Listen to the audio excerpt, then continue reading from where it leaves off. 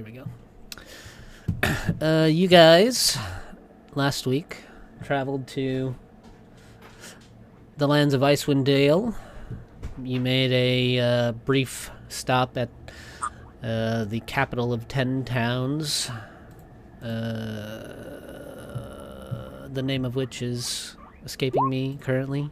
Bryn Shander. Thank you. And after a brief stop there, you boarded your vessel and made your way out into the icy tundras beyond the 10 towns towards the areas of the frigid north, where the inhabitants of Bryn Shander had pointed out that some of the undead had been spotted roaming the plains. Eventually, you spotted two undead figures deep out in the tundras near the tall glaciers, basically as far out as you can go, and spotted a ruined campsite of canvas tents. You discovered a dozen or more purple plump dwarven dead bodies filled with poison bolts. Their bulbous flesh, bursting blood vessels, and a large dark crevice in the ice that the dwarves have opened. Beneath the glacier, you are now found some twisting, frozen caverns. And just a few steps within these caverns, you discovered some wreckage from a Netherese flying ship. And that is where we are.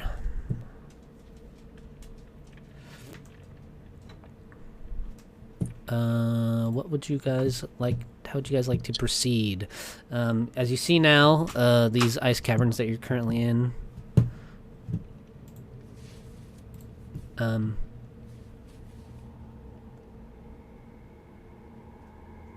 continue forward. There are some little branching off narrow passageways that you could check out if you want. You guys can kind of move your tokens freely on the map. Just go slow, and when I need you to stop, I'll just say. We're not currently on We're the not map. on the map. Yeah. My bad. Yeah, My bad. Press the start button. We're here. There we There we go. are. Yeah, I gotta drop my minions. Yeah, I gotta drop Maggie. Yeah, I did add a couple of your tools for you. Bless your soul, Ryan. Thank you. Oh, by the way, I had wanted to ask something of Mavathor last week and forgot. Yeah. Hey, Mavathor, how do you feel about Rakshasa? Neutral. They have their uses. Do they fall under your purview as devils? Some do. They typically tend to hang out in Gehenna, Hades, and Carcerai. Okay, I was just curious since Mordekash is a type of Rakshasa. Might be some interesting potential there. Maybe, if he wants to pledge his allegiance to me if we get him low enough. Pledge his allegiance, exert some control and twist him into interesting shapes. Either one. It's up to you. You guys have this Professor's Orb, which I kind of forgot to give you when you were visiting Laerel. There are places throughout this whole next portion of the adventure that the Professor's Orb can add information. Just to be like transparent, since it's kind of part of a whole different adventure. You guys can, if you want the orb's help, its name is Professor Scant. But if you want its help, you can ask for it. Otherwise, in all of the places that it wants me to like chime in, the orb, like in Rime of the Frost Maiden, if the adventurers find it and they use it, the orb is incredibly annoying. And so I'm not going to force that on you, although because it's The just orb a is different boredom. a different context. But if you guys want to ask the orb for help, you can ask in certain areas, and it'll tell you what it knows. This particular Professor's Orb, you would have known, has 4 areas of expertise: the history of the Netheril, vampirism and its traits, rituals surrounding the making, bottling, and drinking of Elverquist, a rare ruby-colored elven liqueur distilled from sunshine and summer fruits, and Tarask. At least 3 of those seem very specific to our party. And it will speak endlessly on any of those topics if you allow it to. Otherwise, maybe just in some of the portions where you might want some help with the Netheries and the ruins and things that you find related to it, you can ask if you need to. But So is it more Navi or Fee? the orb? Oh, tutorial fairies. I gotcha. No, it speaks kind of like a 1950s radio host.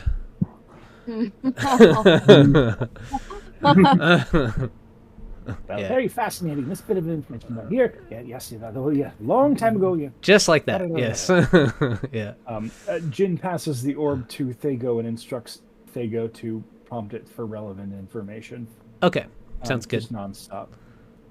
So if there's relevant information, just like say, hey, this is a thing. Okay. Can I inspect the side of the or the inside of the vessel? Yes. Let me the crash sky coach. All you really see of the remnants of the sky coach is like bits of railing and one large chunk of hull. There's nothing really to investigate. You turn over the hull. You can like look under the hull. It's kind of frozen in the ice of the cavern a bit, and there's nothing to really discover. Oh wait, you know what? Never mind. Yeah, you can search the wreckage. Wait, didn't you guys search it? Didn't you guys search it at the end last week? You guys found we did. We found some safe. Yeah. Oh, that's right. There was Yes. another Yeah. bag, right? Yeah. You guys found a safe with a bag of holding. Inside the bag of holding were 4 amethysts worth 100 GP and a ring of the ram made of chardolin, which is a material that can be found out and around Icewind Dale. Yes. So that's what you find. That you find among the wreckage that safe. All right. There's Jen- any sort of rune or arcane markings on the boat that would have been there as part of its creation.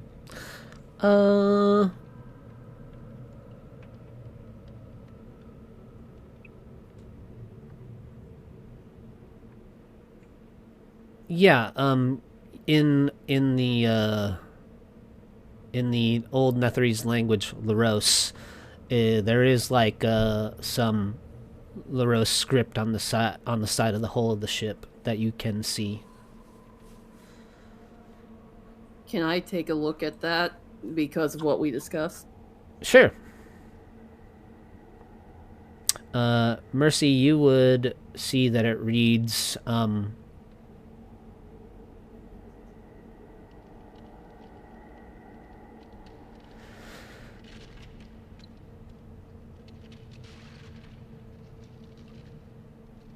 Sorry, I'm blanking. It's all right. It's the name of the vessel.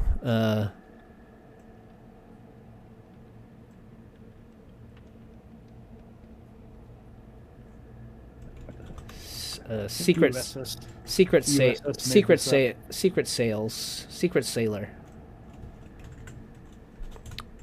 Okay, and am I still gonna take the downside of what we discussed too? I don't remember the downside.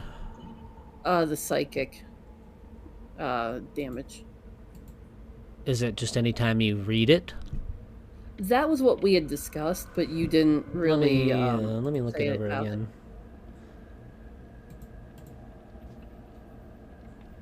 I kind of wanted to know a little bit more about how the shard ended up in your body. Well, that's why I had asked, and then you said I could just do it in like a flashback in session. Yes. Okay, well, here's what... You guys do see this script, this old Netherese language written on the side of the vessel. Looking at it, none of you can read it, except to you, Mercy. You know, it looks like you're reading Common or something. And on the side of the boat, it reads Secret Sailor. Okay, she'll read that aloud and just go, huh, well, that's an interesting name. You can read that? How? You can't? Isn't it in common? No, that No. isn't common. That's LaRose. I've been trying to figure out that language for like the last 3 weeks. Without Huh. much avail. Well, that's odd. And you'll see her kind of reach up to brush some hair aside, and you'll see a couple odd little black stones along the shell of her ear now. Mercy, are you turning into a dragon? Not last time I checked. What the fuck is up with those stones? Either they're scales or there's some other thing. What? Oh, these. No. They were those obelisk chunks I picked up back in the Mournlands. Why are they in your head? Good question. I was just kind of messing with them, seeing if there was anything, any power left in them, and they just kind of went in my ear. And you didn't think to tell Jin? He's like the smartest out of all of us. Any of us? Oh yeah, oh any of us? Well, we kind of started getting shot at, so We've been shot at a lot of times since then. We've also had like free time since then. We went to Barovia and killed like vampire lords and then came back. We had the whole party! Yeah. oh, you this could- was like yesterday. It Oh. just slipped my mind. You could have saved if I had known that all I needed to do was stick a obelisk shard in my head to read the language, you would save me a month of work. Mercy, Maybe, but now that you mention it, my ear does kind of feel like it's on fire, so... Mercy, maybe there will be some kind of negative consequence because of this at some point, but not from just being able to read the language, so... Okay, fair. Well, if nothing else, this should make some things easier for us. Yeah.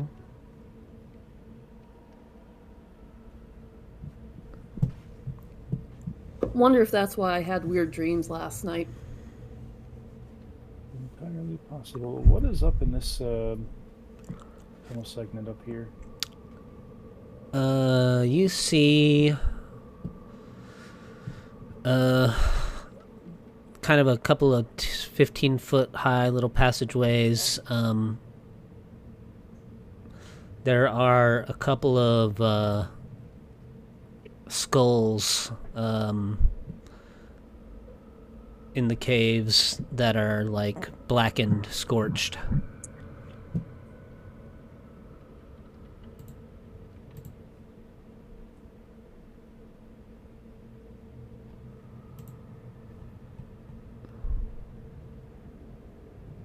curious.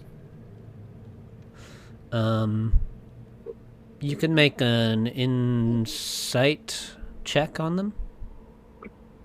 Belay. Well, that's ominous. You said rolling an insight check. That's it's a 14. You can see that taking a little bit of a closer look past the sort of blackened, scorched husk of the skull, you can, like, very faintly make out, like, just little necromantic arcane runes carved into the sides of their bone. And you think that maybe these were flame skulls, but something or someone has killed them. Mithril runes are just regular conventional magic. I would say that they're probably of the time of the Netherese, so they're draconic, but they're like 2,000-year-old draconic. Got it. I will copy them anyway. Sure. Just to scrawl in a notebook. The more information that I get about this language, the less difficulty I will have piecing it apart. Yeah. Is the thought process. You find in some of the other little surrounding passageways the same thing. A few more of those burned out husks of skulls that have been killed by something. Gotcha. Fairly recently as well, since they aren't like covered in frost. These were dispatched relatively recently. Probably by those skeletons and whoever their allies were. Speaking of, do I know what direction that undead went? Oh yeah, I have divine sense. Divine sense and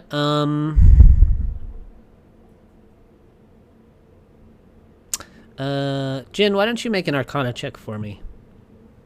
Yes, sir. Just make sure I don't have advantage on this. That's perception. Got it. Alright. Arcana. Kaboom. 30. As soon as you guys entered the cavern here,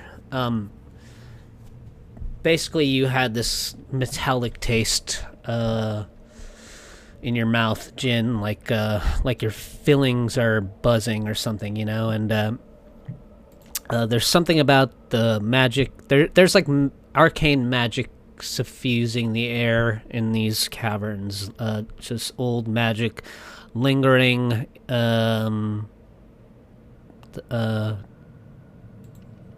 it's just spread out through these caves entirely.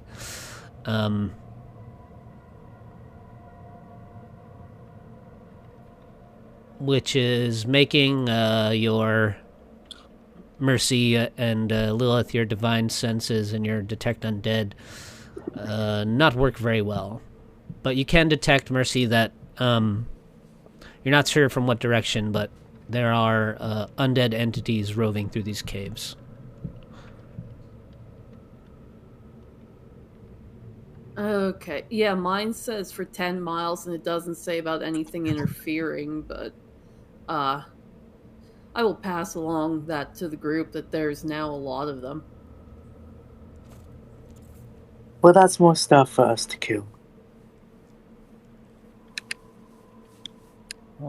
Not a surprise, given that Vecna's interests are supposedly nearby.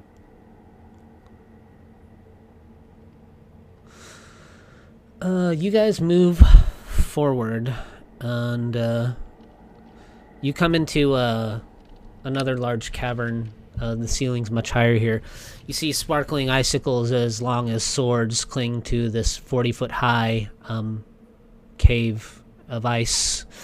In the cavern, the floor here is sort of strewn with frost-covered blocks of stone, and there is a toppled pillar embedded in the eastern wall that is sort of this portion of a glittering stone tower that appears to have crashed through the ceiling long ago. The exposed wall is cracked and has a few small holes in it, but it is otherwise intact.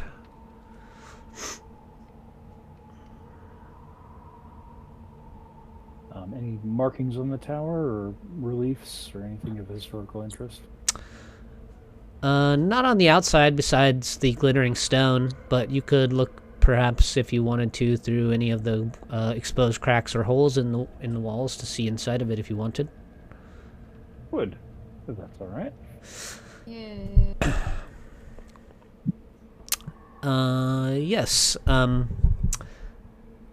When you peer into the interior walls, Jin, decorating. The interior walls are sort of decorated with these shifting geometric patterns, and you see a human skeleton in a white robe lies on the uneven floor inside. Is there a way to get in? You said there was like an opening, right? Like a crack. I mean, there's cracks. You know, the wall itself. It doesn't. It looks like the there's cracks and holes in it. It doesn't look like it's in very good shape. Lep will just face up in there. Oh, okay, sure. Do you want me to pick up any of this stuff, like that dead guy with the robe, Jin? I'll just Yeah, see what he has out on. wave you off, and they poof, reappear on the other side. Oh, okay. Okay. You guys inside could make some Arcana checks if you want. I would. Yeah, sure. I would like to see all the things. Me too. I Oh, forgot I have Lep is also gonna. I go in there too. Lep is gonna cast True Seeing on himself, just in case. Okay. See things as they actually are.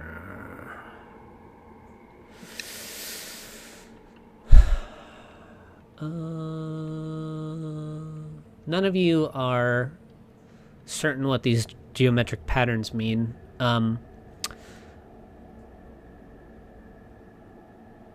the outside with Thego, you guys hear the orb say,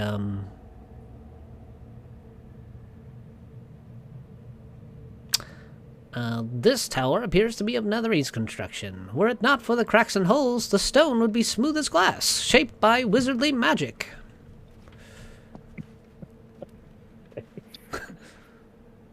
I don't like that orb. When you get a chance, Ryan, can you put, vision on Thagon? I think he's quite entertaining. Oh, you want some, That voice, I don't know. Where is his token? Reminds me of a younger Twig. Oh, I see. You want me to come in and take a look? Nah, there's not much room in here, honestly. Yeah.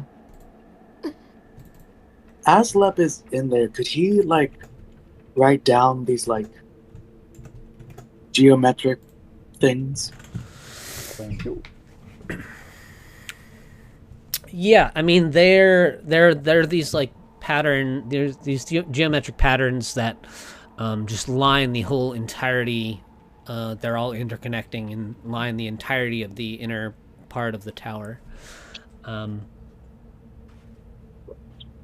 They kind of shimmer as you move around, and you do find that the skeletal remains of the humanoid wearing the white robes does have a silver holy symbol around its neck still, shaped like a four-pointed star. A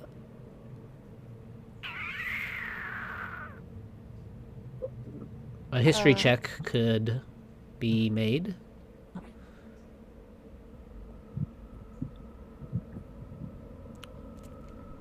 These low rolls.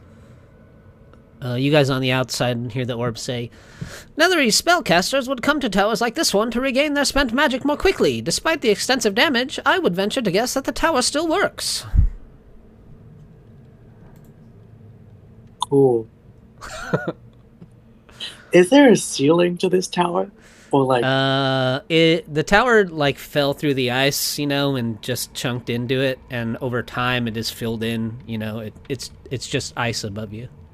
Yeah, okay. Yeah. The wall is even more cracked and thinner on the other side. There's even some small openings that you feel like if you just pressed on the wall, it would crumble and you could go out the other side. Lilith, I'm weak. Can you do it? Yeah, sure, I guess. Lep, you do not... Oh, Jin, you do recognize it as the holy symbol as a symbol of Mistral, the god of magic before Mistra. I will grab that and put it in the bag, because, that's has some historical significance. And detect magic. Actually, that's probably a bad idea, given the concentration of magic in the tower. If he has anything else on him, like, is that robe still intact? The robe's still intact. I mean, it's fairly preserved because of the temperature, but it's just like frozen to his body, basically. Never mind. Yeah, I'll continue looking around and see what I can see.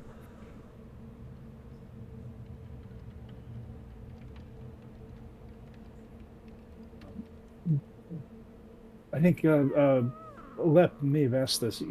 Is there a ceiling to this tower? There's just like naturally formed ice ceiling. Oh, okay. Yeah. Got it.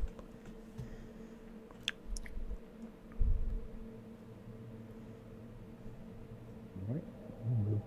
They go down this way.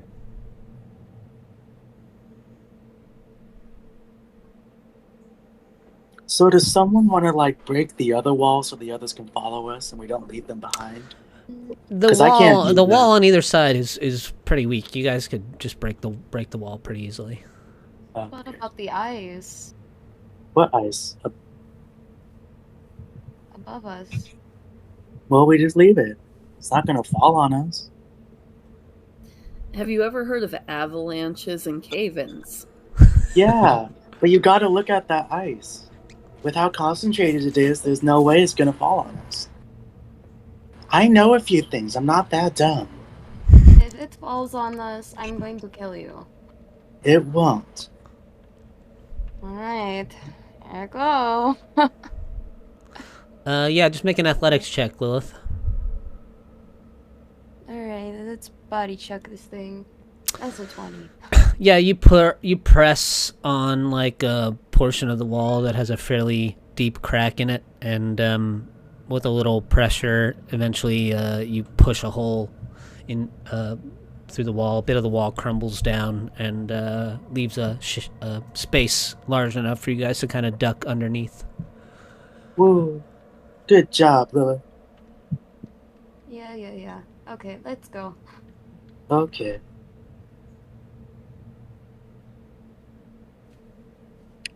Oh wait, I forgot Maggie.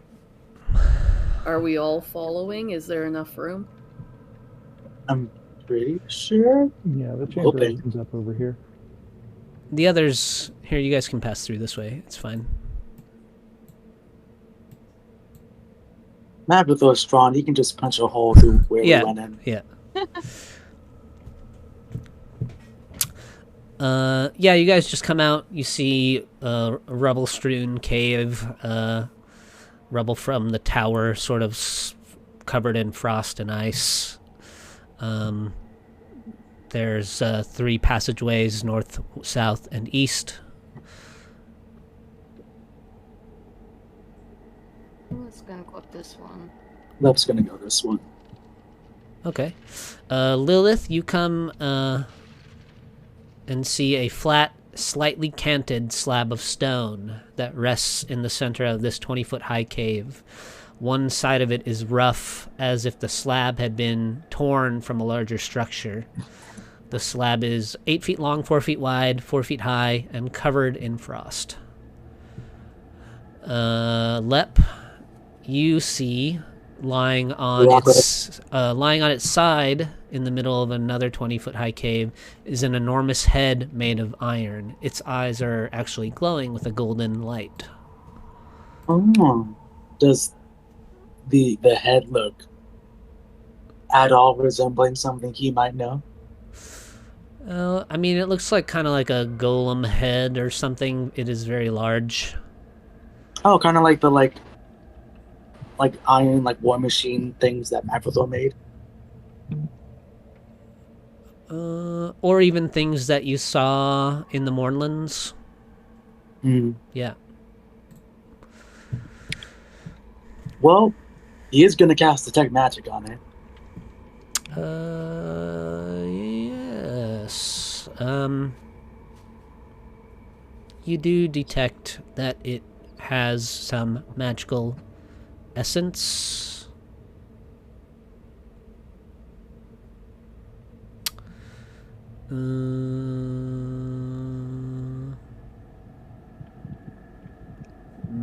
A little bit of every school of magic. Jin, I found a big metal head that has a lot of magic. You might be interested in this. I will look at that in a second. First, I would like to examine the stone slab. Yeah. Yeah, you could make an investigation check, perception check, either one. I would like to roll higher than 2 today, please. Lilith, you notice that there are indentations or some sort of pattern below the frost. You think if you scraped off some of the frost, the slab might reveal something more to you? Yeah, she'll take the end of her glaive and kind of just start chipping at it. Okay. Yeah, chipping away at the frost, you discover that there is some draconic script etched into the top of the slab, and you find like an open eye carved above the script. Close examination reveals that the pupil of the eye is like some sort of stone button that could be pressed. Can I check to see if this is a trap? I mean, the purpose of the slab, it's just like a hunk of something larger. Can you read Draconic? I cannot.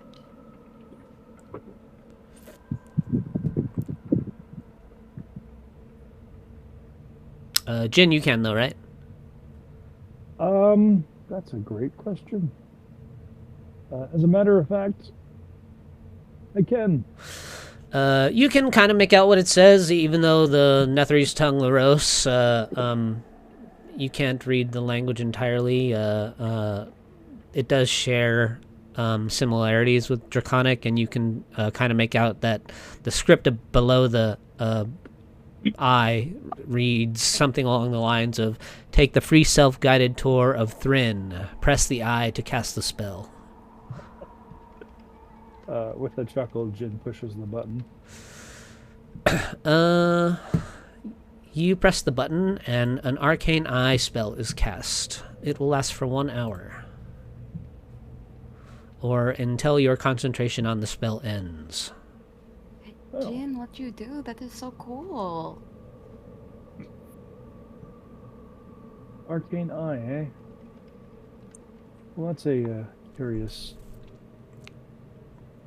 He looks around the slab, looking for whatever sort of runic or spell array they use to set this up, so he can sort of add it to his lexicon.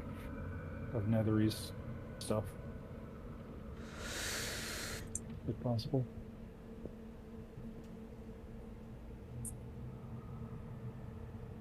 I mean, you don't find anything besides the script and the button on the slab. You can tell that once you compress the button, whatever magical remnants were left in it is entirely gone. The slab ceases to be magical after you compress the button. You press the last bit of magic out of it. Okay.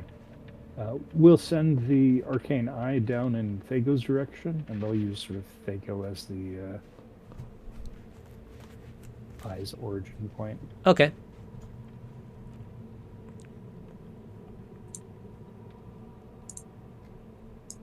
And then I will go back to the head, see what that's about.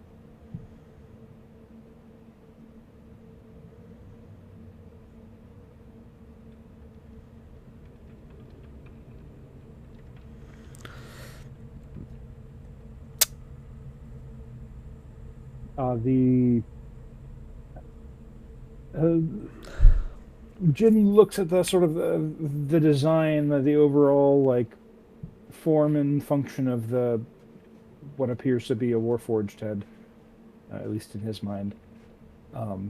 Does it appear to be like Eberron in make, or is it something closer to what one might find in Faerun?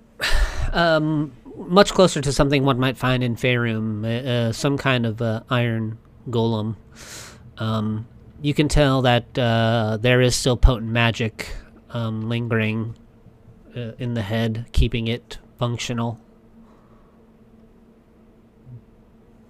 What was your purpose and how are you working? I wonder. He says, sort of looking around, examining the hood.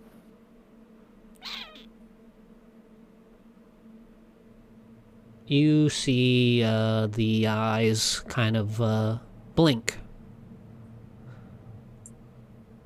The lights in its eyes blink 3 times.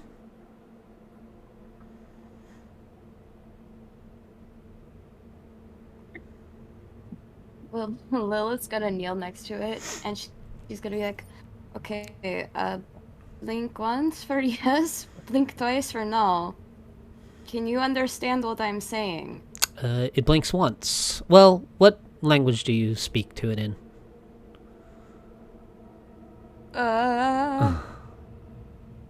Elvish. Elvish? It blinks, Yeah. Did you say once for no or twice for yes? It was once for yes, twice for no. It blinks once. Jin, come here. It understands me. What should we ask it? Are you capable of speech? It blinks twice. Incapable of speech. It can answer yes or no questions, though. Do you have enough of a conscience to support a telepathic bond? Consciousness. It blinks twice. Mm.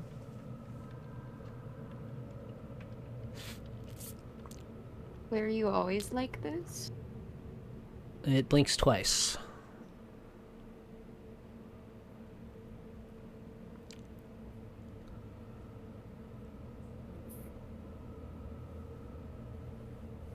Do you know of a better way to communicate with you?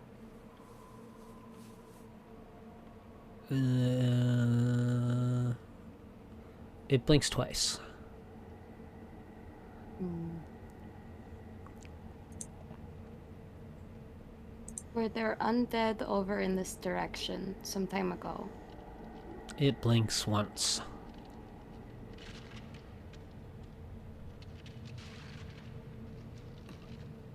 Were you destroyed recently?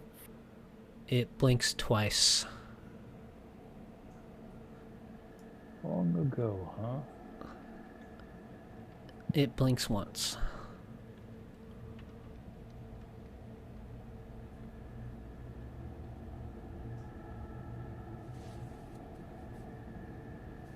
Did the Nethril construct you?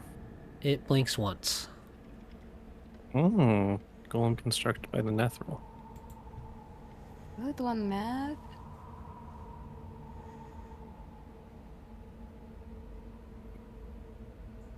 Is the power source supporting your continued functionality stored within your skull?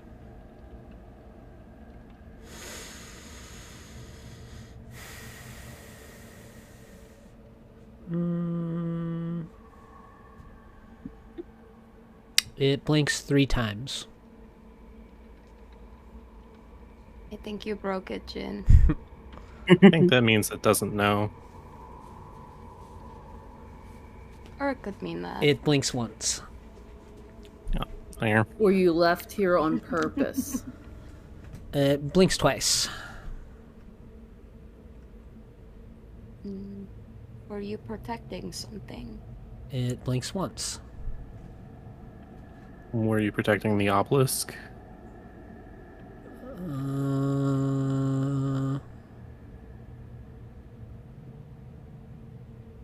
It blinks once. Is the obelisk close?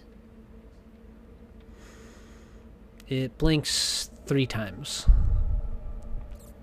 Do you know if it's still here? It blinks 3 times.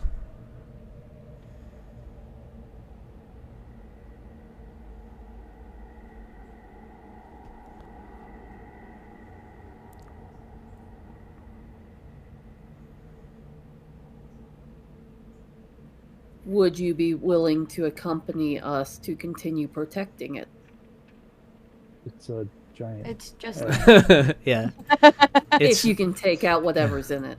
It's huge. I guess it blinks once.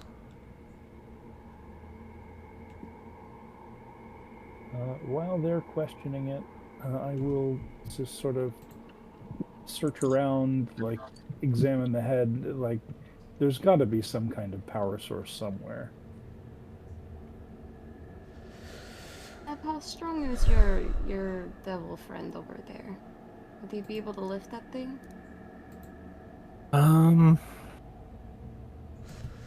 Jin, you get the impression that the head has no like seams, compartments, or mechanisms. It is nothing like a Warforged. It seems to you like the form of the head was forged all from one piece of stone,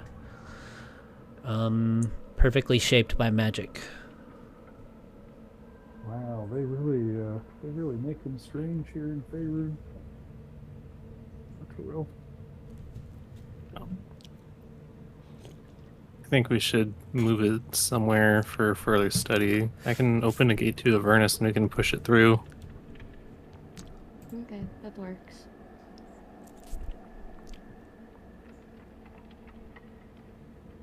So, if you guys want to start chipping away at the ice there.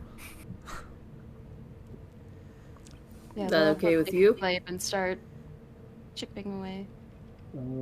Shape water will get rid of. Or shape water.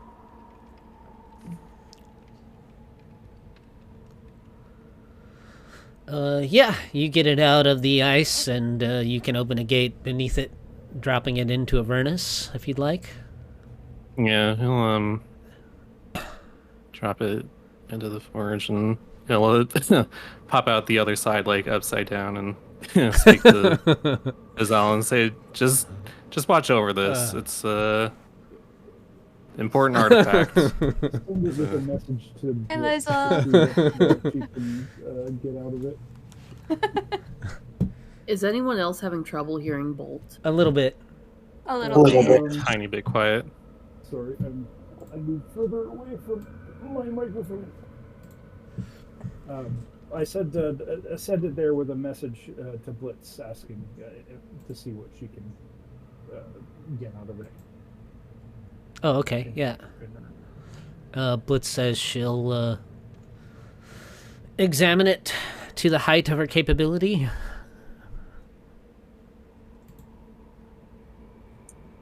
And we move along. Alright. Shall we continue? Yeah, let's go. The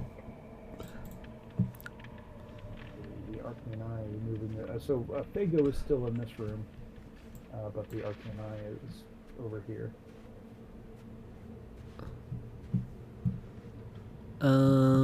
Okay. The Arcane Eye, you can see the top of a partially shattered tower rests on its side in the middle of a 30-foot high cavern. There are long icicles hanging from the ceiling above the toppled spire. North of the tower is a 15-foot diameter hole in the floor that seems to be the upper end of a tunnel. Is the hole about tower size? Would you say? Mm. In terms of diameter? They're... I guess they're probably roughly the same size.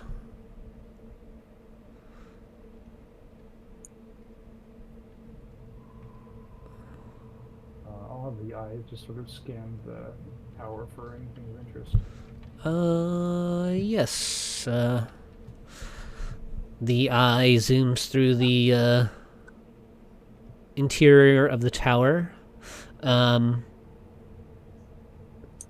It finds tucked inside the attic's spire, or the spire's attic is a wooden chest with a sliding bolt that is held fast by frost.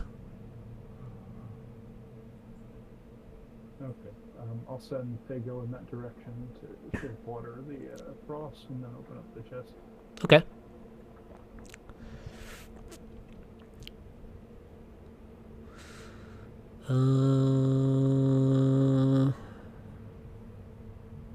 Most of the bottles inside of the chest were smashed whenever the tower fell, but there are 2 intact potions of superior healing. Ooh. Ooh. Always good. Mm-hmm.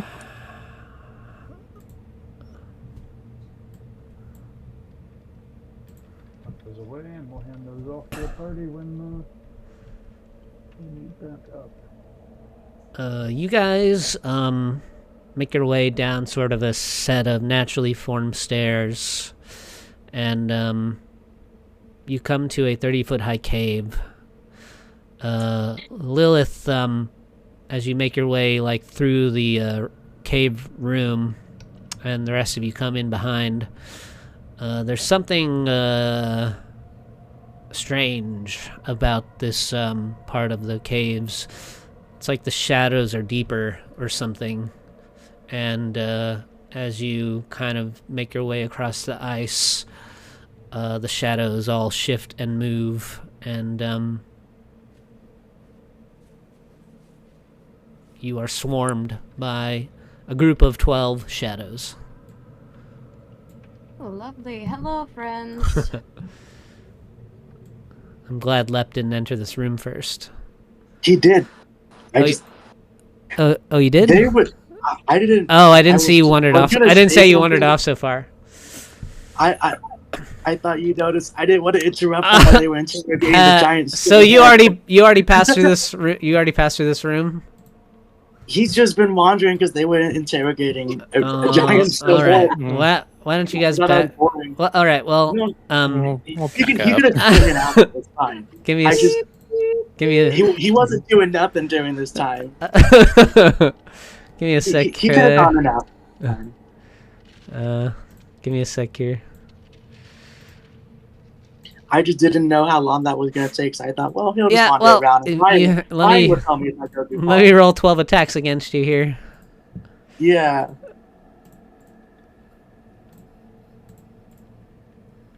You gotta stop wandering off, dude. It was boring. He had to do something. When did you cast your wish spell again? Like, what is it? He still has 8 days of a 4 or 3 strength, so it's still going. All right. So, what is your current strength at? His current strength is at no. let me check. It's no. at a 3. So, I believe these attacks would have advantage because they're in. I don't remember if it's in dimly lit or if they have surprise because they were hidden. Well, this he is does have essential. true scheme, so. Yeah. Well, they're hidden, not hidden by illusion. Oh yeah. Well, I guess Lilith would have. Let's see. What is your passive perception, Lep? Not good. Let me check. Oh boy. It's 15. Oh dear. That is a good point. Would the sunlight off of our weapons change anything? Well, because he went here before us. He moved through. Okay. Fair enough. Never mind. We could have said it didn't happen that way. I just. I rolled a. I know What your token is where it was, though. You know, I don't know what you want me to do. I rolled a group stealth check for the shadows, and it matches your passive perception. So I'll just make normal attack rolls. Okay. He has a 20 AC. I hope they don't. 24. That'll hit. No, you have a 24 AC or 22. okay, 22. Okay. 5, 6, 7, 8, 9, 10, 11, 12.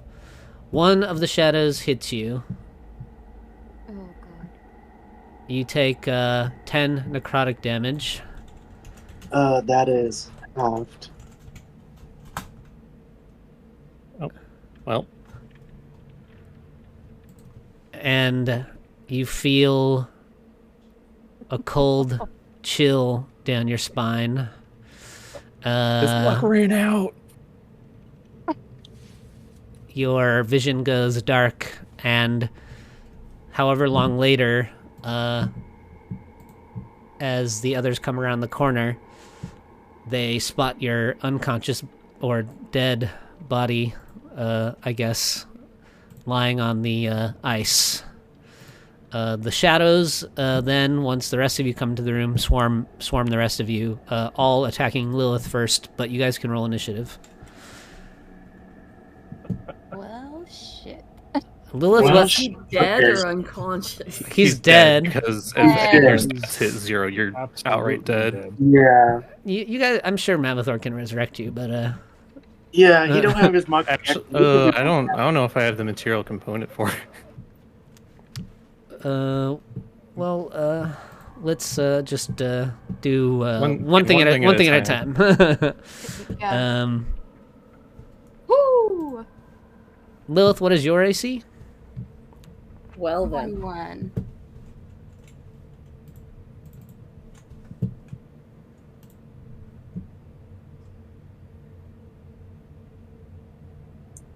And give me, or what is your passive perception? 16. But I do have my light on. My glaive. That makes a difference. How long does your divine sense last? I think it only lasts for like a minute.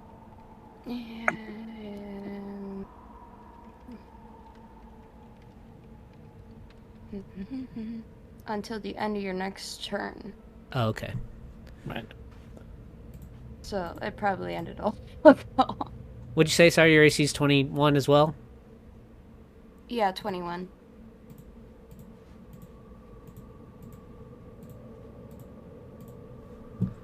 All right. You take a total of 21 necrotic damage and 6 strength damage. My strength is at a 12 now.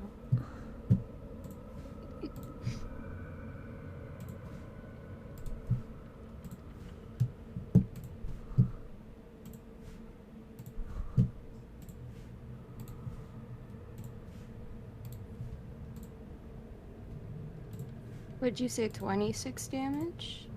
21? 21. Okay. 21. Okay.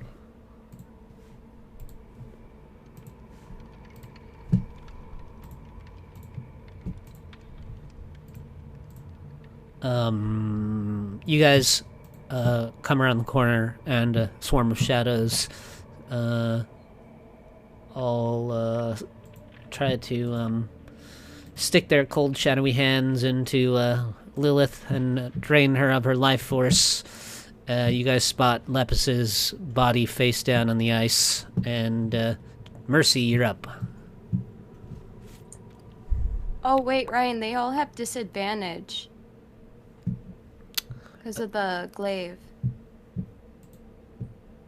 I forgot about that. They made straight attack rolls. They rolled higher on their stealth against your passive. So they can't... I just made them all make straight attack rolls. Alright, that's fine.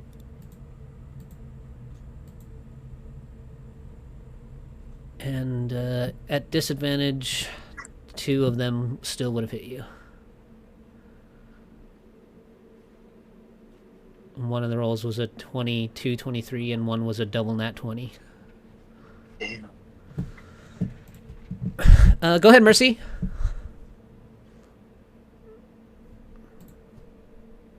Why is it always Lepus?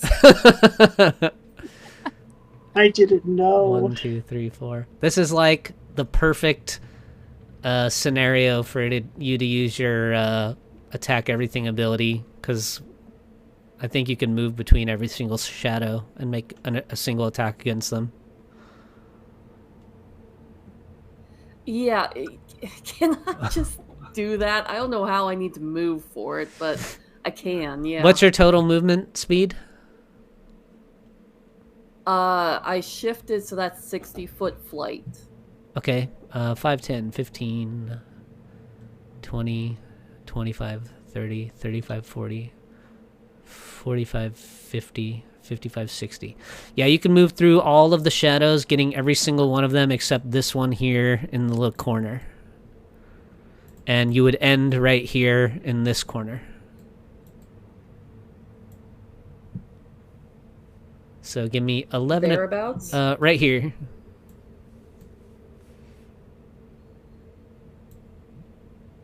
There? Oh, maybe my square counting was a little off.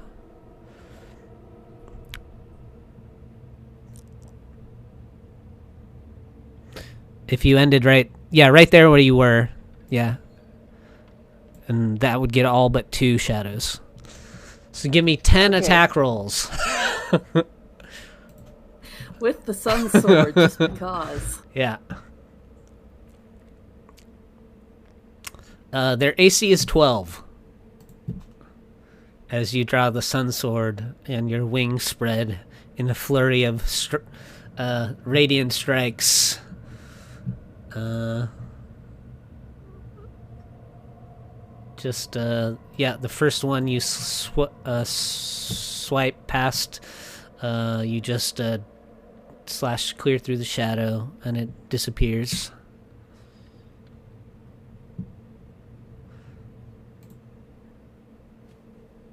Another one as your blade arcs through the air. They have 16 HP, but I'll give that one to you.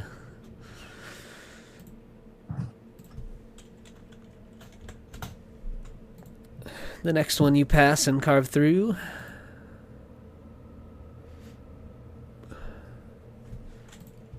$14 radiant damage. Oh, let me double check if they're vulnerable.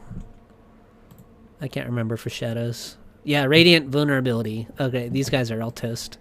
As long as you don't roll below a 12, just you don't even have to roll the damage because it's going to double any of it. So She would just need to roll it. Death. So that's 10 of them out? Oh, you rolled a nat... Well, even on a nat 1, you still hit it. Technically, it's a miss, but... Yeah, you end the lingering shadows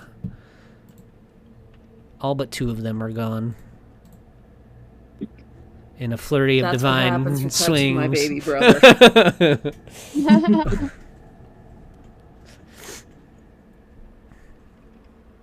And shifting was bonus action, and that's all I can do. So cleanup's on you guys. All right, Jin.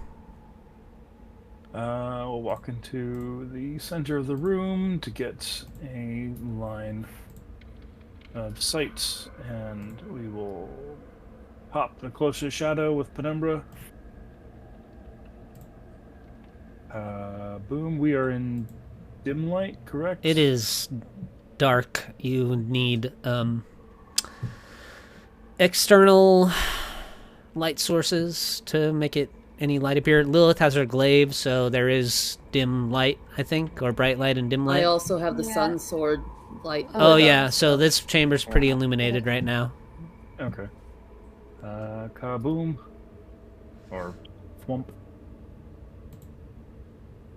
Yeah, that one's... I don't know why that rolled twice. 25 is more than enough. Right, You can see the other one at the southern part of the chamber. And then whoop, the second one. Yeah, that's a dead shadow. All right, with another thrum from your gun, Jin, the shadows fall. There's a cold sort of chill in the air, and you guys are all looking down at Lepis's unmoving form.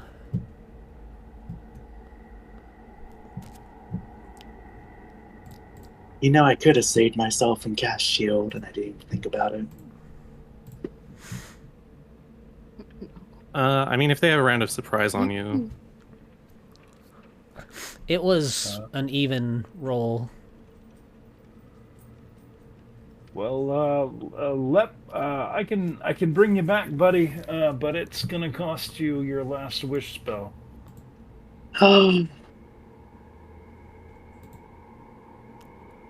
Well, he's dead. I don't think he's talking right now.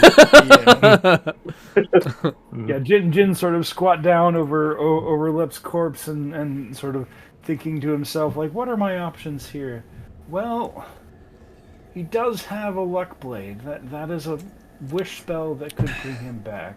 Mavathor, you don't have, like, Revivify memorized? I do, but there's a material. Actually, it's I only have revive, or no, resurrection memorized. But there's 1,000 gold point diamond cost, and I don't believe we have one of those just lying around. You don't think you would have acquired one? You don't think you would have I acquired? mean- You don't think you would have acquired material component to cast it if you had it memorized? I mean, up to this point, we haven't really needed it. So... That's true. Okay. I'm just offering the option. Because you guys were in Waterdeep. I mean, you can get anything there. You have plenty of gold for it. I know he's have not from. Revivify, but I don't have it prepared. I know he's not from Eberron, but would a dragon shard work? We have used dragon shards as replacements for material components in the past, so there is precedent for it. It would take a 500 charge shard to replace the diamond. There's enough magic. Are only the Kybers 500 charge? I always forget which one is which, but I think it's the purple, the dark crystal, or maybe it's the gold one. I always forget. Yeah, I don't know either. You guys should have had at least 3 total. I know you guys used 1 for something. Yeah, I gave it to Mavathor's Mavathor divine to close intervention. Yeah. So if you still have one, you could I would allow you to use it as a representation of the material cost. This says that average of Kyber shards is 650 gold. I don't know how accurate this is, though. I mean, it just Or depends. no, I'm sorry, that was the I wrong one. prepared. Kybers are 5,000. Yeah, there you go. So it would more than make up for the diamond that you need. Do you have resurrection prepared, Mavthor? I do. All right, yeah. Jin reaches into his bag and he hands you a dragon shard, and he says, "Try this. I know you're not from Eberron, but the principles are not that dissimilar." Says, yeah, yes, I know. I've used one of these before to stitch a hole in reality in Avernus. Oh yeah, that's right. You guys used one fairly recently. Yeah. Yeah. Yeah, so if you can says- close a giant chasm in the ground, I think bringing Lep back to life is comparable. He's done it many times before. Yeah, what's more? I knew that 3 strength was gonna get you. Yeah, I felt it too. But he has so much good luck. You need something. And this is why Mercy didn't let you go down to the camp last session. Maybe it'll level set him a little bit. Yeah. He looks at the others and says, "Are we sure it's not just his time? He's died so many times now. It's It's Look at almost it like this a way, if memory. he's dead, that just gives Vecna another chance to steal him away. Do you want that facing us down? Well, I mean, he was free of Vecna's curse. yeah." So, Yeah, I don't but know if we just leave a But it dead doesn't body matter. here. Yeah. one of us has disintegrate. That's true. I don't know. I feel like Kellenvor is calling right now. Well, the good news is if you resurrect him, he won't be affected by the wish drawback anymore.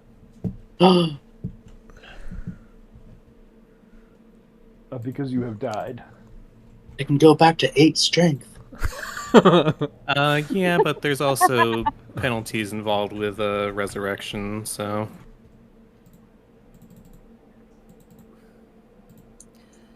Would you resurrect him in exchange for a favor that you can redeem at any time?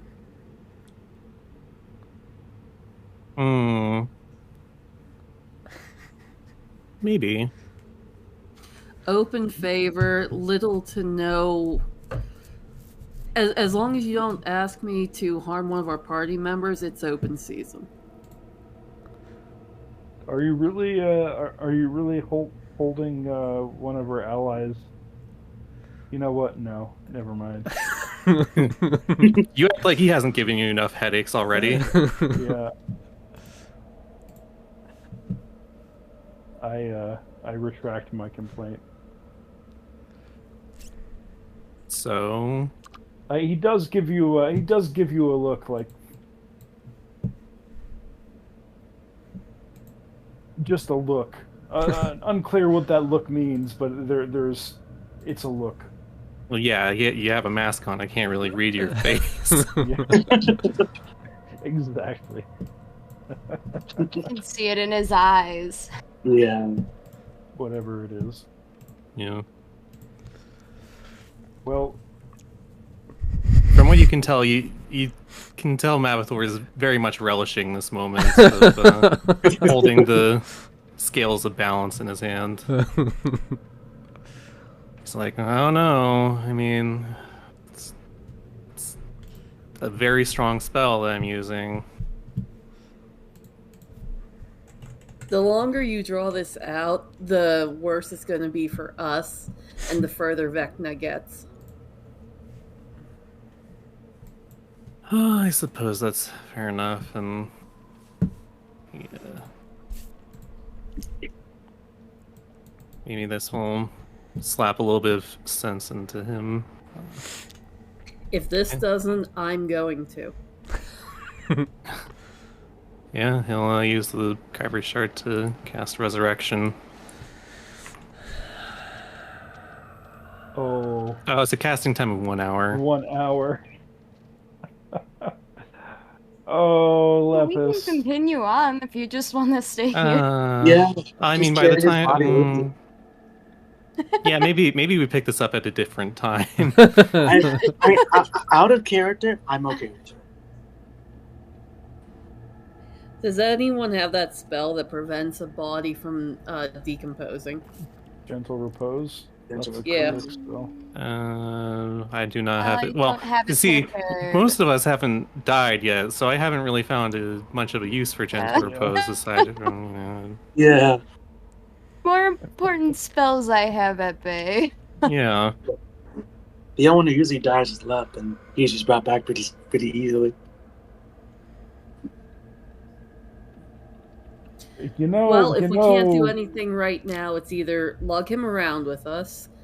I'm pretty sure he probably won't fit in the bag of holding, or you can drop him in Avernus.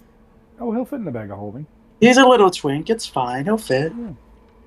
He doesn't even need to breathe. I He's would already carry dead. him, but I'm feeling pretty weak after that. Raid of Shadows came at me. Well, you know what? If Mavathor is going to be the one casting the spell, I'm leaving this choice to him. It's like, well,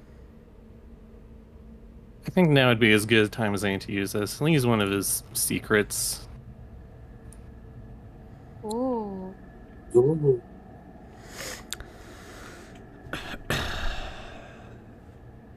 How many do we have? 3? I have Five. We have 5? Four. Four or four five. after. I have Using- 5 on my sheet. Yeah, there's 5, so we'll be down to 4 after this. Yes. Give me a sec. You know, Lepus, most people when they die, they tend to stay that way. I know. No. This is Jin talking to your corpse. It is. To be fair, I did make him a Hell Rose, and we are notoriously difficult to keep down. It is actually kind of baffling the frequency at which you shuffle off this mortal coil, only to return. Yeah. I mean, the cards don't kill me; it's other things. So No. it balances itself out. I mean, it's been, what, 3 times this campaign? How often was it before, Mavathor? Oh, I believe once. More. it was more than Either one. once or twice. It was like There. Two? Yeah. By 2 or 3. extension, the card did kill you because you used the card made a luck blade for you. The luck blade you used to cast Wish, and the Wish is ultimately what killed you. Well, that's cosmic. Well, technically, he died against Strahd. He was just resurrected. Yeah, he did die Ah, against so Strahd. death. That's I'm talking true. about this instance specifically, that the Yeah. card did kill him, technically. Well, by extension. yeah, his luck had to run out at some point. Still a Jin monologuing to your corpse, Lepus. Have you considered a not dying? I think you should try not dying. You might find that to As be Jin more- is monologuing over there, Lilith's just drawing like a face, like a funny face on left. Mavathor, is there any way I could get Lae'zel to make one of those little child-carrying backpacks that he can't get out of? She can make it out of barbed wire. Something, because Lord. I will carry this boy to make sure he doesn't run off on his own anymore. That'd be interesting, and like an augmented dimensional shackles. Mm-hmm. Ooh, I think I have a pair of those. You're child-proofing him? Oh no! Get him a pram. Yes, I'm going to get like one of those That's child backpacks, anti-magic and in she'll it, just so he carry can't you poop around. out.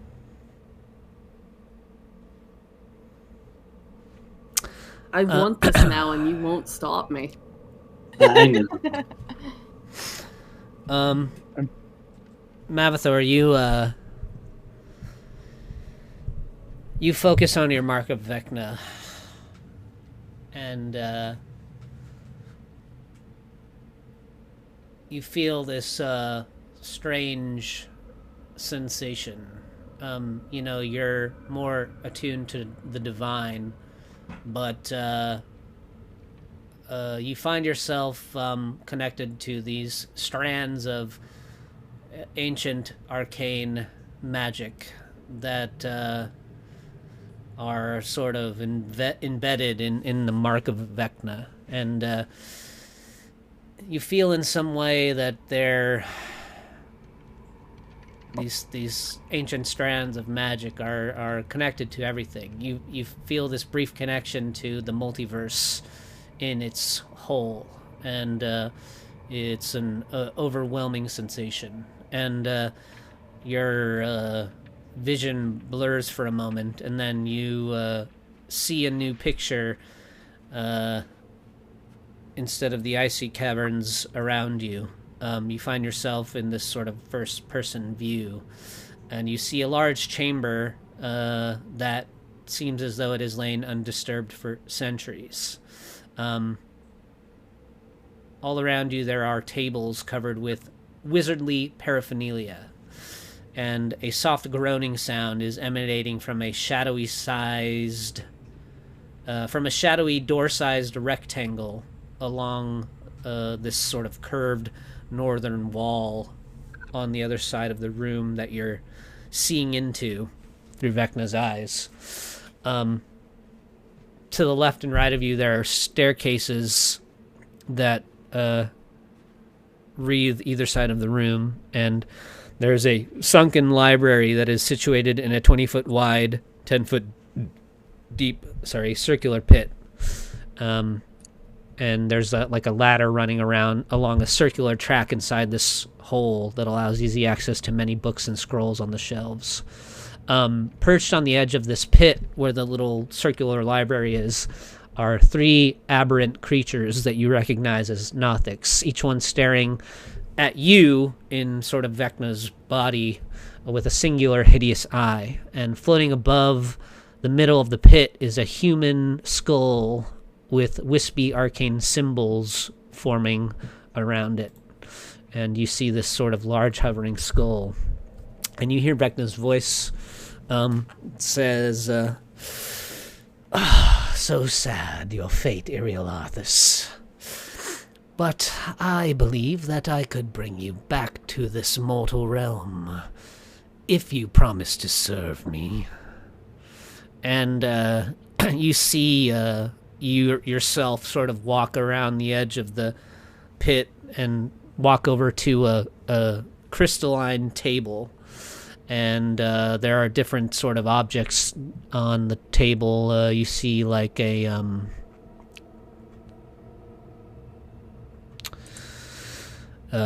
long black staff and a big book, and there are some vials and stacks of parchment, and you see Vecna's hand reach down and kind of finger through the pages, and he places his palm down on the black staff, and you hear the skull begin to hiss, and you hear it say, "No, don't touch it." And your vision whips to one side, and you hear Vecna say, "Now, that's not the right attitude, Iriel Arthas. What's yours is mine now. I will return you to your form you once knew, but you must pledge your allegiance to serve me." And you see the skull shudder, and its eyes light up with this green flame.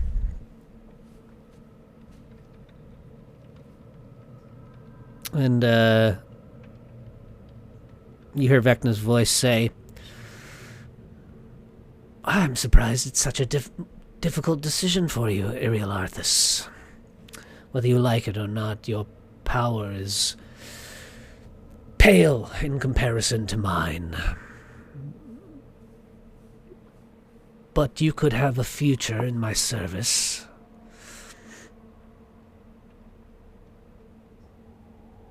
And you see the skull kind of float near Vecna, so they're face to face.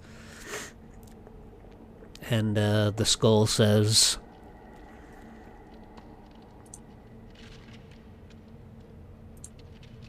"I will serve you, Vecna. Just release me from this prison." And you can't see Vecna's face, but sort of reflected in the flames in the skull's eyes. You can almost feel Vecna's grin as you see his withered hand reach out and tap the skull on its forehead, and the skull begins to like shudder and bursts into flames, and the skull kind of falls, and you hear it crack as it hits the floor, and Vecna's head turns down and watches as the skull burns into a pile of ash, and then Vecna reaches his hand out and lifts his palm up, and a figure emerges from the ashes, and it's like gray, fleshed, and withered, but it slowly begins to fill and kind of reconstitute into a humanoid shape, and you see this pale-skinned, very tall man. This mane of dark hair flows out of his bald skull, and a little goatee appears, a little triangle goatee appears, and you hear Vecna say, "Bow to me, Ariolathus," and the naked wizard gets down on his knees and like folds his body and places his hands flat on the ground. You see Vecna turn and pick up the staff off the table and kind of raise it up before him, and then you're like kicked out of the vision of Vecna's vision. Oh. Yeah, he recounts what he saw. What he saw in, like, I'm not entirely sure if Vecna's here or where he is, but apparently he's making allies. That's never good. Could any of us make a check on that name? Yeah, though, those of the three of you that visited Laerel, she mentioned that name, I believe. Iriolarthus. He was the wizard who ruled over the fallen city of Thrin. Yeah, that fucker. I hate it when our enemies are ahead of us.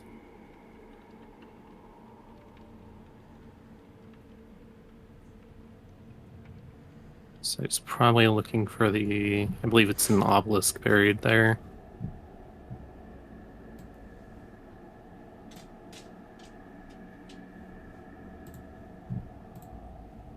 I don't doubt he probably is keeping close tabs here.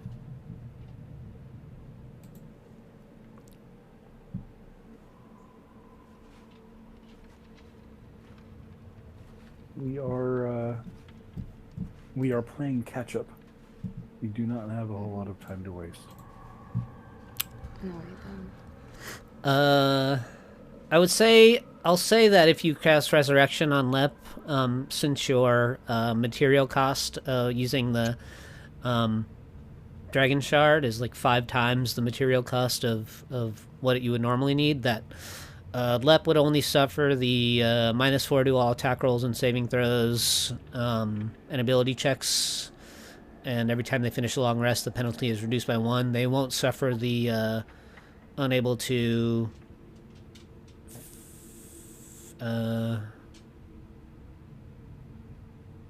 they won't have to finish a long rest until they can cast spells again. Well, that's for Magathor. Oh, that's for Mavathor. Oh, I see why you don't want to cast it. I would also ask, Lep is a vampire. Is he considered undead? Well, that says casting a spell to restore a creature that has been dead for a year or longer. Oh, yeah, so Lep would only suffer the -4, and you wouldn't suffer the disadvantages. So, really, you're just talking about if you want to wait an hour to cast a spell. Yeah. I love him, but I don't think we can afford to wait an hour right now. Was he undead? Yeah, is he undead? Because he's a vampire. I don't think we ever actually talked about that. Did we ever talk about if he's still a vampire after his little resurrection? I assumed he was. He's kind of like a Damphir, like Lilith. Lilith, are you considered undead? Mm-mm. Okay. Yeah. I don't believe so. He's like a Damphir, like Lilith is.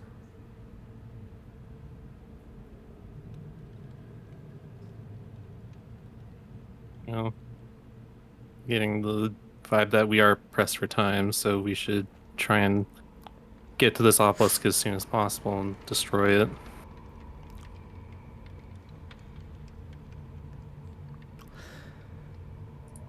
Make an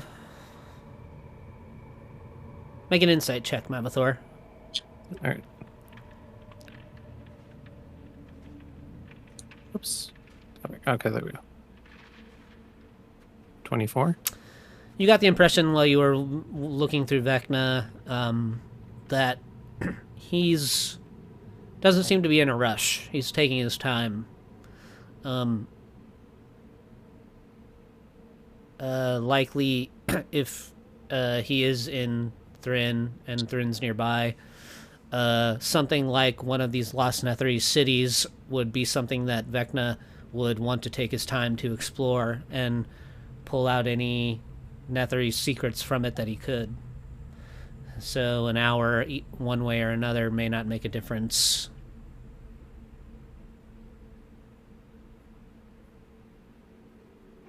I'll look to everyone else to see what their thoughts are.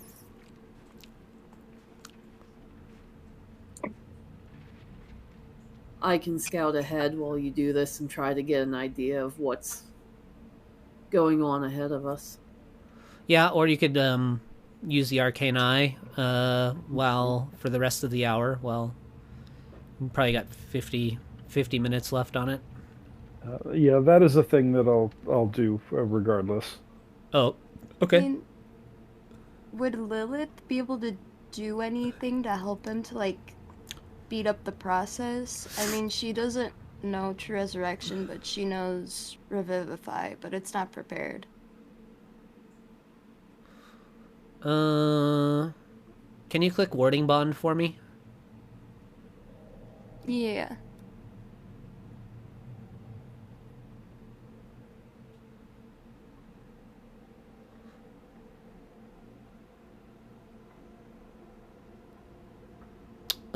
Yeah, you can assist Mavathor in speeding up the time of the resurrection spell. It will cost you, you just have to spend one of your highest level spell slots. Okay. Do that then. It'll cut the time in half. Okay, cool. Sorry, guys. Oh, good. Where do you want to scout in the meantime? The Arcane Eye and by extension Thago will continue scouting this whole section over here.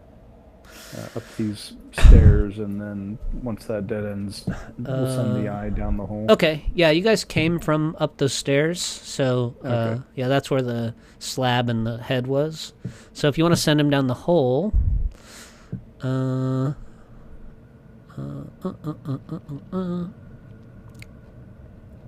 Also, over the table, I know at one point, I believe Jin used modify memory on Lep, and it specifies that those magical effects are nullified, so would that affect, I guess, Lep's mood or something? what magical effects? Just specify, it just says removing magical diseases, curses, and the like. I remember that he used modify memory to hide his interrogation of him and the things he implanted in him. I already released him from that ages ago in RP. It just never got noticed. Yeah, that was sort of something between me and Bolt where Lep really... There's some psychological shit going on with him. So it's sort of like... It's a memory that he does not remember, even though subconsciously he does. The short answer is you're right. The modify memory is gone, but it doesn't matter because of RP reasons. Yeah. You send the Arcane Eye down this sort of curved glass smooth tunnel. Where's they go here? It floats down around this glass smooth tunnel, and the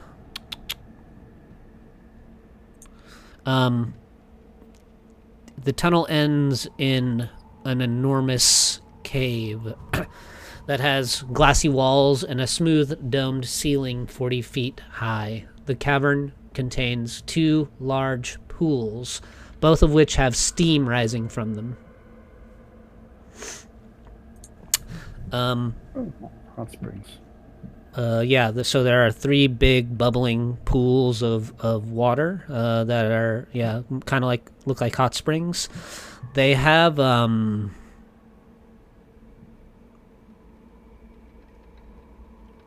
there are these like little clusters of objects sticking up from the water that look like overgrown snowballs from a distance, like little mounds of ice or snow.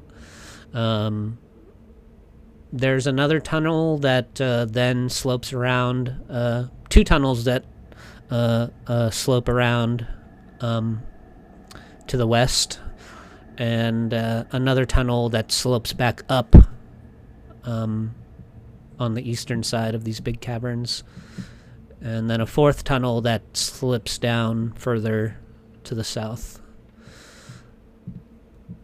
Okay, are these actual bones or just map artifacts? Actual bones. Cool. Let's see. There's another. Let me see. There's another. This is kind of like all together, but down in that same area, you spot more of the cavern walls that are like smooth as glass. The ceiling is lined with dripping icicles.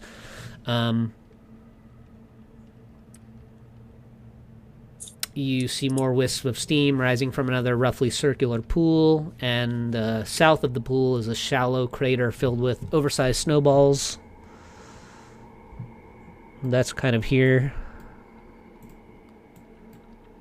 And then south of the snowballs, there's another chamber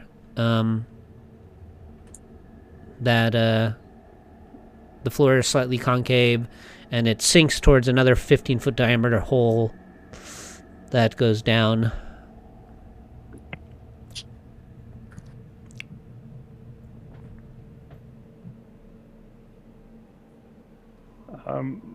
We'll just send the arcane eye down the hole. See where it goes.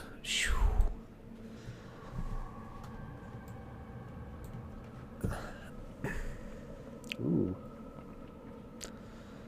Let's see. The arcane eye slips down the slippery tunnel and comes out to a grove of frost-covered trees that fill sort of a 30-foot high cavern, the floor of which is a mixture of ice and earth. And by some kind of magic or miracle, the trees here are alive. Their canopies are thick with frosty leaves. They have branches bearing these big purple pear-like fruits that hang like ornaments. There is a low wall broken in several places that threads its way through the grove, which is surrounded by 6 exits.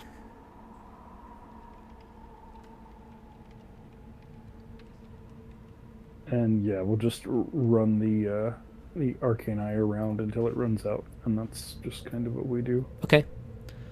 Yeah, you can buzz it through.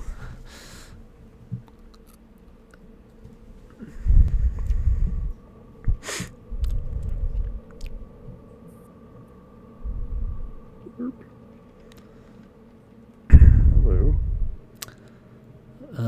There was a little opening, the opening that you just passed by before you get to the wall there. You see a 15-foot high ceiling and a smaller dead-end cave at the back of it. But sticking out of the larger cave's floor is a 60-degree at a 60-degree angle is a giant-sized wooden spear with an obsidian tip pointing upward. The weapon glows with a faint cold light.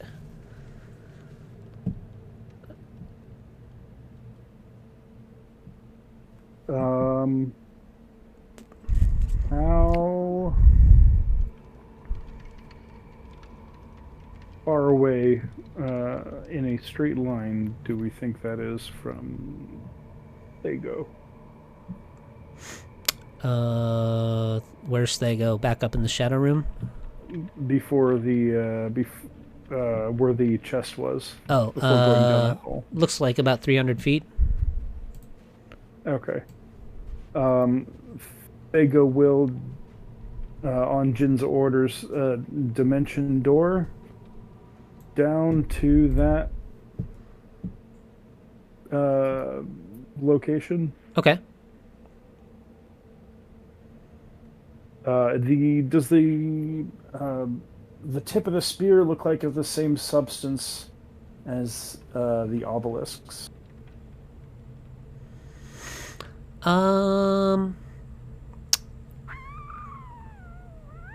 The tip of the spear looks like it is obsidian. I think the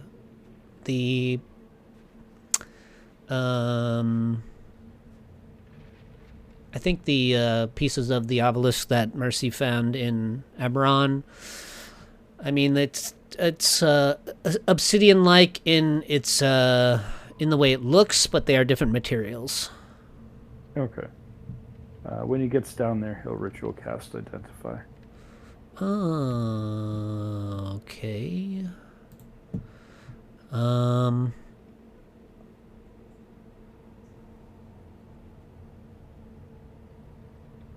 You learn its properties and how to use them, whether it requires attunement, and how many charges.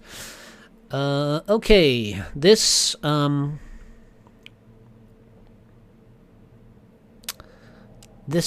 spear here once belonged to a giant by the size of it.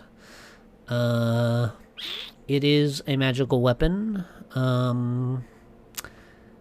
You learn its properties and how to use them.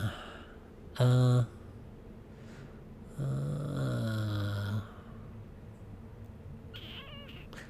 first time a barbarian, fighter, monk, or ranger touches the spear, the light around the spear fades, and this magic weapon will bestow upon them a supernatural gift.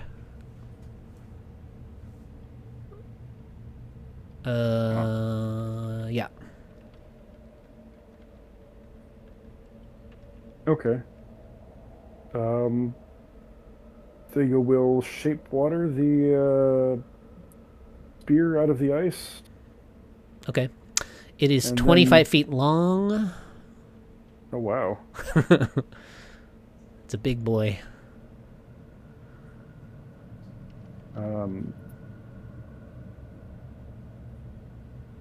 Does not have... Ah, well.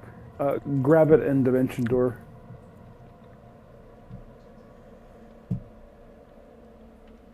Do any of you have fighter levels? Mercy? Would I count as a ranger? I mean, technically it's hunter, but... Yeah, I think fighter, and in your case ranger, it would count, yeah. Lilith, do you have a barbarian level? Or just a talent? A feat? It's just a feat. Yeah, okay. Anyone with a fighter or a ranger-ish class will gain a supernatural gift called Vladimir's Spark. Yeah, I think it's just me. Yeah. Unless you want to count my Nightcloth as some kind of fighter. Yeah, I mean, we could say. Thago brings this 20-foot pole to Mercy, and Jin says, "This has a peculiar magic, Mercy. touch it, see what happens. Okay, then. And she'll just kind of... Well, she can't exactly carry it, but she'll just reach out and grab hold. Okay. You reach out and grab hold. You guys see the like blue aura around the spear like flow into Mercy. Mercy, how tall are you? Like just normally when you're not shifted or anything? How tall is Mercy? 7 foot. Okay, we will deal with that at the end of the hour. Or half hour, I guess. You can continue a little bit with the arcane eye at that corner of the map down there if you want.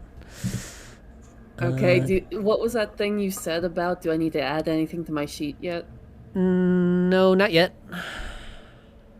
Okay, so I'm just kind of standing here in a blue glow.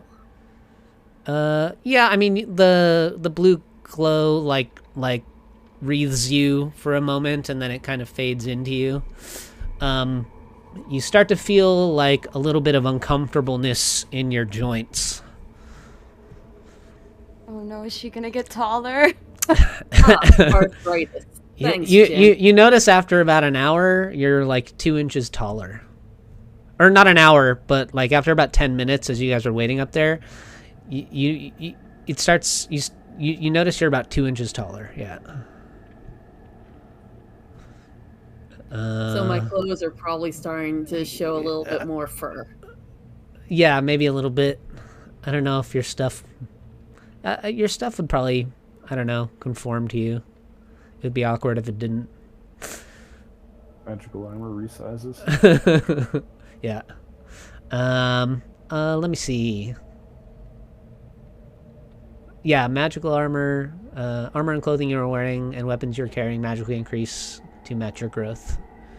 Yeah, after about 10 minutes, you notice, like, as you guys are kind of waiting around, Jin, you notice, like, Mercy is visibly getting larger. You notice, like, her stuff's getting bigger, her gun's a little longer, her, like, shoulders are a little broader, and she's visibly 2 inches taller after about 10 minutes' time. The arcane eye comes into contact with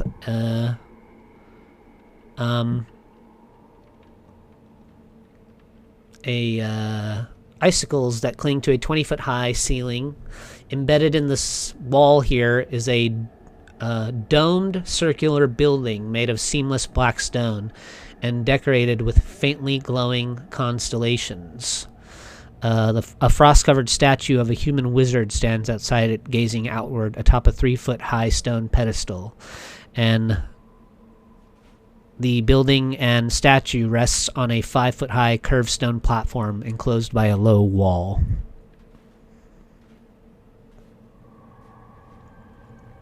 Is there any opening in that wall or any way to progress beyond it? Yeah, you can go over the wall. Okay. Yeah. The eye will sort of float over the wall and see what's beyond it. Yep.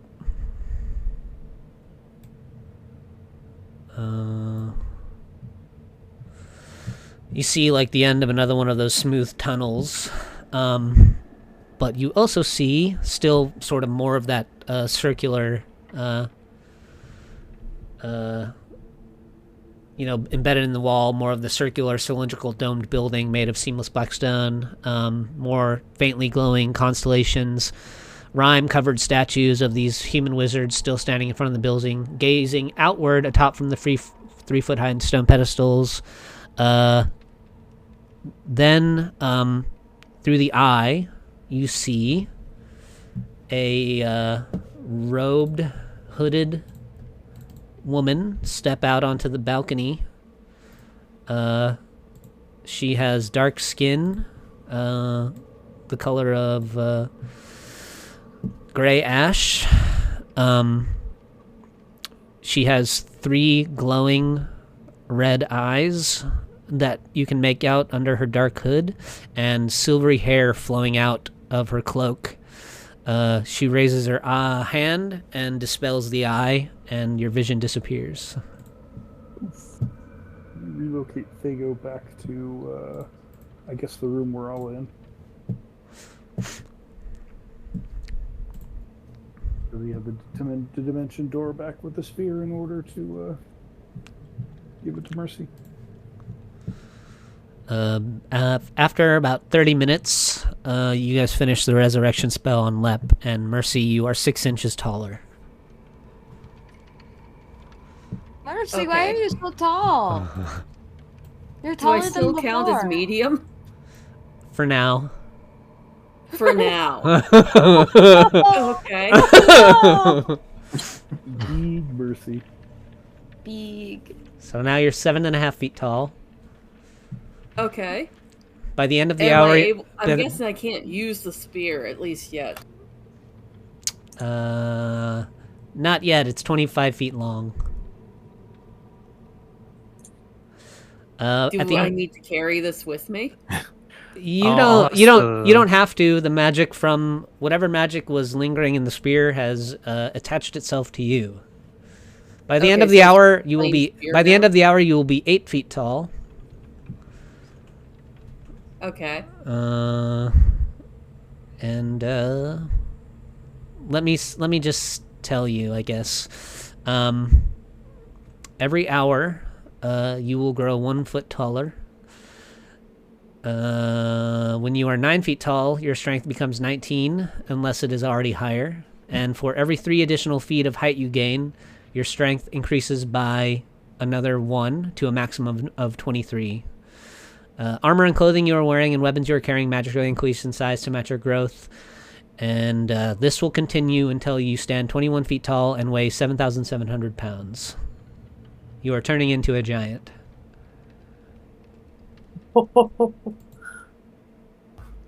Big Mercy. Okay.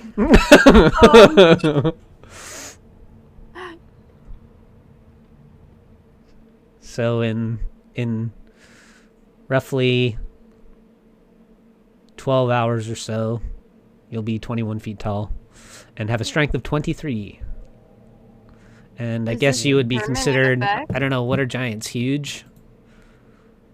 It's on the giant, I think. Um, 23 would be huge. if Does you that are affect the your- recipient of a greater restoration spell or similar magic, the charm vanishes from you, and you immediately shrink back to your normal size. But you can be 21 feet tall and 7,700 pounds for as long as you like otherwise. I think that's going to be slightly there's any problematic. way we could kind of keep me my size, but with those benefits. Mm, It's going to be slightly problematic for getting onto your ship. it's possible. I Mercy's mean, gonna be using it like a toy. maybe Jin could find a way to, keep you imbued with the benefits without the hindrances of being the size of a giant. There are, Yeah, Just she's her going to arm. point at Jin. You'll grow You one, caused this. but for the You next figured it out. for the next 12 hours, you're essentially going to grow 1 foot an hour. does her weapon damage dice change at all, or is it still the same? Because it's growing with her. What does the strength max out at? 23. 23. Cool. I guess when the size of her weapons increase, yeah, the damage dice would increase. Let me put it this way. Currently, my strength is 15. So I would go from a +2 to a +6. Yep. In an hour and a half, it'll become 19. Yeah. Mercy's gonna be stronger than Lilith. Yeah, Jen, if Probably you can comes figure out how out. to keep me my size or a little taller, but keep the strength, that would be great. These things are usually all or nothing, but I'll put it on the back burner and get back to you on that. Yeah, I'm open to creative problem solving. I might be able to use Bestow Curse on you to reduce your size. Ah, that's a good... Oh. If Ryan would allow that. Yeah, you got to make it to the 21 feet first. Okay, well, we're probably going to be here for a while. Yeah. Oh, Yeah. hey, if I'm 21 foot tall, can I, like, pick up one of those obelisks?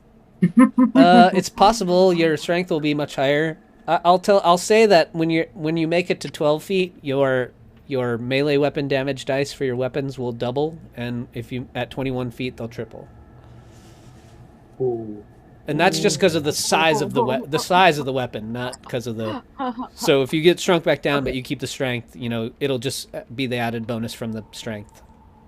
Okay, can you repeat those numbers real quick? Yeah, at 12, when you make it to 12 feet, your weapon melee damage dice will double. So if your sword is like a D8, it'll be 2D8 instead.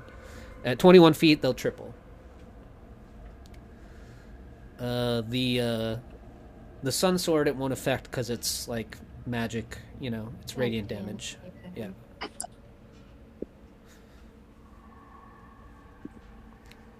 So my normal sword it would affect because it's a plain sword, but it has force when I'm shifted. Yeah, that's fine. Okay. So that would... Okay. So I'm slowly growing and getting stronger. Yeah. So 3.5 hours, your melee damage dice, not counting the sun sword, will double. So Okay, can that- I just snap off the obsidian tip of that spear and take it with me? Yeah, sure. So that's what Jin has been doing for the last hour. He'll make mention that he found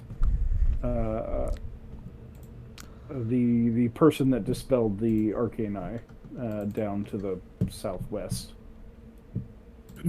Yeah, I was going to say that description matches vaguely with the individual that Vecna brought back with ashen gray skin, so I don't think it's hard to assume that she's in cahoots with him. No, the descriptions are different. The only thing that the eventually the guy that Vecna brought back had more just pale, normal-looking human skin. This description was more of it was a female with silvery hair and dark ashen skin. You would recognize the description to resemble more of a drow. Gotcha, okay. Yep. Alright, well, I guess Lip comes back unless he isn't willing. I'm alive again. Oh, You're I alive love that. versus a Chuckling at foot the face that taller. she put on his face. Your lack of caution, child, is absolutely fascinating. you guys were talking to a stone, and it was so boring. Like, it was beyond boring. Like, it was just like whatever is a more boring word than boring. It was that. Well, excuse us for boring you to death. Thank you. I accept your apology.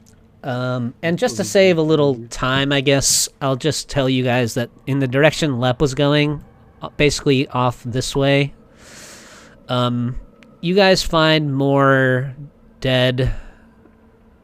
You guys would find like some more dead things, some kobolds that had been recently slain. Nothing of real importance except for a giant frozen in a block of ice. But anything south of this line is still kind of more unexplored, except for on this half, which has been explored by the Arcane Eye. But there's still a corner down here that might have things that you haven't encountered. Everything else is kind of just blank, empty rooms that would be kind of a waste of your time this way.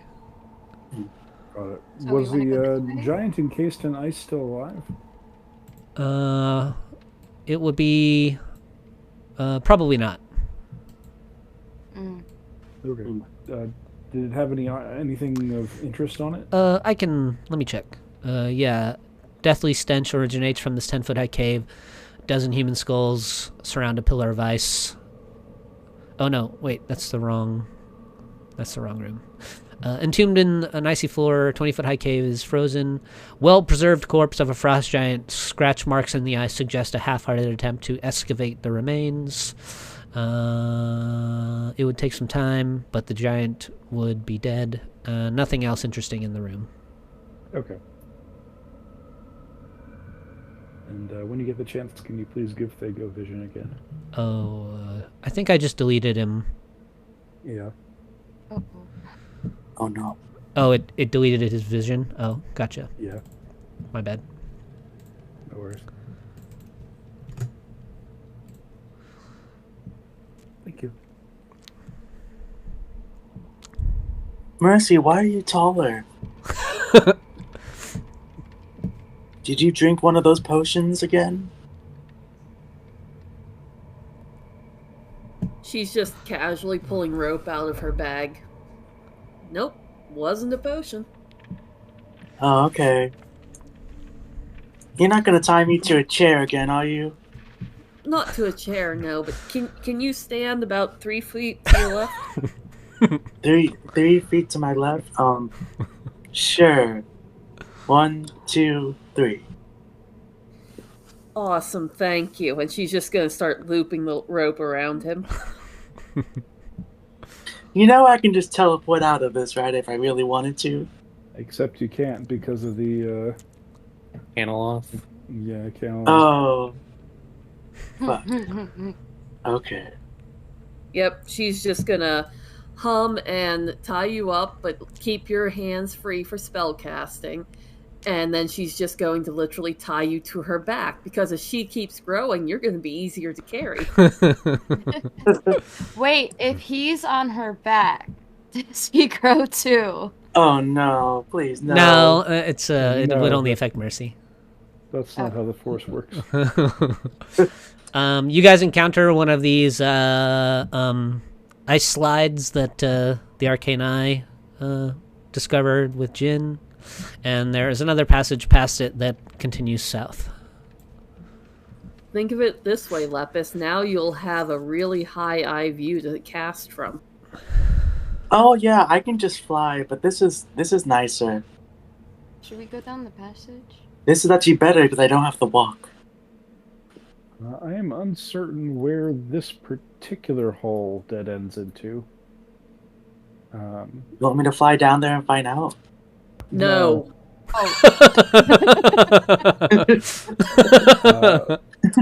But I believe the slides will terminate down into a room containing trees, which lead off into that lead off into the direction of the person who dispelled the arcane eye.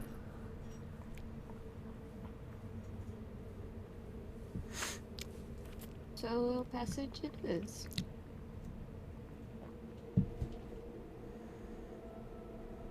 I would love to stealth ahead, but I probably shouldn't right now. You're holding a child. I don't know if that's the best idea. And you're growing. Exactly. But we do have a Maggie, if Lilith would be so kind. No, we Yeah, do. sure. She doesn't have vision though. She's blind? Yeah. That sucks.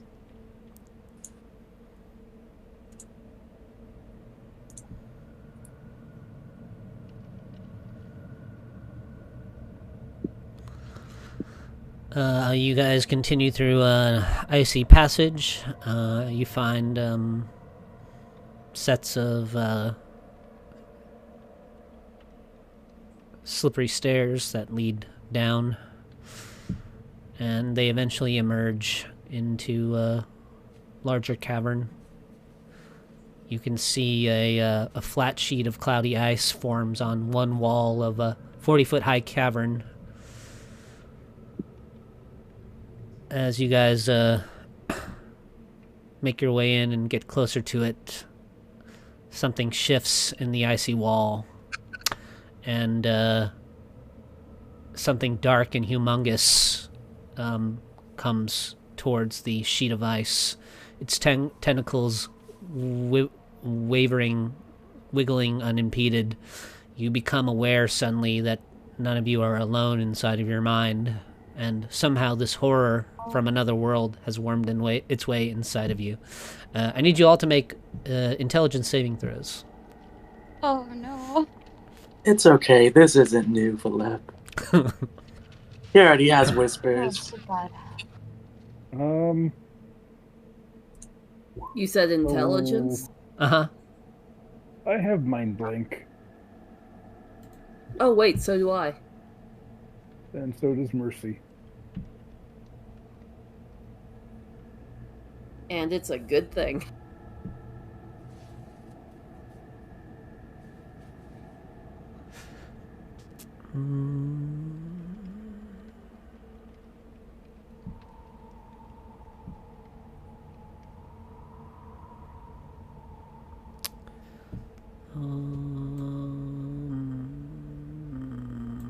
Oh, thank God, someone rolled lower than me. Yeah, it was the cat. Well, I mean, you have a -4 to yours because of resurrection. So technically, you rolled a -1. Oh, yeah. Yeah. Rolled a You're negative one. watching the images reflected in the ice. You're like, ooh, Oh, pretty. pretty. Colorful images. Ooh. Okay. This entity on the other side of this ice wall, its tendrilled arms are kind of pressing up against the ice on the other side. Mavathor, Canolith, Nicolith, Lepus all begin to stand perfectly still. The pupils in their eyes glaze over white as they all stand motionless. Okay, is this something cleansing touch can do? Oh wait, it's not a spell. Never mind. Could I make a check to see if I recognize what could cause this? You could make an insight check. What is your ability, Lilith? It's to end a spell. It's cleansing touch. Figured it was worth a shot. I know deep speech for mind flayers.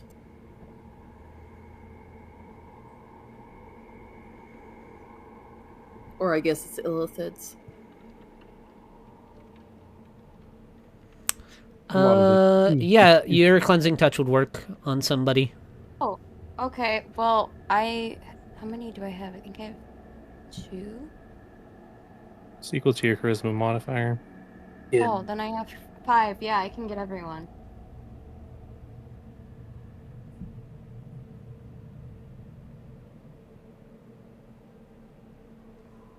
Oh, okay. Use cleansing touch on everyone. Yeah. Jen will say in deep speech, if you do that again, I will kill you. Please refrain. You won't be alone.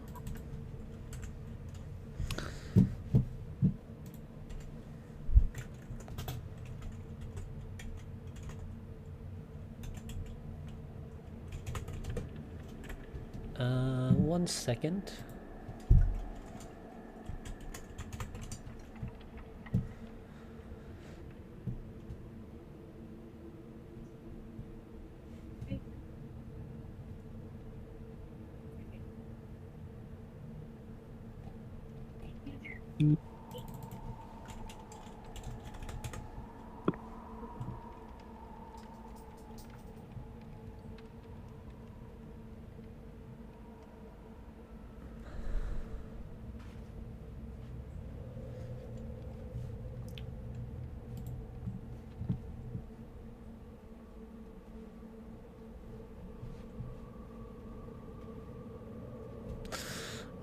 Okay. When you say that, Jin, the cloudy figure on the other side of the wall sort of shrinks back away from the wall, and it looks like it's kind of your side of it through the wall of ice kind of disappears, but Suddenly it rushes forward and its tentacles slam against, and the wall of ice kind of cracks down the middle. And you can see cold water beginning to flow as the sheet of ice is making the sickening cracking sound. It rears back again and slams against the ice. And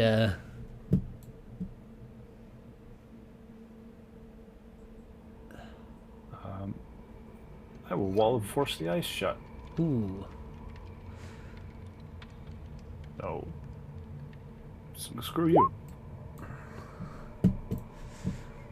What is that thing? I don't know a lot, but is that an aboleth? Is it an apple? It is a that an it is a cosmic horror. Oh, it's one of those. Okay.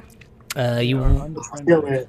You wall of force just as the ice is about to shatter, sealing the creature behind the wall.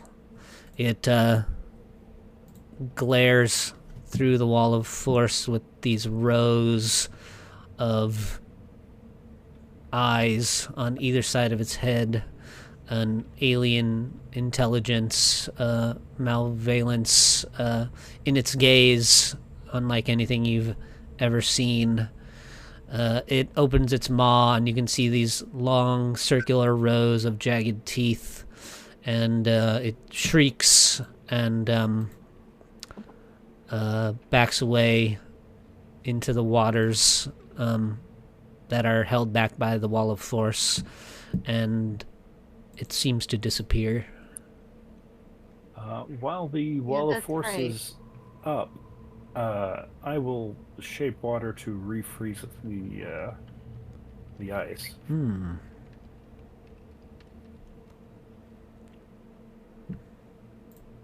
I would suggest that we move along quickly. Yep. Yep. Let's go. Well, you're carrying me, so I'll follow. Damn right you will. What's that supposed to mean? Sounds like I've You done said something it's 1 bad. point of strength for every 3 feet. Yes, whoops. I had the tab up.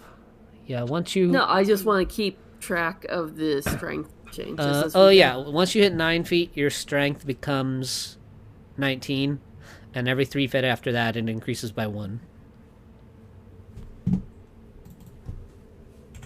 Okay. While we're walking, I will go ahead and ritual cast water breathing. Oh, smart. Because that ice wall is going to be a problem real soon.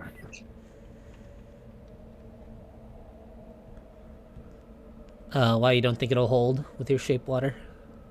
I mean, shape water is only a 5-foot block, and Gotcha. I can shape water enough to seal the breach, but it won't be enough to hold that back. How long is your wall of force? 10 minutes. Okay. So I'll get water breathing off just as Wall of Force finishes.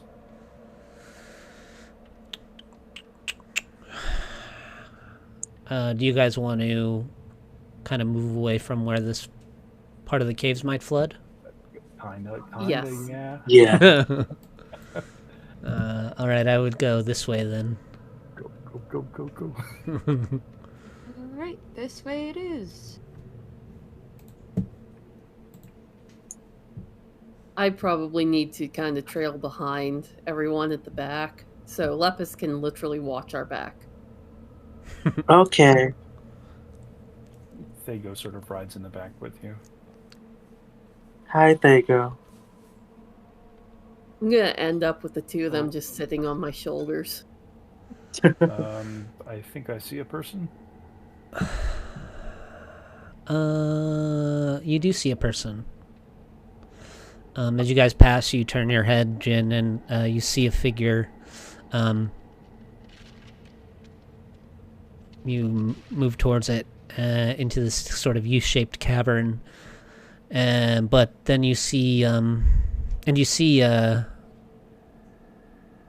black-robed figure with a golden mask that is frozen, partially frozen in the ice.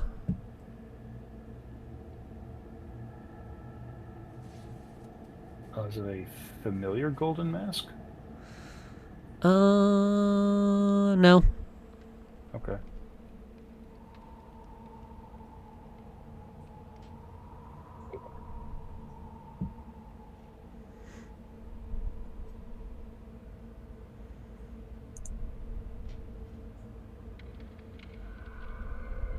Does the mask or anything else in their possession seem to be of exceptionally high make and/or magical? Yeah, it would probably be considered a Netherese art object. Shape water and grab.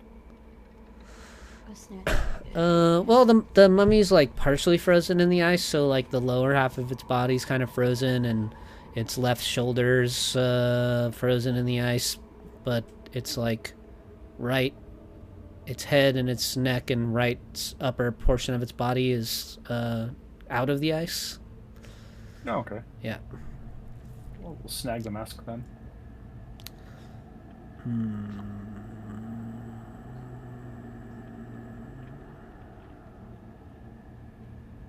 Is there something scary under the mask?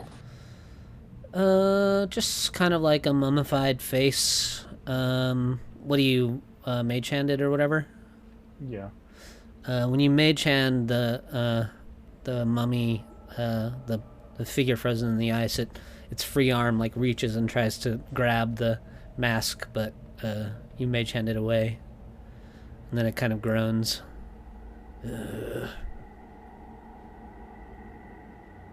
Aw, that sucks to be you. Anything wrote on it or anything else of note near them? No, it just is wearing these tattered black robes. When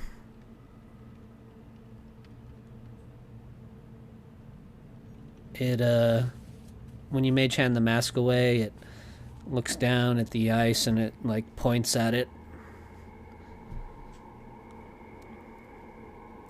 I think it wants its mask back, Jin.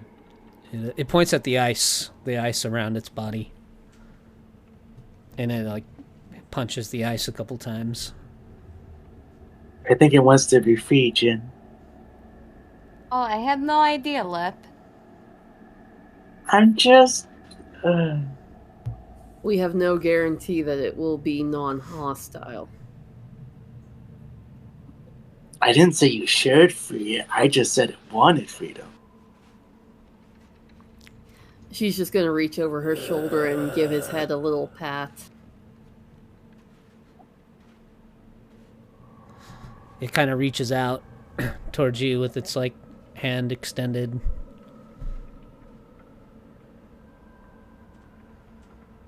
Can I do an insight to see what his damage is? What his damage is? Yeah. Yeah, you can make an If insight you- check. You can make an insight check. Yeah. Yeah. Okay. You can tell that the mummy wishes to be freed. Let have shape water. Can he cast shape water to unfreeze the ice? Yeah, you can. He does. Wait, do you need line of sight to do that? Yeah, probably. Yeah. You can't see right now. You're on Mercy's back. He can't see. He's looking away from the mummy. Oh. Oh no. Can't believe you, Mercy. You hear Yeah, from because by this point she's probably like pushing 10 foot tall. you guys hear from behind you a cracking sound. So we should go. Yeah, let's not waste any time. That won't hold very much longer. Bye, mummy. Please don't die. Real quick, at the mummy. Hey, can you understand me? It nods its head. Can you do something about that horror back there? What are you speaking in? I'll try whatever language I know until I get a response. Okay. When you speak Laros, it nods its head.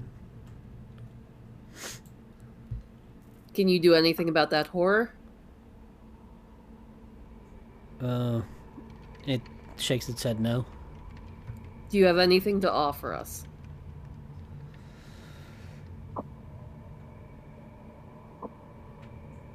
In exchange for freedom.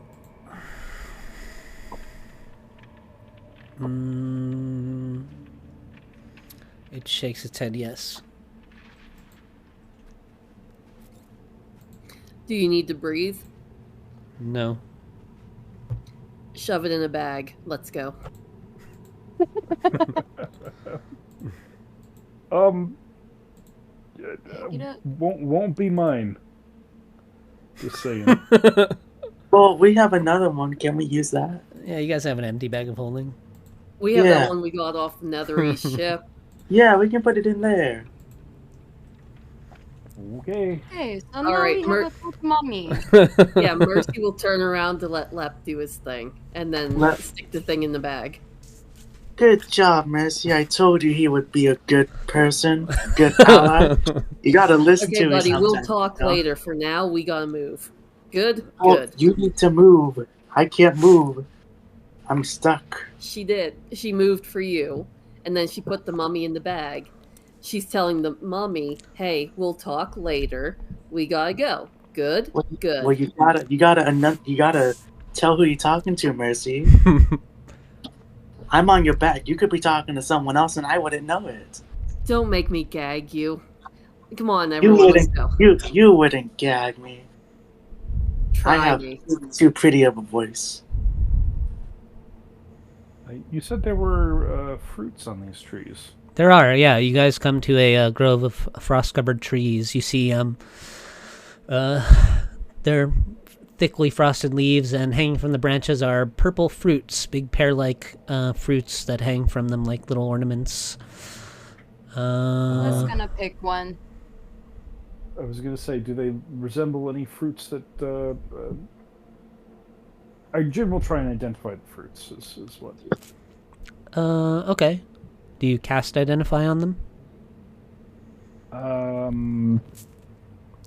No, because he'd be doing that underwater. Okay. Because that's a 10-minute. That would be a 10-minute thing. Oh, gotcha.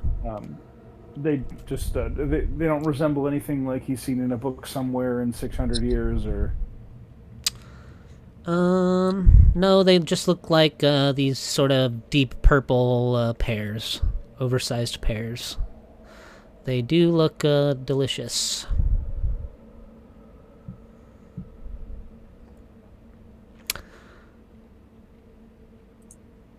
I pluck one and feed it to Lep.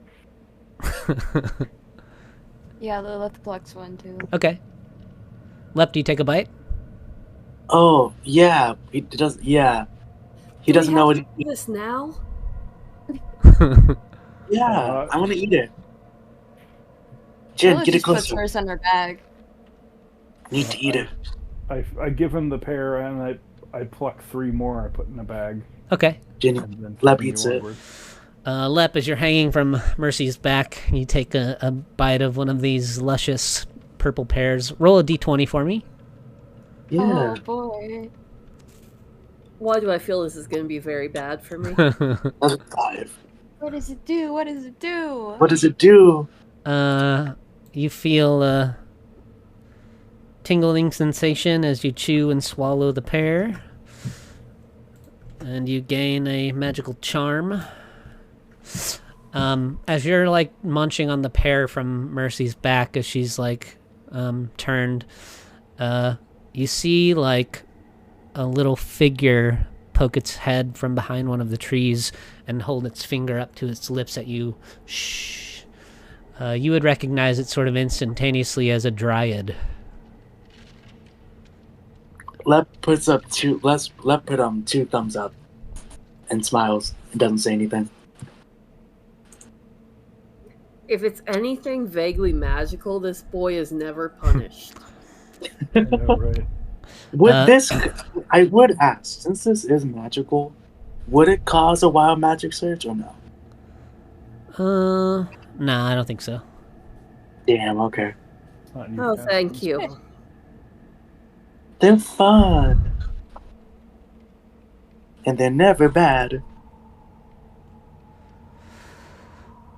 Jin will say that the entrance to the, I guess, tower or monument was this direction.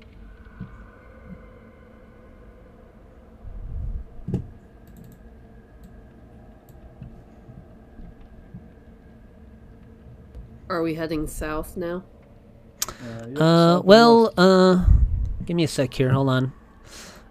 As you guys start heading that way, well,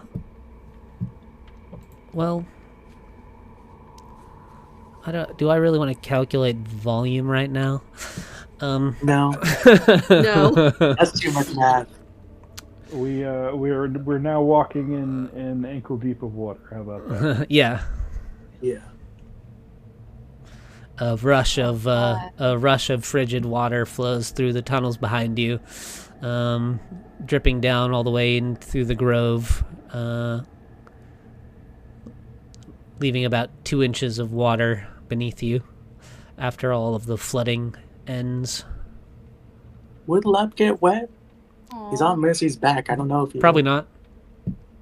I'm not wet. That sounds Well, like a just personal goes place problem. my birds.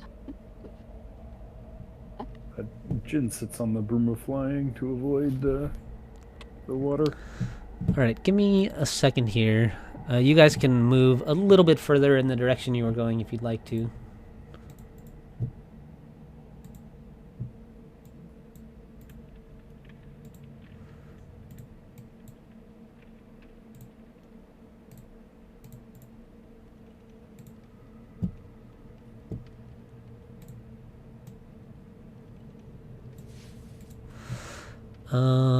All right. You guys hear another sound from behind you, like a scraping sound, and you turn, and 3, 4, some figures slide out of the tunnel behind you.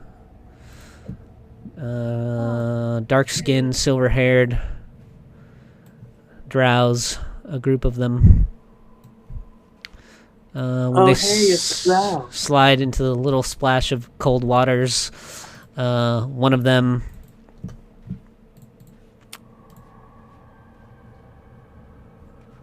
begins casting a spell. You guys can select your tokens and roll initiative. Do any of them speak Sylvan? Probably. I think they probably speak Elvish. Yeah. Well, I speak Sylvan. Can I just... Real quick. Well, Hey. Whoa. Can we talk? Yeah, sure. Hold on. You guys hear shuffling from the other side of you, and a few more of them appear in the tunnels on the other side. Let me see. Which one would speak? Yeah, this one. Hold on. I gotta get... Lilith Yeah. also knows Elvish, so she can also say something similar. Yeah, Yeah. Lep what... knows Sylvan. He'll also. One of them steps forward. She's wearing a silver breastplate that's emblazoned with a spider web across the front of the chest. She's holding a black staff with a jeweled spider at the tip of it. She's got like a flowing straps of leather skirt, and you can see like a tentacled whip on her hip. She's got big vam braces on her wrists and legs, and sort of glowing red eyes. she's a little paler than the rest, and her silvered hair is done up in thick braids that go from behind and come down the sides of her head. And she says, "You may speak if you wish." Not here to cause trouble, we're just passing through. Yeah, we don't want to have any bad blood with followers of Loth. Huh. Mercy's actually a very tall wolf with silver hair right now. So Yeah. In a few moments, you will be dealing with a far more problematic entity than ourselves. It would be in your best interest to let us pass and vacate the area. Actually, we have very specific orders to do the opposite. From who? Well, to that, I only have... There can only be one thing said, and that's Agatha. hang on. Can I say something here, please? That you've grown, like, even taller? Yeah, you can say that. I've already given you permission to speak. Not him, though. Yeah. Whose orders? Shush. All of you, okay? First of all, may I know the name to address you by? My name is Shintra Kalaz. Pleasure to meet you. My She name says, is Mercy Hellrose. I am the Mother Matron Drow, in charge of the rest of these that stand before you. Our orders come from our queen, who we do not question. Well, I can say, first of all, your regalia, very fitting, like the theme there. Respect. Second, could I petition an audience with your queen, perhaps? Because I do not wish to see yourself or myself and my companions swallowed by the horror that's breaking through the ice back there. I don't know, kind of clear, so he's like, she's talking about Loth. I don't think Loth will see you. Shh. Loth won't talk to you. She's picky. She I'm says, sure Drow don't like men, so can you just shut up? She says, I would be more than happy to bring you to our queen, but then your death would be much more painful than it will be from us.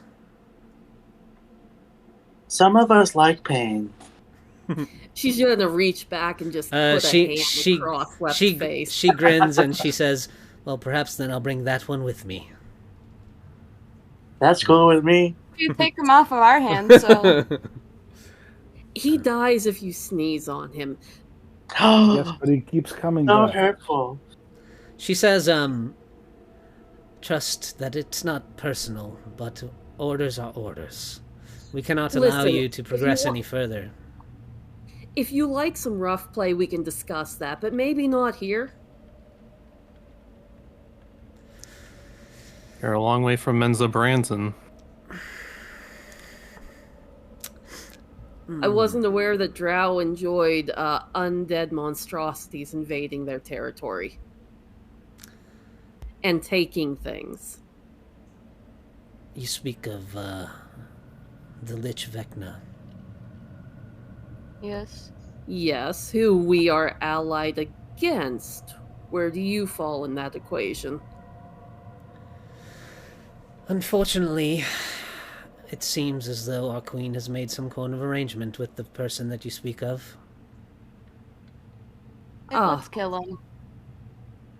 Do we have to kill them? They actually seem kind of nice. I'm sure you understand now the predicament you're in, and that any further conversation would be a waste of time, yours and ours. Oh, that's a pity. I hate killing pretty strong women. Are you satisfied, Mercy? Can I say it now? Yep, I tried. Go for it. Okay. Agatha. Is it you say her name 3 times and she shall appear? The bracelet that Lilith currently has in her possession melts off of her hand and coalesces into this series of rune-inscribed silvery concentric circles with a floating blue gem in the center of it. It's about 3 to 5 feet in diameter, and just sort of lazily floats here. And when it coalesces, you can hear the bemused voice of a witty, aged human, grateful for the opportunity to stretch her new legs, so to speak.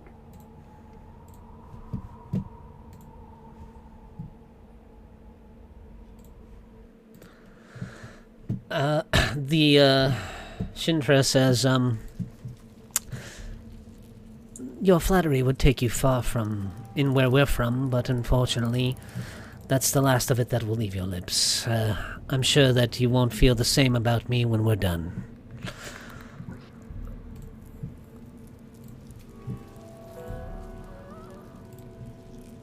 Well, from one queen to another, may the best one win. Where did you guys go in Roll20? I have no idea. What do you mean?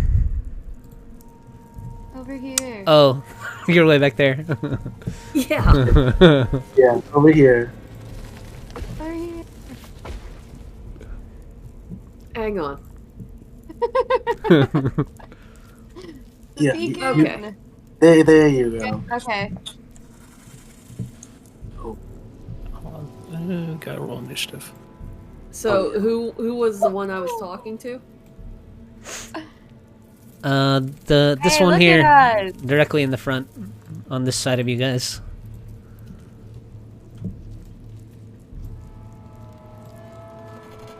Okay.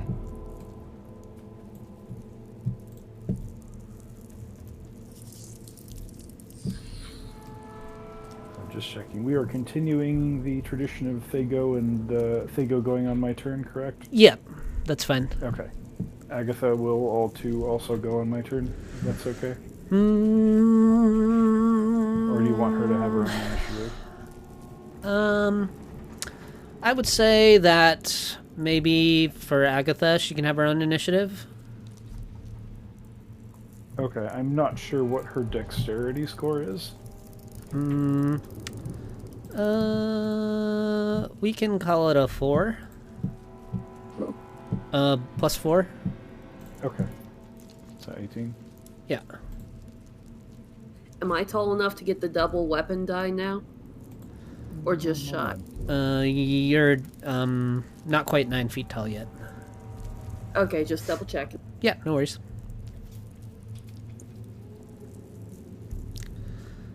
Let's see.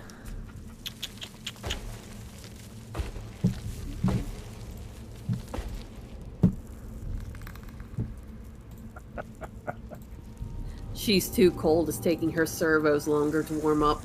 No. Oh, she's Oh, just no. relishing the sensation of not being a disembodied figure. All right. The drow all begin to assume combat-ready positions, and Jin, you're up. Yes. Let's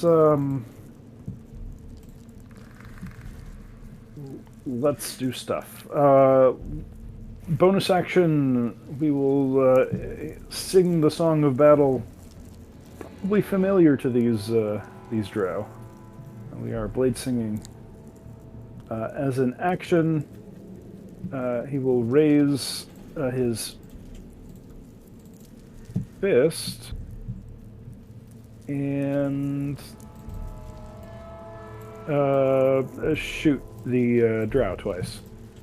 Pew pew.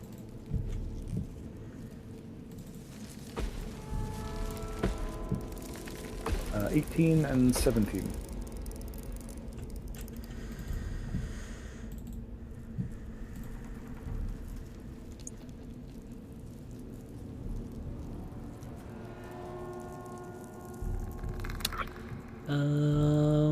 Both will hit. Thwumph and thwumph for 20 force, 8 thunder, and 20 force and 5 thunder. All right.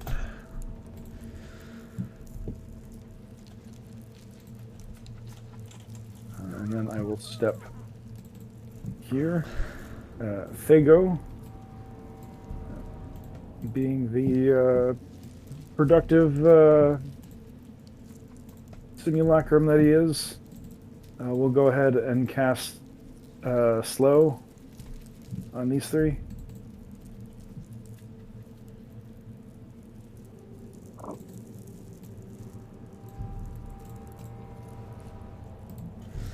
Do they have to make saving throws for that? They do. DC 20 Wisdom.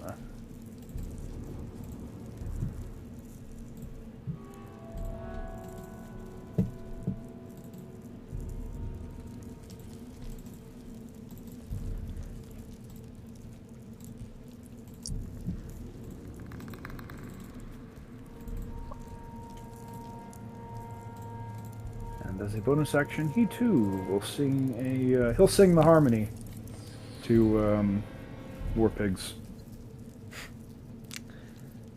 Slow, slow, slow.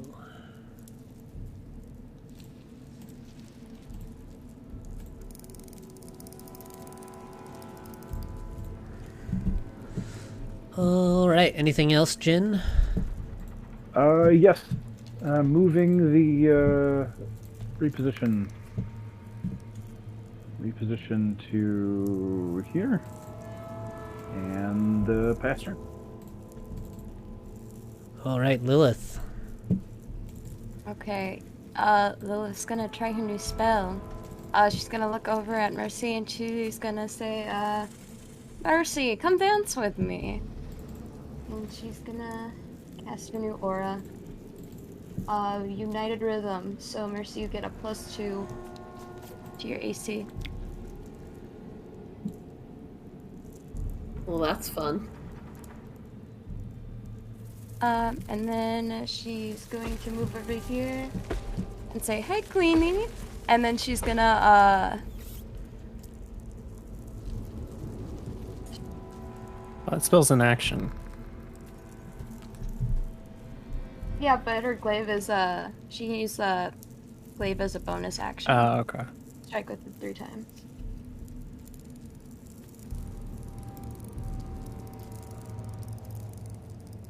Which one are you doing? Graceful Guidance?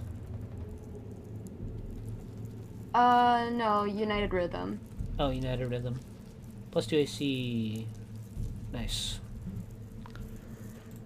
And that's a concentration? Yeah. Okay, cool. And you come and swing your glaive at the priestess. 30 will hit. Perfect. That's 9 slashing and 12 radiant.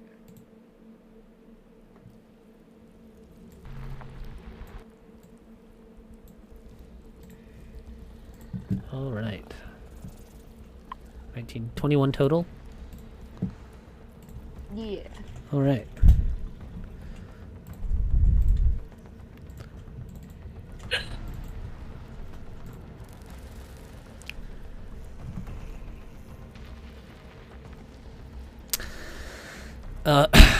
She says, you're alright about one thing, though. I hate listening to men speak. Jin, I need you to make a,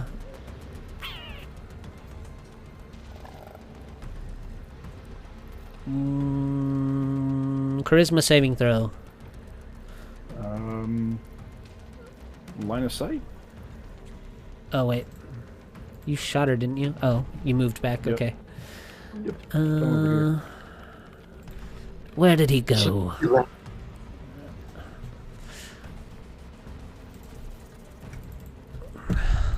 Sorry, I missed that you moved back in the corner. 10 foot, 40 foot high, come fire spouts and run it away. Each creature.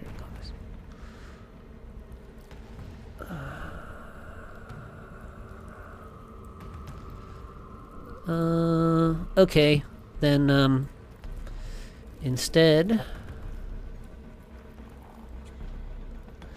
she's going to say,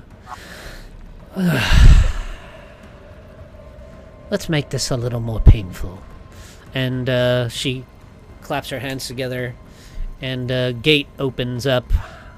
Counterspell. Counterspell. Right about here. Okay. It's 9th level.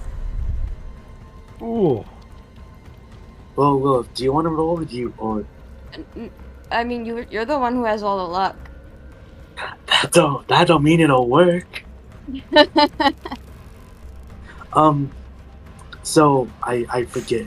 Is it just D10 plus your ability modifier? 10 plus? So it'd be a charisma check for you. Yeah. Okay. DC This to hit might- is 19. I hopefully can do this. I have lucky. That don't do shit. Okay, I can try then. It's just straight charisma? Yeah, straight charisma check. Hey. Hey. You're going to regret that. Alright.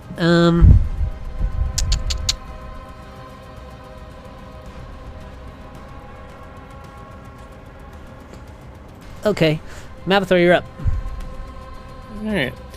Yeah, let's see here. I'll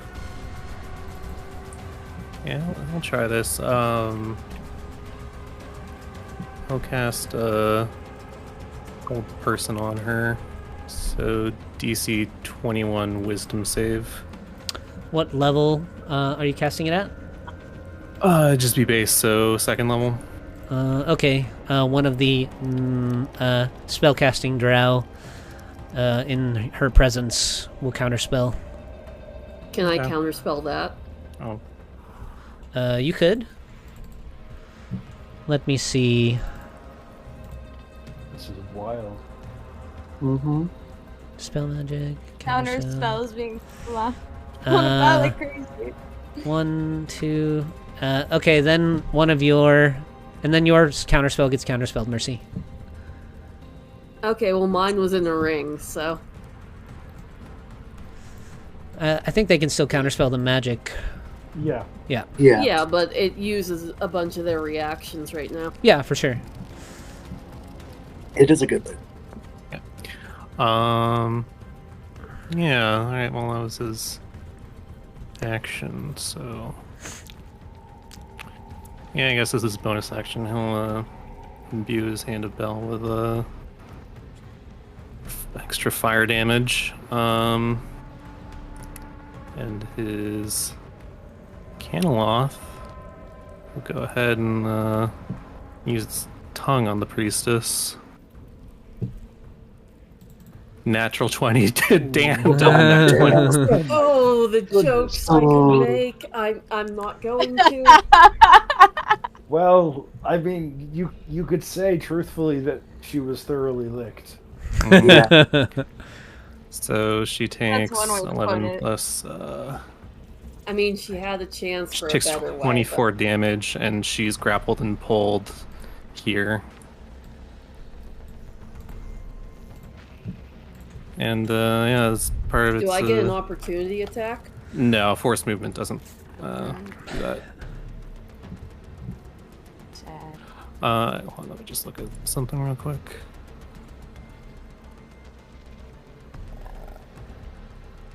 Okay.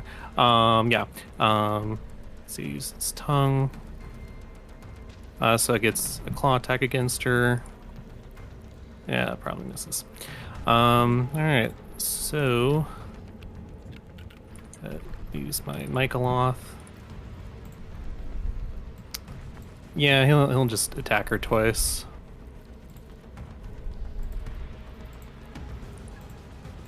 Oh man, too bad it doesn't have advantage. Hit so hard she could taste it. Those all miss. Those all miss. Alright. Yeah, that's the end of his turn. All right, Mercy. Yeah, I'm guessing they're not going to Wait, back hold on. down while she's held. The priestess is going to use a at the end of Mavithor's turn, going to use a legendary action to cast a spell. Ooh. Or to cast a spell. Ooh. What spell?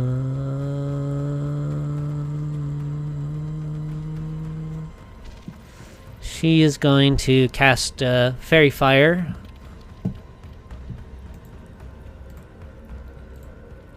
Oh, she can have it.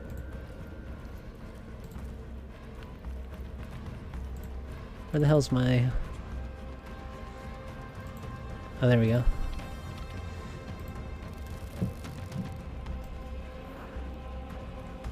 Alright, she gets everyone with Fairy Fire.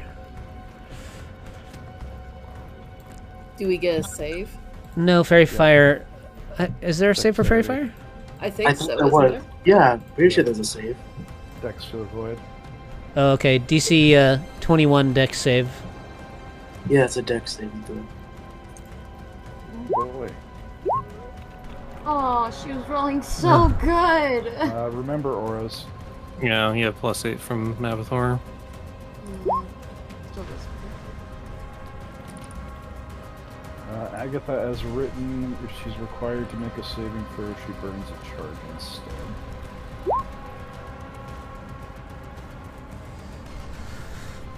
So, everyone but Lilith?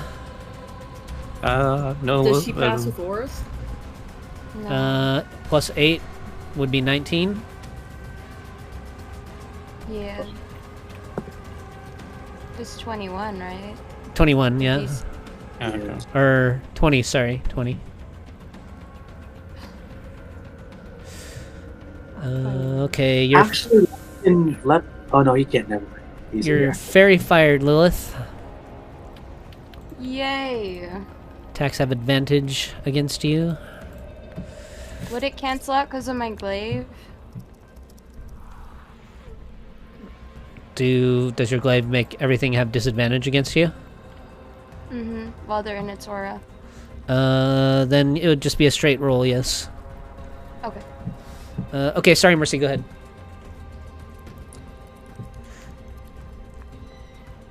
No, I just said, while she's held, that's not going to stop the other ones, right? Oh, well, yeah, she just did she'd use a legendary action to go before your turn. No, I meant like this won't make her underlings stop. No. Yeah, Mercy's just going to give a heavy sigh and draw her sword. See, no, this is why I don't get to date. They're all either straight or they want to kill me. It's okay, Mercy. I had the same problem. You're engaged. Don't talk to me right now. Before. And she's just going to step forward and swing her sword. But she's also going to cast a spell if she hits. Yeah, didn't shoot you a look like, are you serious right now? She'll flip him off. 25 hits the priestess, if that's who you're going for. Yes, and Yeah. then I have a spell I was casting. Okay.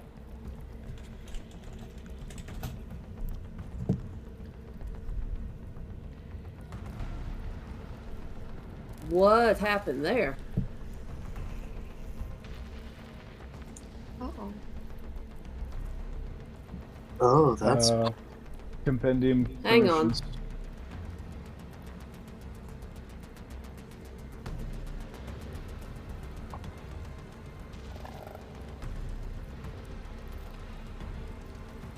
permissions. Check your compendium permissions, Mercy.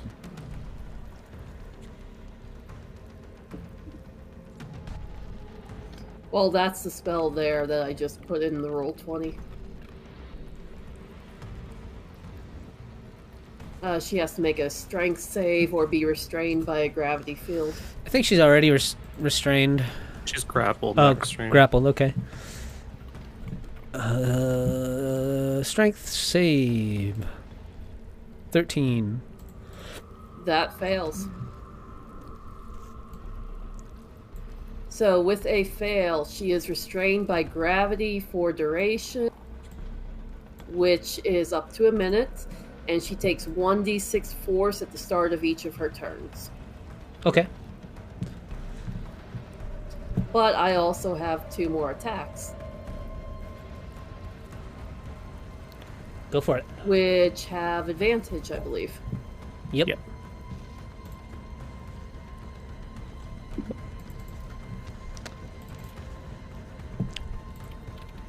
25 is good.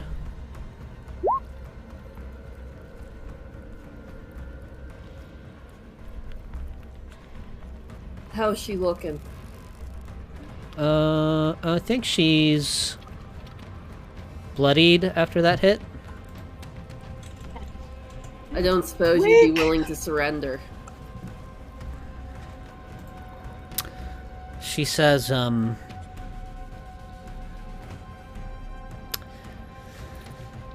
even if I perish, it is in service to my queen, and we are not alone here. And she grins. Fair enough. I'm sure your queen will look happily upon your failure. Failure would be to surrender.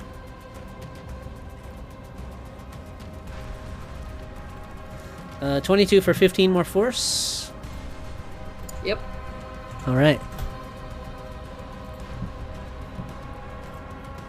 And that's my turn.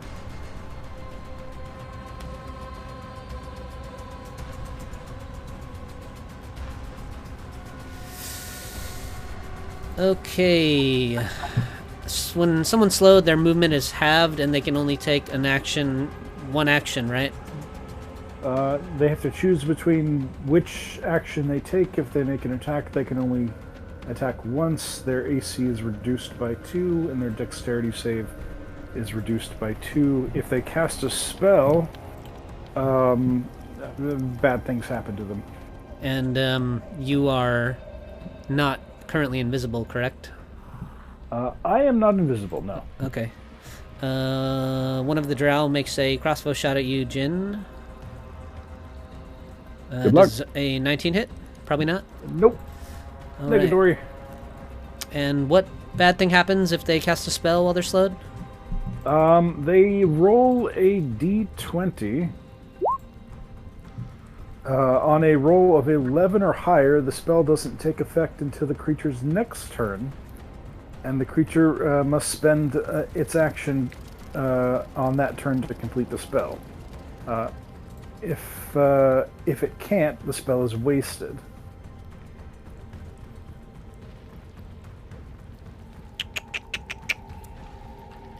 Okay. On an 11 or higher? Yep. All right. They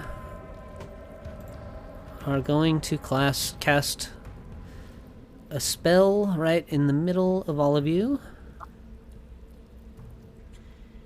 Counter spell. You haven't used your reaction yet? Neither I nor Thago have used our reaction yet. Okay. It's a level 5. I will counter it at level 3. All right. Rolling intelligence to do so. Press the button. Yep. All right. You guys are not cloud killed. Lepus. Oh, thank God. Okay. Yeah, Lep sort of he sighs and he's like, Mercy, if you get me out of these ropes, I can help a lot easier. You'll easier leave. No, I'll just turn around for you. Okay. He puts like one hand over Mercy's shoulder facing the drow lady, and another hand towards this drow and white, as he says, Loth sucks.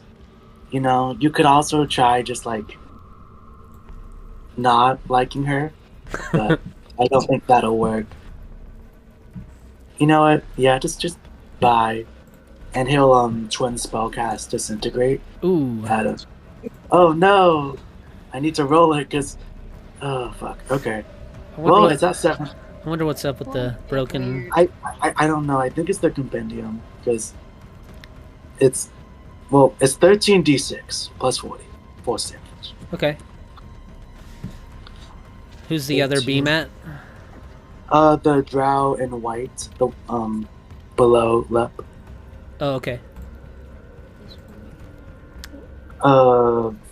49 plus 40, so 80 force damage. 89 force damage. And it's what, con save? Dex. You get dex. Dex save? Yeah. Alright. It's a DC 22. Okay. Oh, Sorry, 21, my bad. What do they take, half on a... On a save, they take... Half? Yes? Alright, in a scream, the one in the white behind you disintegrates into a pile of ash. No, it doesn't say anything about a failed save. Yeah, it's all or nothing. Oh, it is? Yeah. Yep. Oh no, damn, okay. The one that is restrained... if you're restrained, do you have disadvantage on saving throws? Yeah. Yes. Okay, then Disadvantage on deck. 21 is a fail then, and her voice screams out. Her scream echoes through the walls of the cave, and she disintegrates as well. Ain't no coming back from that. Yeah, bye bitch. Oh, that was disappointing. Next. And as a bonus action, he's going to drink a random magical potion. Right. D20. Did you say something bold? I said her stuff. Oh, roll roll a D100 first. Oh yeah, I need to. It's a wild magic surge. Oh crap. I forgot about those. have your Betty. luck. Mercy, you notice that Lep begins to smell faintly of brimstone after he casts his disintegrate spell, and you are now emanating a very pungent scent of Avernus for the next 24 hours. Oh, Lepus. my nose. My That's God. Never thought I smelled like you. This is terrible. Your nostrils and eyes are burning, Mercy, as the That smells like home. spell overwhelms you can cut me out of the ropes, you know. That's an option. And Do you have any give me idea how hard it is to get the smell of Avernus out of your clothes? Cut me out of the ropes. It's fine. give me a D20 as well, Lep. I rolled a 14. Oh, Unless you sorry, want me to 14, do sorry. more. All right. You briefly shift into the ethereal plane for one round, like the blink effect. I can get out. Can I move? Can I? Yeah, you can I'm in move. the ethereal plane. You're in I can get out. you're in the ethereal plane. You can't be targeted or Yes, harmed by most yes. creatures and that aren't on Do the I ethereal feel plane. the ropes go slack? You do. She's Left just in the going to ethereal yell out a curse in his name. He goes there and then You can move, you know, your movement now wherever. Yeah. He's loose. Yeah, he just goes there. All right. I think that's The luck is returned. Yes. I rolled the wild magic and the potion surge tables before this session, so they always change. Hey, you know, he's back on his lucky streak. He will be the archfey of chaos and luck. It's going to happen. Do any of the drow seem deterred that their leader just got turned into a pile of ash? Not that you can tell visibly. Okay. They can die. Okay. The one that you... Well, let's see. For one round, during the round, you can't be targeted. Okay, so I guess you don't appear till the start of your next turn, Lep. Yeah. Then this one will come forward. and it's got a whoops. It's got a big lance, and it's going to try and strike you 3 times with advantage, Lilith. I think they're just straight rolls. Oh yeah, just straight rolls. They're all terrible in either way. You definitely block every jab with the lance that comes your way. And Maggie. Alright, Maggie's gonna come over here and cast Vicious Mockery. It's a DC 18 Wisdom save.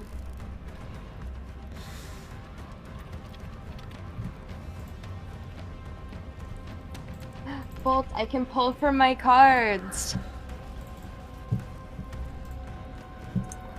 Cards? Yeah, the cards. Oh, yeah, you're, yeah, do it. Do it. If assholes could fly, this place would be an airship. Okay. It's sufficiently mocked. Viciously mocked. Got a whole deck of them. That's a pretty good one for this situation. What does Maggie do? Oh, that was Maggie. Gotcha. That was Maggie. Yeah, that was Maggie. Okay. All right. What do they have disadvantage on their next saving throw? Yeah, and 9 psychic damage. Alrighty, sounds good. Alright, we have another slowed drow that has to make a decision.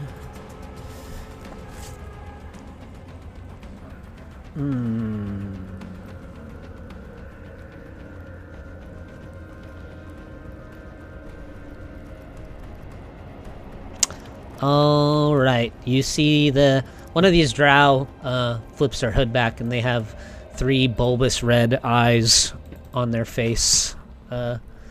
And their form begins to twist and shift, and they turn into a large spider. Oh, lovely. Then they, let's see, skittle along the ice. Oh, I guess that's all they can do. They skittle along the ice in the corner here. And then you can hear the clicking, rapid clicking little footfalls of a creature, and Lilith coming out. Lepus, you see a big figure pass over your head, and then Lilith, you see emerging from that little tunnel there, a creature with the body of a spider, or the abdomen of a drow and the body of a spider, and they click along the top of the ceiling and they drop down beside you here. Oh, that's right. Oh, you are disgusting. And it is at this point in our story that along came a drider. They drop down and they make 3 attacks with their rapier. Probably all missing, yeah. And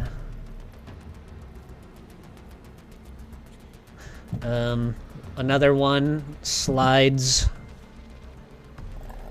out of the tunnel, kind of coming to a stop here.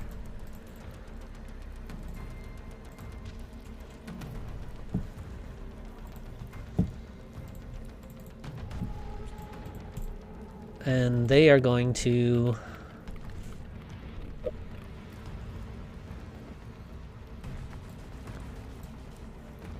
cast a arc of lightning.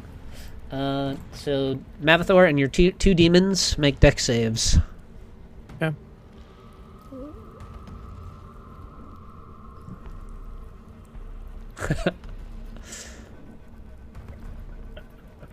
Uh-huh. Oh. 16 for my Oh, Canaloth. All right. Oh, bugger. 37 for the Canaloth, and 18 for the two of you. My Nightgloth has resistance to lightning. Have So, to 9. 9. Yeah. As an arc of lightning whips between the three. And, oh wait. Was that the wrong... D8s. Was that the wrong one?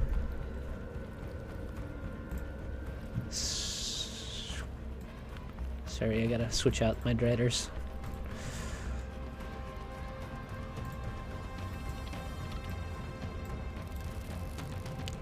And, let me see here.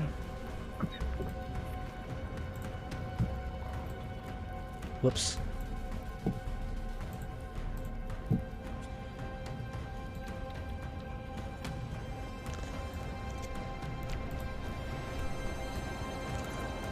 From the shadows, right where beside you, Jin, Drow appears.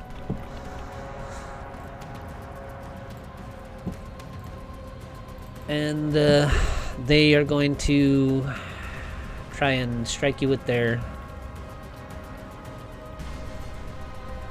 26 to hit. Nope. All right, and then they swipe 2 more times with it. Nat 20 is going to be good, I suppose, right? A nat 20 would be good, were it not for Thago's silvery barbs. Hmm. Ooh. All right. Then Mercy, you have advantage. and then you guys hear a large screech that echoes down through the tunnel over there, and slithering out of the darkness from above, a big spider dragon pops down. Spider dragon. Ooh. It's What? big chitinous body. It's got glowing yellow eyes on either side of its head, and spider-like legs, little hooked claw tail. As it screeches, it's going to slide and then clamber over in this direction and blow a spiderling breath. So let's see, cone 30 feet.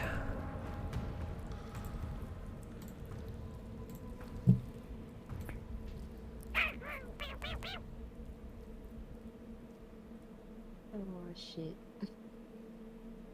He kissed me. Alright, anyone in the cone must make a DC 15 dex save. Close. As it blows a blast of spiderlings. Oh, Maggie. Lilith, One what's your roll? job. Oh, it's +5. Well, between you and Navathor, I make the 15. If you rolled below a 15,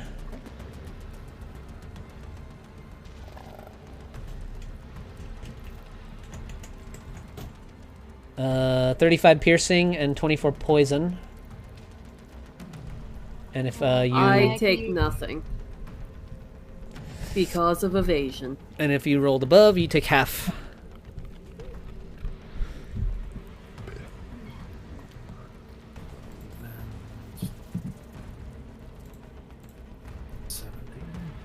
All right. And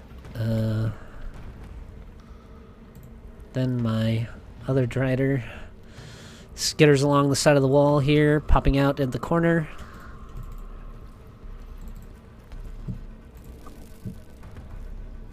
And they are going to blast a cone of cold.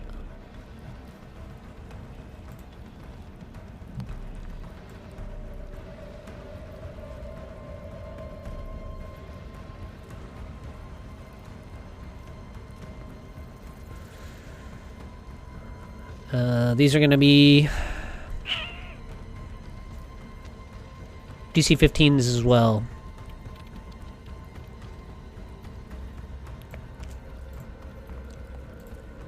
Those who have the Netherese Frost Rune have resistance to cold. Beware. Forgot about that. Plus your soul gen. Half damage on a save. 36 cold damage. Halved again if you have resistance to cold. I'll trust that you do your math correctly. Agatha. Finally. Ah. Oh, well, wonderful. A marvelous field test. Let's see. Well, I think this would be a good opportunity to see what this function, how this function works. She hovers over here about 30, 40 feet up, and a pulse of something, a sound like shifting, discordant across multiple registers as this whole collective is hit with confusion. Ooh. What is the spell save DC? DC 19. DC 19. DC 19 Wisdom. Wisdoms. Expending Alright. 4 charges. At Who's the got beginning of her that? turn, seeing the number of arcane casters in play, she will shift into the mode that allows her to gain charges from absorbing spells.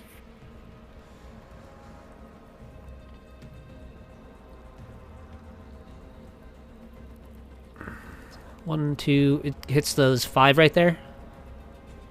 It is a 10-foot sphere. Yeah, so 1, 2, 3, 4, 5. If you did it, yeah, right there. Yeah, Yeah. right there.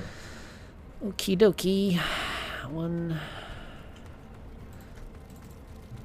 Let's see. What's the mid-range wisdom of these creatures? Alright, they're all basically +2. So 1, 2, 3, 4, 5.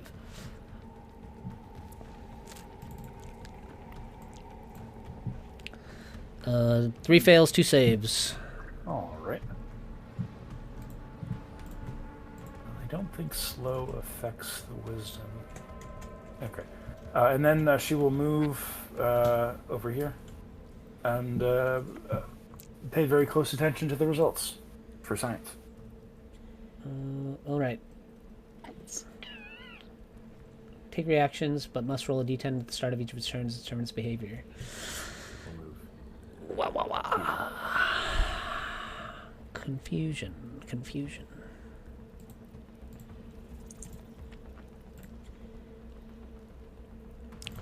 This is gonna get messy.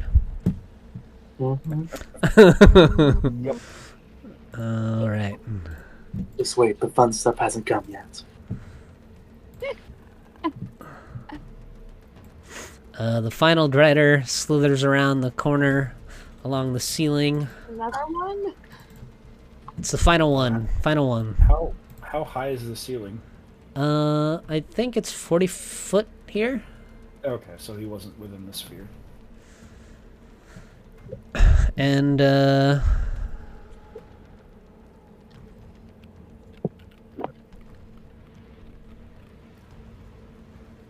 they, upside down, sort of wiggle their fingers, and, also in a 10-foot sphere, rain a little hellfire down. It's gonna be, I guess, Jin, Mavathor, What is this? Who is this? Is that And Mercy. Jin Mavathor and Mercy. What's that? Is that an arcane spell? It is an action. An innate ability.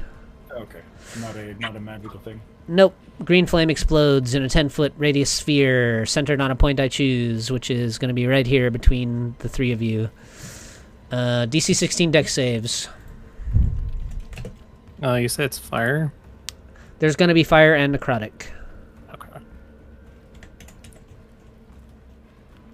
Wow. I mean, I still make it, but I wow. take nothing. 12 fire, 19 necrotic. Half damage on save. Resistance to both of those things. So 3 and 4. And this poor drow was disintegrated. Never got a chance to live. Jin, you're up. Yes. It's getting a little crowded in here. So Jin will bonus action drink a potion of haste.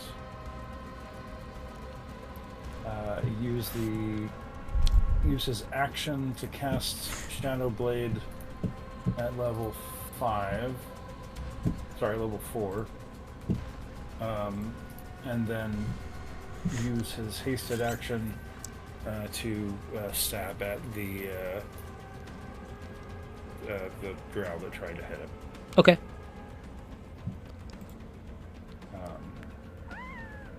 And because we are in a dimly lit room, I get that. Yeah, because it's dimly lit, I have advantage. So goodbye.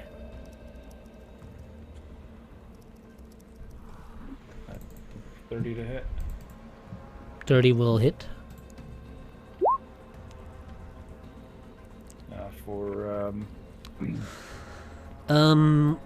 They're gonna use. Oh no, wait, hold on. That's not a reaction. Never mind. Just the psychic damage. No booming bleed. Okay. 19 psychic damage as you whack them with the Shadow Blade. Anything else? Yeah. No. Thago. Yes. Thago will shoot? Oh no. Thago Vortex Warp. Jin. Ooh. To here. Nice.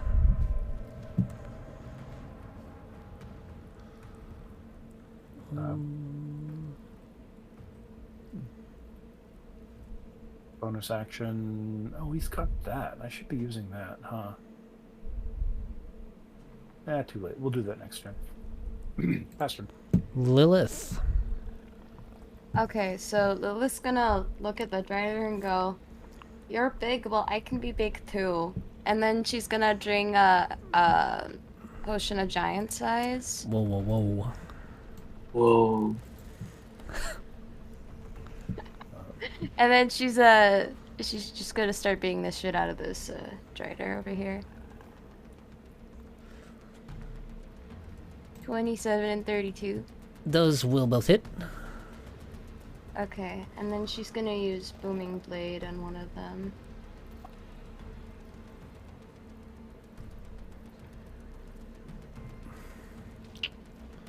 Oh my god, I can't math. Okay, 25, 32. 10, 20, 30, 48.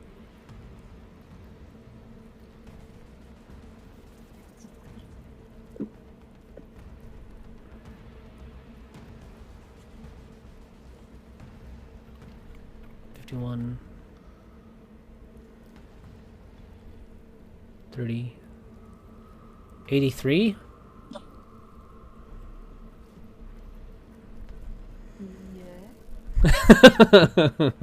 I can't. A lot of numbers. I cannot math right now either. 83, I think, Yeah, that sounds like a is fair number. pretty close. You grow in size and shred the Drider clinging to the wall there. It is bloodied.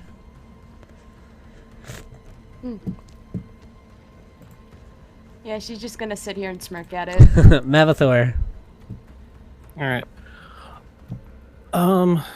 Did Mavathor see which one of these ones up here is the spellcastery one? Yeah, these. Let me see. I think. Or well, the one that casts counterspell. The one that casts counterspell. Yeah, that's this one back here. Gotcha. All right. If that's the case, then he will move here, and his Nikoloth will move here to break line of sight. And his Nikoloth will cast Darkness on its axe, and Mavathor will go ahead and lay into this guy.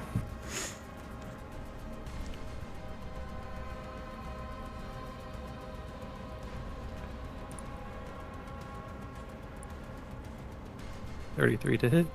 Yeah, 33 is good. Alright. What's on my... Yep, that one. And yeah, he'll hit this guy for... 61. Yep. Whew. All right.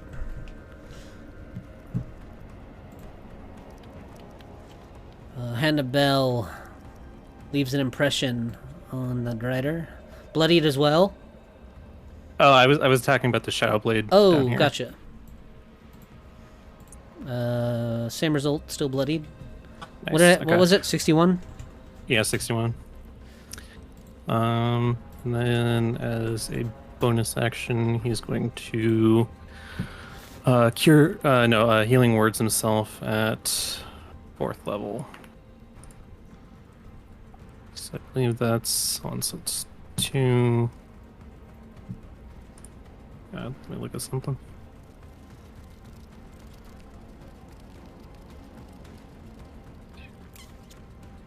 Okay.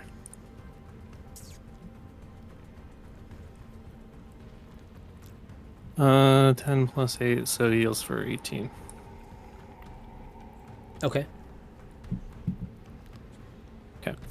And that was his Nikoloth's entire action, and his Canoloth will use his tongue on this drow down here. Yeah.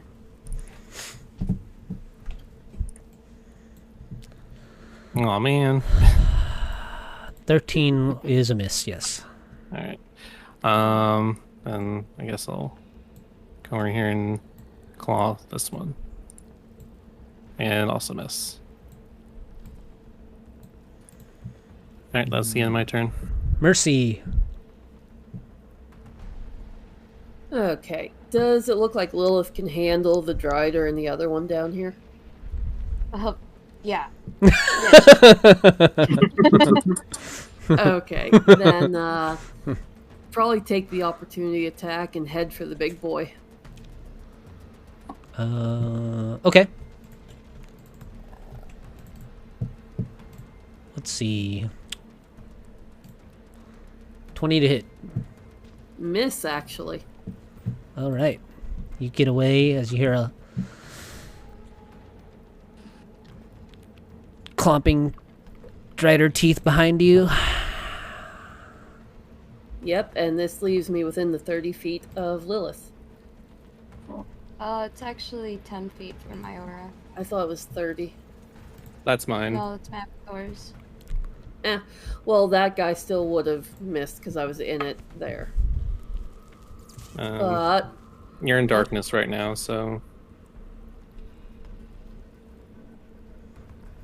Wouldn't that give her advantage on the attacks against the... Unless she has Devil's Sight now. Oh, okay. Yeah. You gotta make one step over. you cast darkness here. I must have No, missed my Nightcloth has darkness on it. You can see it move on it. It's the aura around. I'll make it a little darker. I was gonna say I can't see its aura. Yeah, I can't either. Can you see it now? Yeah. Here, let me see. No. I think I know why.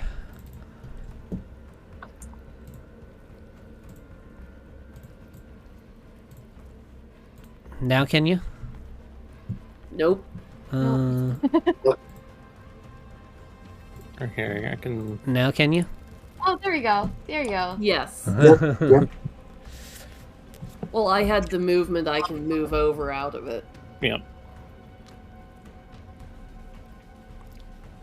And I am going to try and make myself this thing's problem.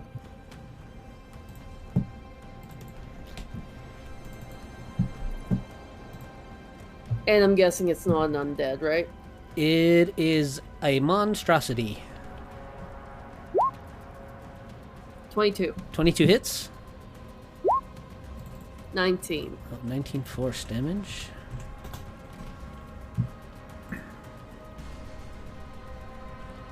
$18 hits as well.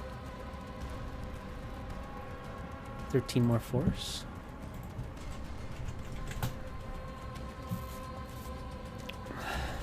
Lepus, am I lucky? Are you shifted right now? Yes. Okay, cool. I think you're lucky. I don't think that's gonna hit. 13.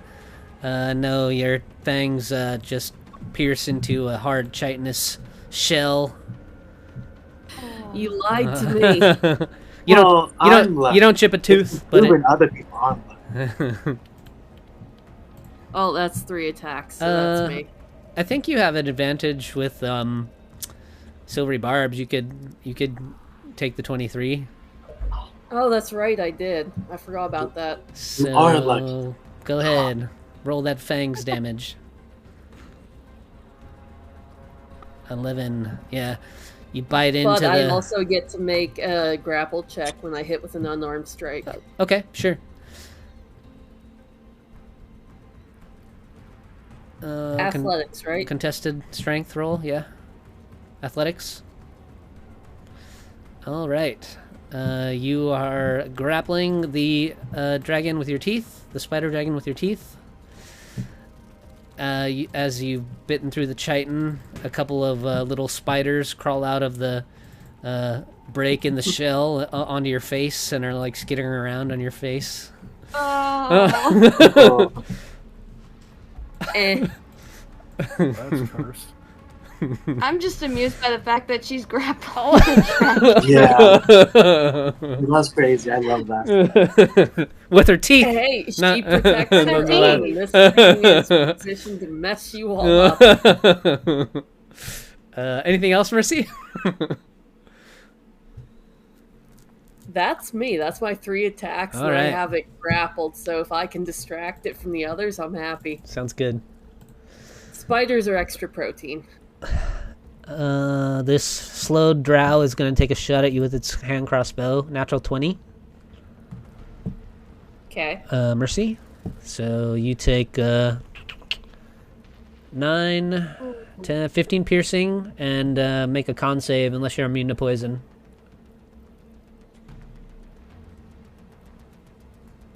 No. All right, hit me with a con save. Okay, 27 poison damage as well. You should be within range of my aura. 8 plus 8 is 16, which would pass, and so you would take 14? 13. 13. Yeah. 13 poison, 15 piercing. And, let's see. Wisdom save at the end of its turn for slow. Okay, sounds good. It's gonna Oh, roll. all of that didn't even break my temp. It's gonna roll a d10, right, for spellcasting.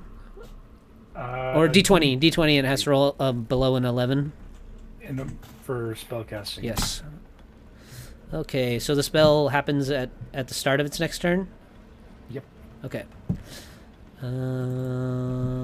Lep, you're up. All right. Out of the ethereal plane, he sort of giddily sort of flies over this dead person's body. And, well, I guess I should ask you this. Because I keep on forgetting. Is it a bonus action or an action to pull from the deck of many things? It's like an, we'll call it an action. An action? Yeah. Okay. Great. You're gonna pull it right next to me. Well, yeah. Lep is going to, I'm already ready for this. Oh shit! Here we go. well, he is going to, for good luck, he will drink a random magical potion. Okay. Hit me with a D20.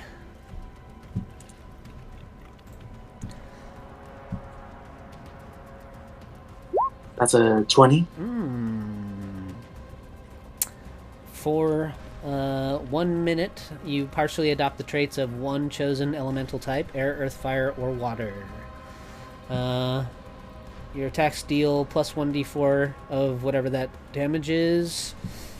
Well, pick one. Which air, earth, fire, water? Air. He's giddy and free. Airbender. Air. All right. You'll have advantage on dex saving throws for the next minute, and your fly speed is doubled. Oh, awesome. That's so much fun. Okay. Yeah, and then Lep pulls out the deck of cards, and he puts his hand on the top. Before he does it, though, his eyes sort of light up, and he's like, oh. And he sort of yells out on the battlefield, hey guys, once we're done killing these people, remind me, I have gifts for you all. And then he's gonna go and pull the card. Okay, roll a d22. Watch So those scared. ruin those items disappear. He's gonna kill me on accident. I'm not. That's a 6. That is the 10th card pulled from the deck of many things. Oh no, he's gonna kill me. No, I'm not. I'm not gonna kill Lilith. I'm probably gonna kill Lep. You just died like an hour ago. Okay, roll a d2 because you've had this one before, Okay, and so we'll that makes me we'll feel go for better. whatever's on either side. that's a 2. Oh, that doesn't make me feel better. Okay. I don't know. I don't know anything. I don't know. I know a little about the cards. Not a whole lot. I tried to stay away from research about them. So, you pull the card, and you see actually like a picture of yourself. And it's kind of split down the middle, and one half is black and the other half is white. And the colors are all kind of like opposite each other, the black and whites of the outline, and it's not necessarily you, but it's like an outline of you. You lose a level, so you go back down to 16. What are you guys at? 15. 15. So I would go down to 15. Okay, you go down to 15, and Or join the rest. you immediately are compelled to draw from the deck again, counting both draws as one of your declared draws. Cool. Going to 15th level, I need to see if that changes anything aside from his feet. So if you give me 1 second to check that. As you pull the Fool card. Well, he is a fool. He's a fool for pulling.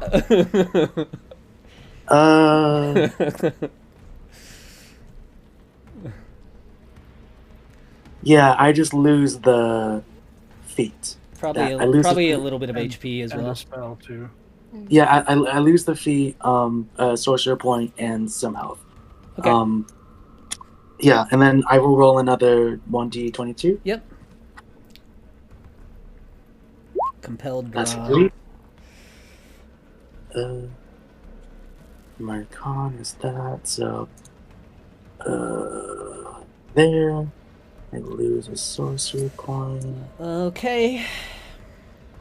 And I lose the lucky feat. That makes sense. Suddenly, the rest of you, well, Lilith, you can see, and Jin maybe out of the corner of your eye, that Lepus is suddenly gone. All that remains are his possessions in a pile around where he was standing.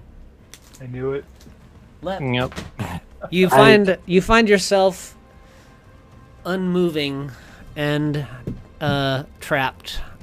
You're in this sort of like, well, probably in the same position you were as you pulled the card. So you're there. You still have the card in your hand, and you're looking down at it, and you can see yourself. Well, you can see out in front of you, and you are in one of these purple crystals. You can see trapped inside, across from you, there's like a ring of them. Illustrial Silverhand, across from you, trapped in another. And there are a few other figures you don't recognize, trapped in some of the other ones.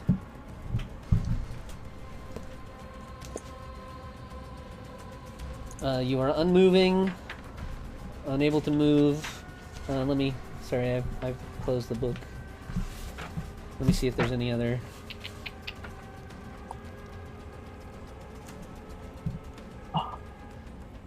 I mean, he's been so lucky. It had to run out at some point. It had to. Oh my god. Oh. That's void for you. Well, at least you found the last trio. I think that one was a dungeon, not a void. Yeah, Don John. Oh, really?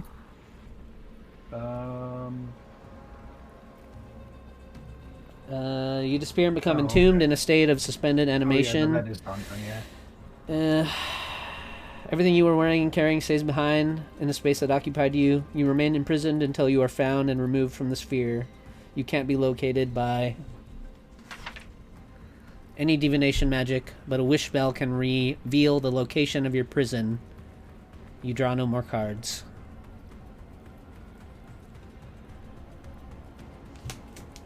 Cool. Okay.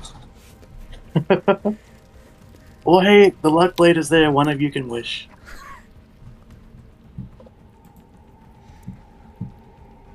Let's see. So I'm assuming I'm out of the turn order. Well, I guess the card would be falling around with the rest of your possessions, so it's there on top of your stuff. Hmm. You are out of the turn order. We can, well, depending on what the rest of the party decides to do, I would say that the simplest thing would be if they don't, well, even if they can wish for your location, but they have to go after you. Interesting. That could get interesting. In the meantime, you can create a character, or if you want to, you can play Phylaxis. Well, I think we can figure that out after this session. Yeah, for sure. But those are probably the two main options. Yeah. Yeah. Drow Inquisitor. God damn it, Lepus.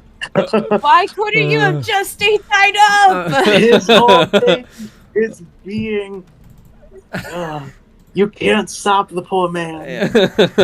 Can't fix open. 3 straight rolls against you, Lilith.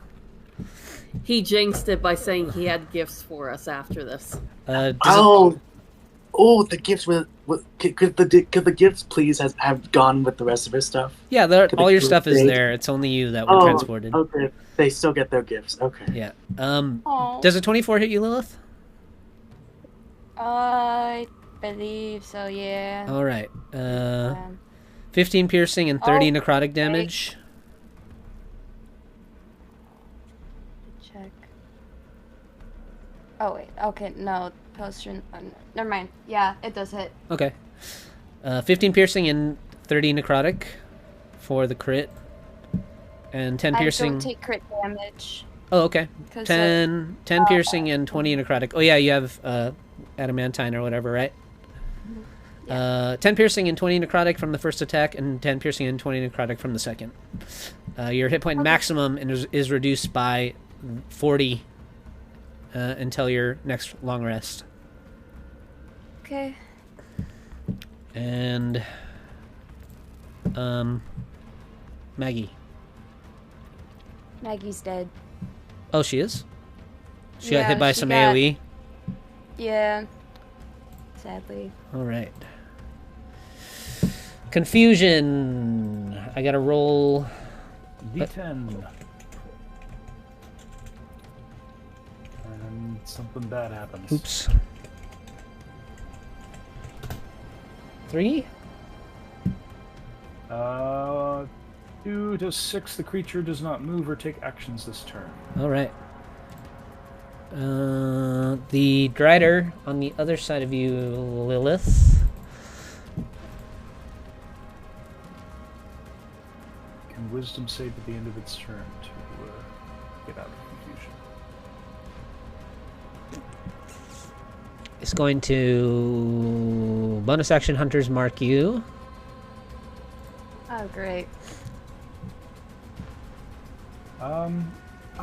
Yes. Oh, wonderful. I'll take that. Says Agatha, absorbing the spell. Oh, nice. And then it swipe its rapier at you 3 times, straight rolls, all missing. Lilith just sticks her tongue out at it. All right. Another Drider is going to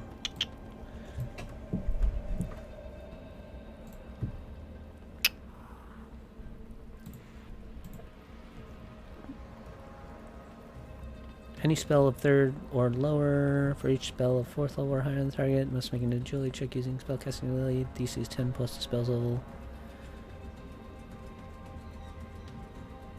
What level is your confusion? 4. 4? All right.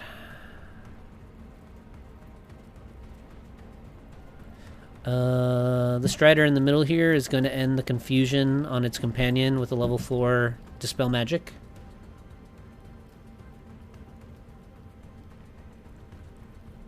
I'm okay with that.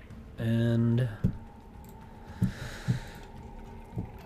this little guy beside Mavathor here in the darkness. I feel like magical darkness doesn't impede drowse, but I could be wrong about that. It's Devil's Sight. It has to be for... Let me see. Yeah, Devil's Sight this creature does have. Then they're going to...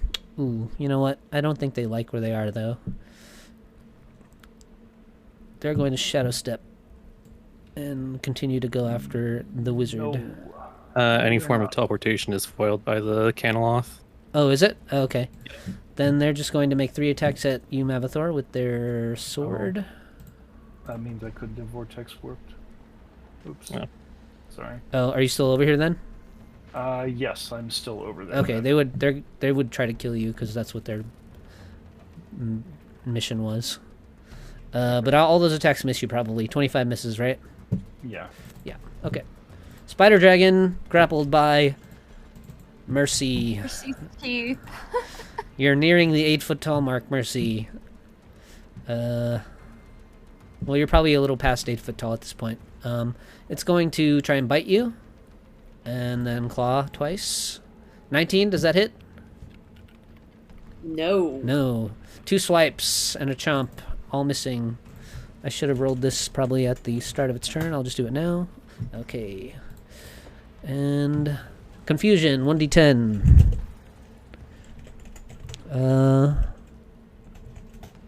9?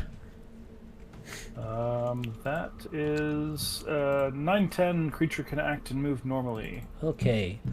The strider is not slowed. Move and act normally. It's going to... would that... Yeah, it would. It's going to... Dimension Door. Nope. No? Counterspell? Panel locks it out. Oh, yeah, gotcha. Alright. Then it will just... Well, we Let's can see. try, but... Cone of Cold. Cone of Cold one more time.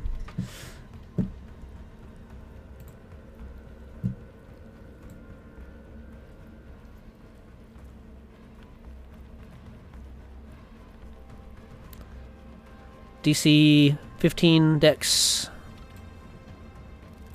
Oh boy. Where are you, Mavathor? I'm underneath the Nighthawk. Oh, okay. Half of 40 on a save. 20 cold damage. I don't think I can fail with the auras in play. And I'm resistant. So, 10? 40 with a fail. 20 with a save. Agatha. Agatha! Oh, well, that was a marvelous field test. Let's try this function. And she will go ahead and cast, or she will go ahead and do this, expending 10 charges on Mercy. So get the 10d10, 10d10, 10. Nice.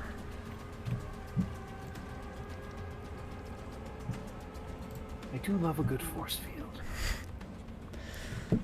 Alright. This creature here. Move here. Is going to 1, 2, 3 drop a 10-foot radius sphere right in the middle here. Mavathor, 2 demons, and Jin. DC 16 Dex save. Okay, how's that Drow Shadowblade looking? Very bad. Very bad.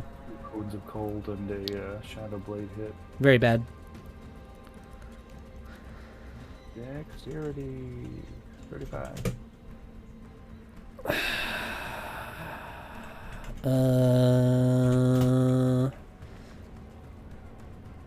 15 fire, 14 necrotic, half of each if you save.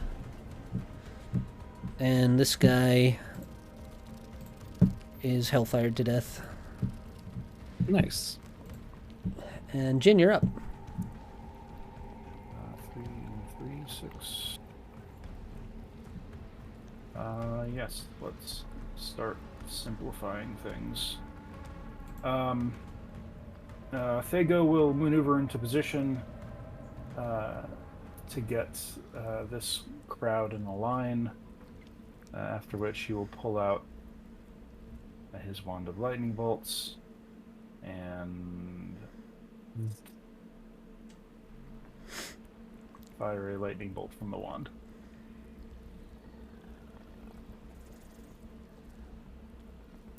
Who's it arc through? It goes this way. Oh, nice. Okay. 1, 2, 3, So 4. those 4. Yeah. What is lightning bolt? 10d? 10d? 86. 86. 86 DC 20 dexterity save. Disadvantage with slow, right? Yep.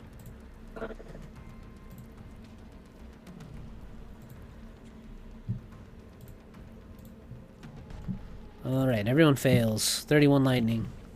1, 2, 3, 4.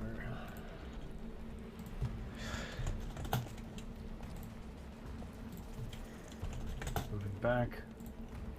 Then I will move in here and proceed to eliminate these Driders. Booming Blade, Shadow Blade, 1. 30 to hit. Oh, wait. Sorry, super advantage. 30 to hit. Yeah. 33.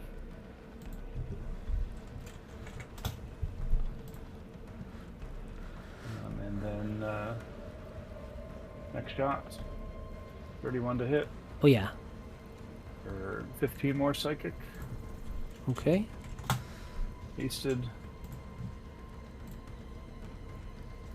32 to hit. Yeah. 13 psychic. All right. Shadowblade does some work. Drider is bloodied. Bonus action.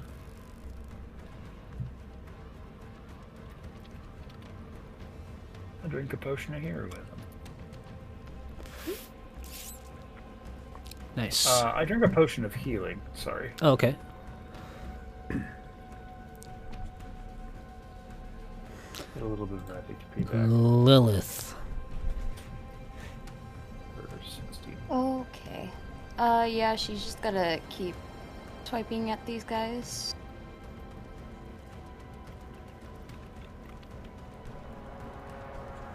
Okay, so she's going for the Drider first. So that's a 30, a 29, and a 23. 30, 29, 23. All three do hit, yes.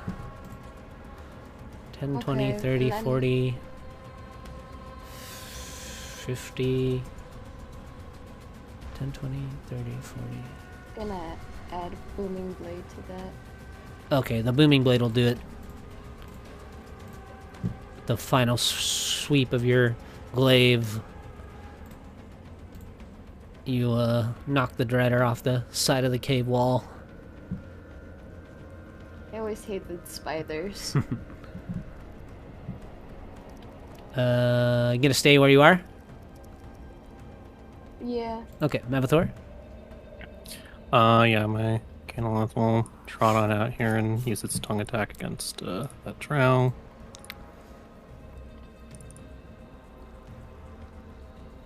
Uh, 16. yeah, you pull it.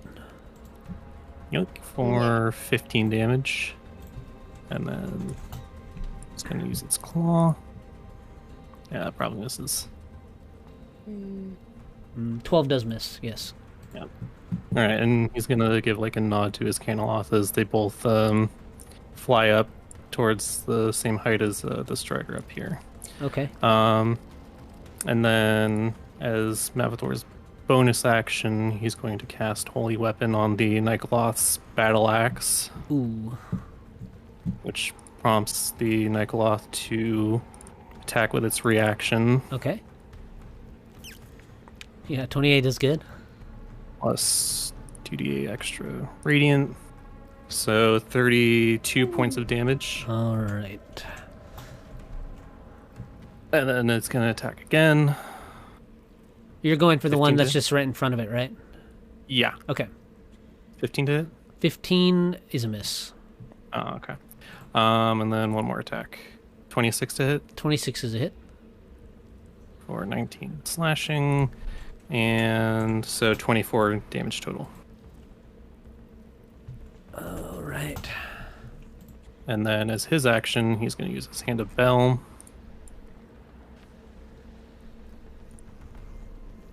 That should have advantage. I'll just roll again to check for a crit. No crit.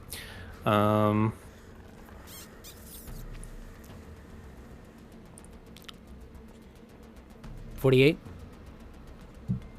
Yep, that's what I got. on the same rider. Yep. Oof. Okay, that one's bloodied. For sure. Okay, that's the end of my turn. Mercy. Yes'm. So, am I still grappling this thing? If you haven't let it go. I have not, so I'm just gonna keep holding on and stabby stab stab. Yeah, go for it.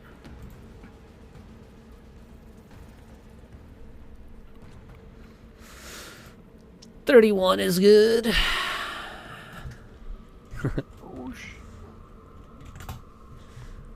14 misses. Clanks off the chitinous shell.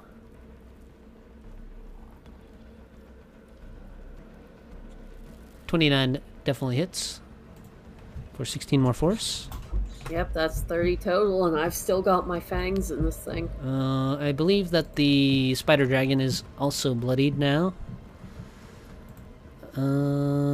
Slowed. Good. You probably can't even see me from the spiders crawling out of it. Oops. Where are you, little guy? There we go. Alright. This one does not have Devil's Sight, so it is going to slip through the wall here and take one crossbow shot at you, Mercy. Oof. That's rough. Yep. Just not their day. Sorry about your luck. It comes around the corner and trips on a root sticking up from the ice and earth and falls prone as it shoots. And Drow Mage's lightning bolt goes off at the start of its turn, the one that cast last round. Or whatever spell it was casting. It got hit. Which one is the Drow Mage? That one? Yeah, up at the top here. Yeah. Let's see. Or it would. Would it not for Agatha stealing it? Okay. The drow still down by you is it's restrained by the Cameloth, right? Grappled. Grappled, okay. It's going to make 3 attacks with its lance at you, Lilith. Another nat 20. Oh, you don't take crit damage, but 30, 29, and 22. Does 22 hit you? It does, but she's going to use her shield. Her ruby shield. Like a reaction thing? Yeah. There you go.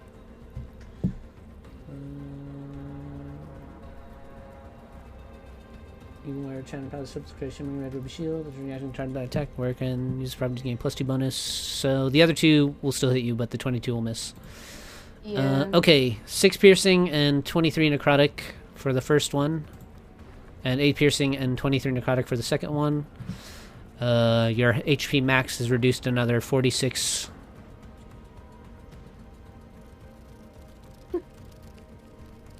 $26 for a total of 60. 20, 46 for total of 60 damage. Wait, what? 54. That's right. Yeah, total of 60. And confusion.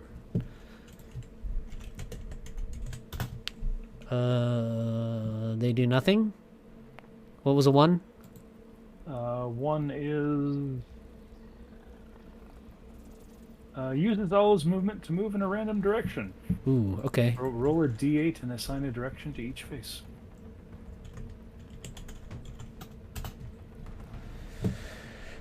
One, 2, 3, 4, 5, 6, 7, 8. I guess it just goes kind of up and around the wall. Now it's on the ceiling.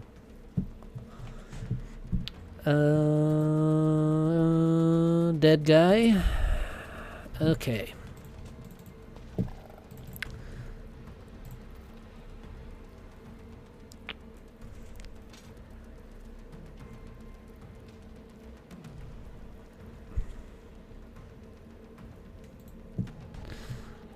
This one in the middle here is going to cast a spell magic on its buddy to remove the confusion at level 4.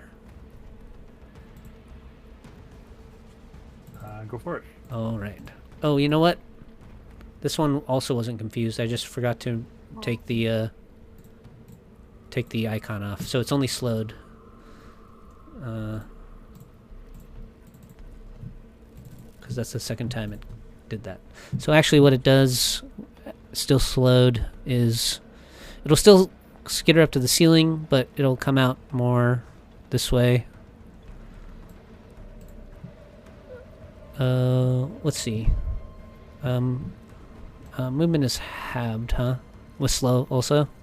Yep. Does this one have... No. Okay. It'll just get up to the ceiling.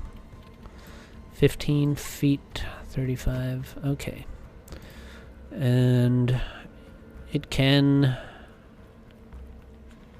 not see any of you in the darkness. Mercy is kind of blocked up by the beast. It'll cast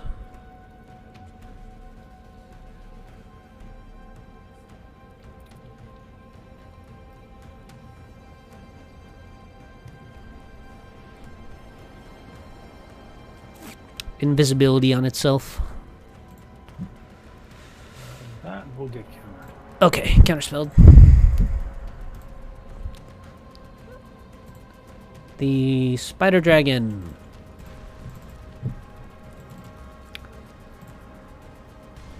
will bite. Claw. Does 24 hit you, Mercy? 24 will, yeah. Alright. It claws you for 12 slashing. It doesn't even hit me. Okay. Let me just measure my distance here. Oh, you know what? This is not the one. Can't dimension door still, right? Nope. Okay. And this one also does not have Devil's Sight. Okay. Then it is going to... oh, I better roll for it.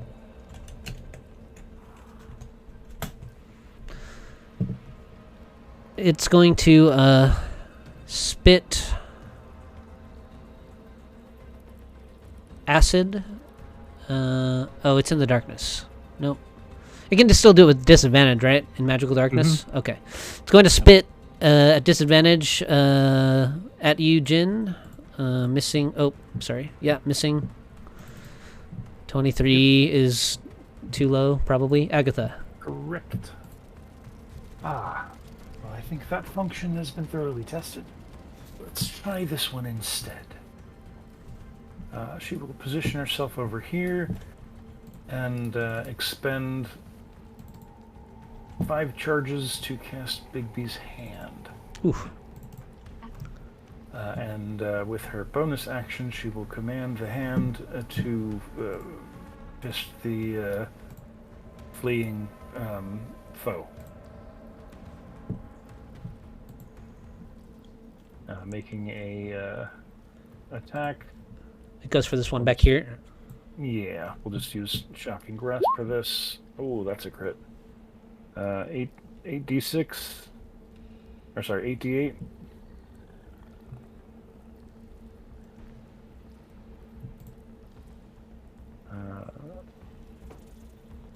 Would you like a hand, Mr. Spider, for 34 points of force damage? Alrighty.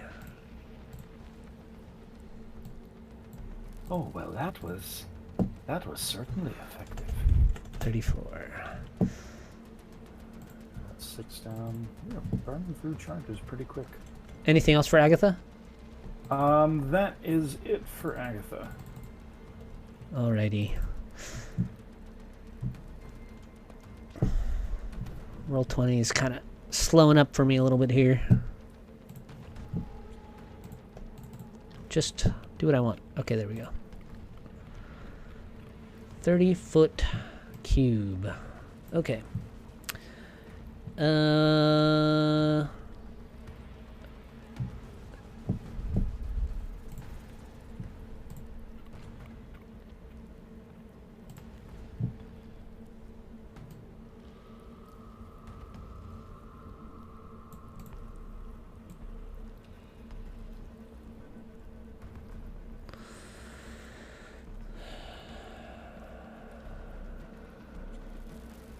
Okay. Lilith, Canoth, Mavathor, Jin, Mercy. Other demon. I'll make DC 16 con saves.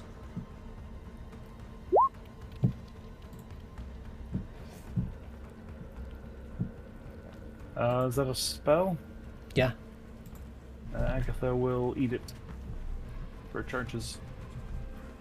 Is that a reaction? Yep. Didn't she just eat one already? Yeah, before her previous turn. Oh, Oh yeah, 'cause she just had her turn. nice. Okay, goodbye. Does... I don't think I ever fully read. It can just reaction once per round absorb any spell cast? She has one of two modes that she has to decide which one she uses at the start of her turn. One of which is she can use her reaction to absorb a spell, an arcane spell that's cast. And the other one is reducing necrotic damage and gaining charges that way.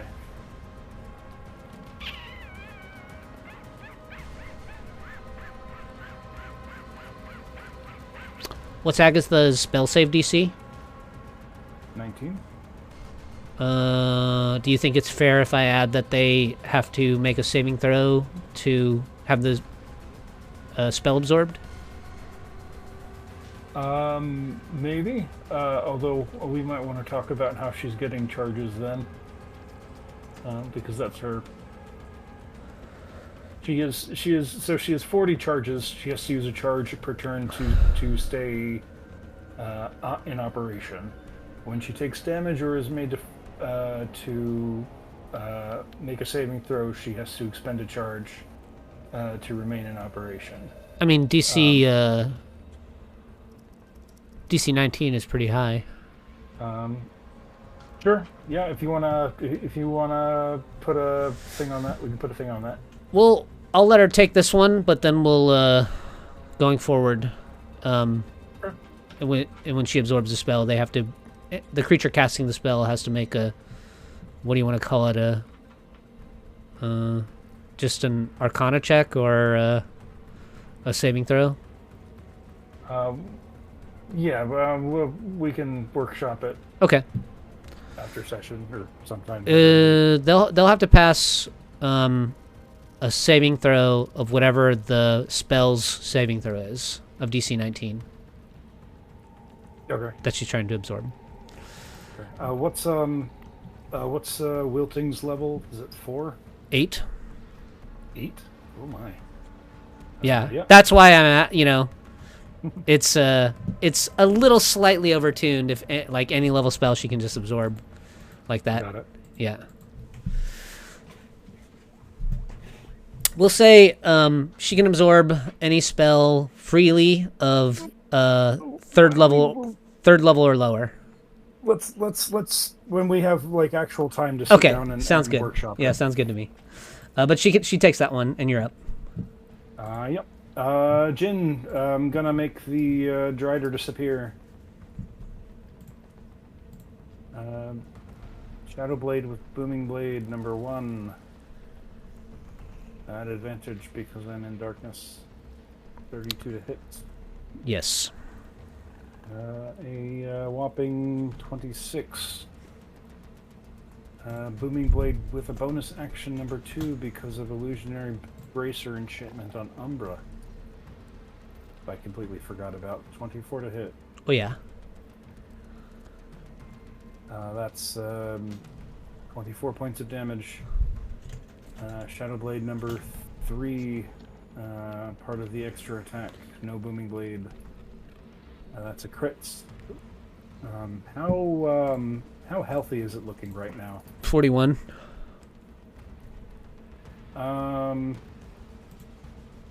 We'll expend a second level spell to add 4 more D8 onto that crit. Ooh, ouchie. Not that it was necessary, but kaboom. 20, 30, 40. The Drider disappears. It is obliterated into the shadows. Drider bits lay strewn across the battlefield. Thago positions over here, lines up a pretty ugly line, and then with another roll of, or with another charge, he will lightning bolt the crowd. Oh, straight line of 4. Straight line of 4. What is Thago's 21 or something? DC. This one it's DC 15 because it's Oh, a wand. Okay. Yeah. 15 or 19? 15. Okay, 15. You know, we'll do it from over here so he doesn't get pewed, but.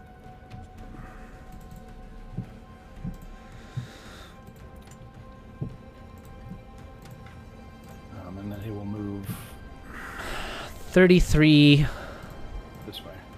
33 points. Half of 33 is 16.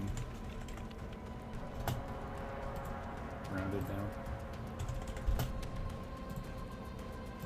That should be it. Pass turn. Lilith. I was fucking over this guy. 33, 21, 18. All 3 hit. Okay. And then Booming Blade on one of them. Ouch. 10, 20, 30, 40, 60, 80, 9, 104. 114. Oof. I'm pissed off Lilith.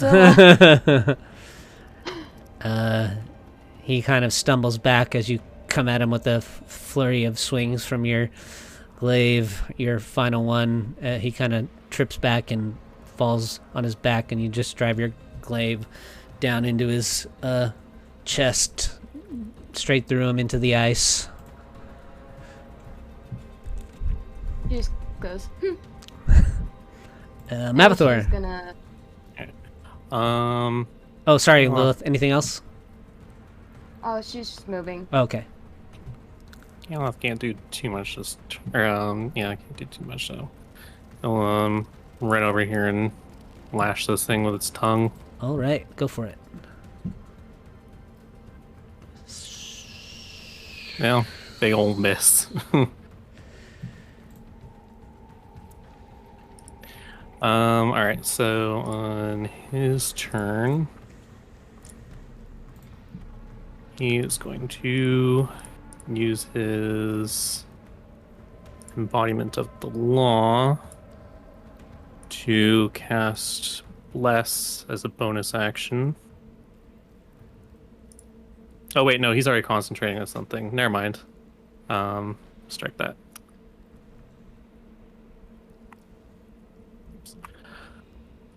Yeah, no, instead he'll use Cure Wounds on his Nikoloth.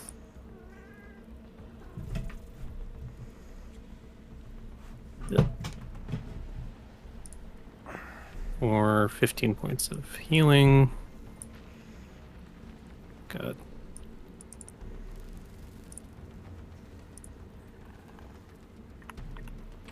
This Nikoloth can get an attack off on the Strider. 23 to hit. 23 does hit. For 9 slashing and 12 radiant. Okie dokie. And then 2 more attacks. 17 and misses. 21. Oh, 21. Oh, yeah, darkness. Both hit.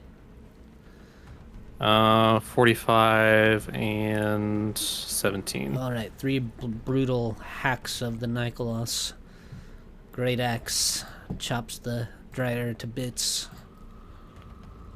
Nice. And then they'll both fly in tandem over here. Are you on top And of? Are you on top of one? I guess, yeah, they'd be in a similar space to that one. Oh, God. Move out of the way! Alright, there we go. That's better. Yeah, and that's the end of his turn. Oh. Mercy. Yes. How does a I'm just gonna keep... spider flesh taste?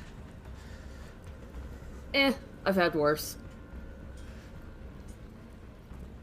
But she's just gonna keep hacking at this thing till it dies, so...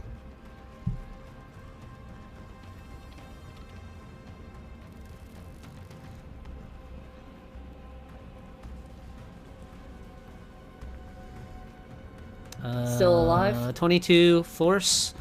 It's still alive. 30 hits. You drive your blade up into the abdomen of the spider dragon. Its long neck kind of swivels around, and then it tumbles back, crashing into the tree behind it.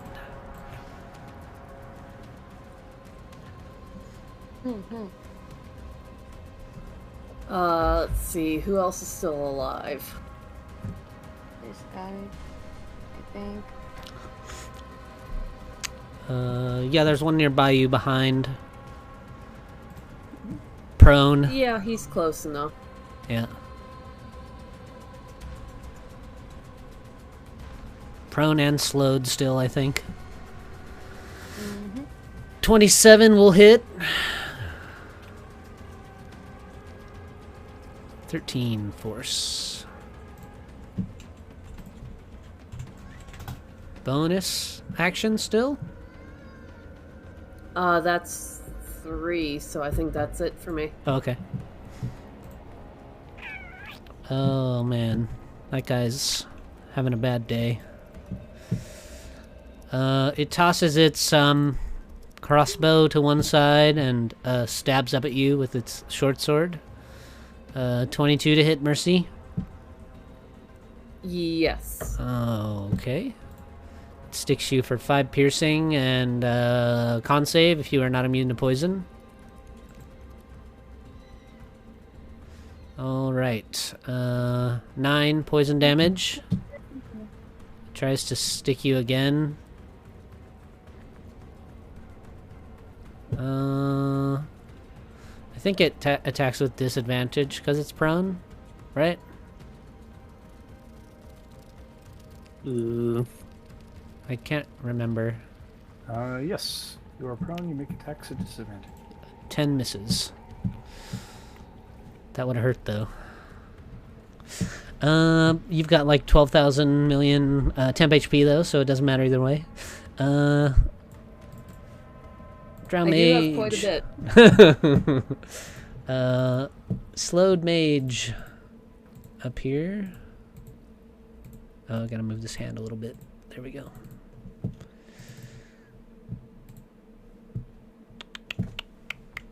Okay, who's over there? Mercy, Lilith. 20-foot radius sphere. Would that... Mapathor, are you in the air? Yeah. He's, I believe, similar height to and this Jin, Drider. Jin, you're over there on the wall. Oh, Thago is there, though. Alright. Thago, Mercy, Lilith, all make DC 14 con saves. Is that a spell? Spell? Yeah, it's a spell. Cloud kill. Oh, yep. Nope, counter spell. It's level 5. I don't know if you have to... I think you probably just counter it, right? Level 5? Counter spell, counter level 5 spell? Yep. Alright, counter spelled. Yep. Oh, wait, but I don't have 5th level spell slots, so it'd have to be 3rd, so I'd have to roll for it. Okay. What is it? Just a Charisma check. Heck, yeah, okay. Oh, there you go. Oh. We're good. No cloud kill for us. I think this one up here on the ceiling that I don't think has done a single attack this entire combat. Doesn't have Devil Sight, is in darkness, is going to cast Etherealness.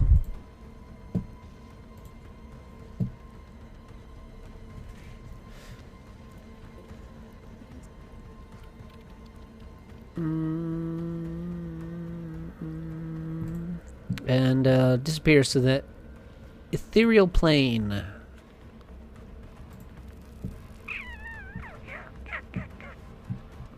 And it's going to move a little bit.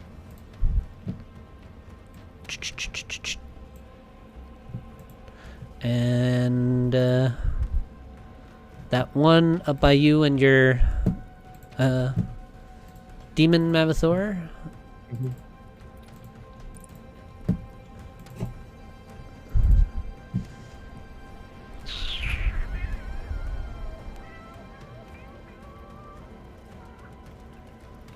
Is going to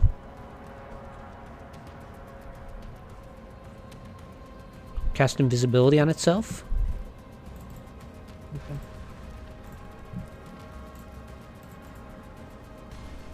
The Driders have less conviction, it appears, than the Drow. Dead. Agatha. Agatha. What does Agatha want to do?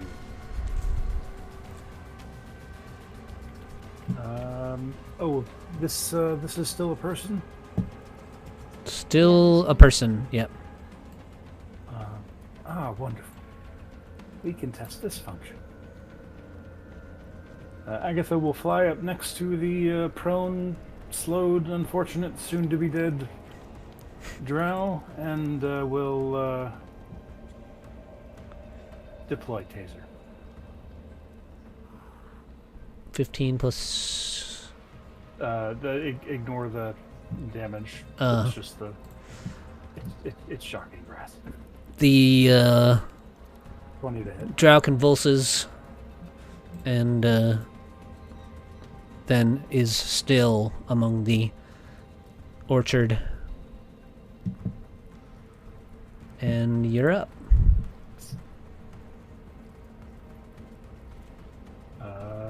Yes. I do not see a... Oh, there's one. Agatha will move away.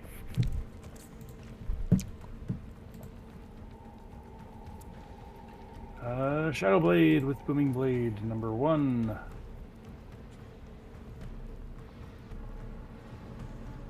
$22 to hit. Oh yeah. 25 points of damage. 25, okay. Bloodied? Bonus action, Booming Blade, Shadow Blade number 2. 28 to hit. Oh yeah. 29 points of damage. With a sickening crack in the radius of magical darkness, the Shadow Blade connects with the side of the drow's skull, and it falls slumped limp at your feet. 2 Driders are either invisible or ethereal. Those are the only ones that are left. Are there any Driders within 10 feet of me? Yes. I have blind sight. Well, it's above you about 30 feet, so no. Okay, so... Okay. I will throw a Shadow Blade at the last known location where the Drider was. Okay, yeah, disadvantage. No, it's straight roll because I'm in darkness. Yep. 33 to hit the location that it was at. Yes, you do. That location takes a whopping 15 points of psychic damage. Okay. Whether he was in it is an entirely different... If an invisible creature is hit by something, does it reveal them? No, it Okay. has to make a con save to maintain concentration. So DC Oh, okay. 10. DC 10 con save. Con. Okay. Yes, there we go. Anything else, Jin? I will move... Nope, I'm good. Okay. They go... Oh yeah, there you No, that's it. go. Okay, Lilith. Lilith's gonna take a potion of true seeing. Ooh, okay. Are there any guys over by her? Where's the nearest one at? Does true seeing see into the ethereal? Yes. Okay. Yes. Yeah. There was one. Yeah, the one that was making its way over towards Jin is now right here, and the other one is up on the ceiling. So that's the one that's close to you. Yeah, she's gonna attack that one. Ouchie. 18 and 27. Both good. Okay. And then booming blade. Good lord. 10, 20, 30, 40, 50, Don't fuck with Lilithzilla. 35, 45, 49, 59, 65, 73, 83, 84, which is enough. You come and you slash twice at its back as it was moving in the corner, and then you drive your glaive into it. It sort of falls out of its transformation spider form, and there's just a limp drow at your feet. Oh, sucks to be you. Where should I go? Probably this way. Or by Jin.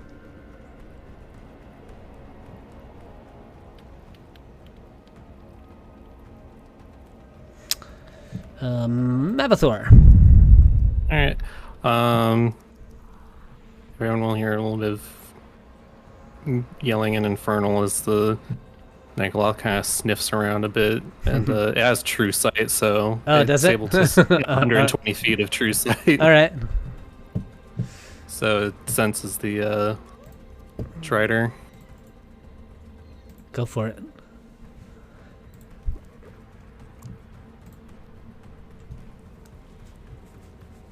Oh man. Well, Mavathor and his Nikoloth will go ahead and attack where the Canoloth attacked. Yeah. So the Canoloth just has the Canoloth has true sight. Gotcha. yeah. Okay. So it's probably just a straight roll. Straight rolls, yeah. All right. Yeah, he'll start off with just bonus action healing word on his Nikoloth, so gains 15 health back.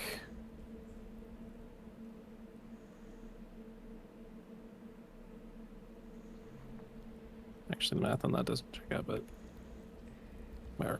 And then as part of that attack, the Nikoloth, or that casting, the Nikoloth can attack. 26 to hit. Yeah. Okay. 13 slashing and yep. So 26 points of damage total.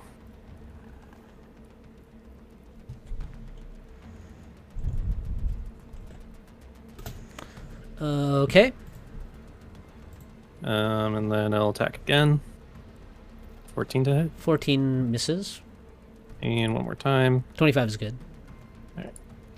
For 14 and 10, so 24. 24. All right. Just hanging on. All right, and then he still has his action, so he'll take a swing with his hand of bell. 22 is good. You swipe in a blast of infernal heat. You connect with the Drider. You wrap your hand bell around its neck and snap it in your grasp. You let it go, and it drops to the cave floor. And I think that everyone's dead. Or transported to another place of existence and frozen in a purple crystal. Good job, guys. And he lost a level. Yeah. I He swear lost when the I get level. my hands on you. Insult and injury. Lep's pile is Lep's stuff is in a little pile over here by his token. Yeah, I am gonna just put that in the Discord. There's so that there's a little contingent of drow and rider corpses around. I will compile a little list of drow magical items that they may have been carrying for you guys. Let me see, just because at least you guys are pretty close to Thrin, so the only interesting thing that you guys would find if you went back to where the drow had set up their little base, let me see if I can find my... Is it cosmic horror? No, the cosmic horror went back to the astral sea. There's you guys didn't come in contact with any of the rooms, but there's like a part of the magic that you felt when you guys first entered.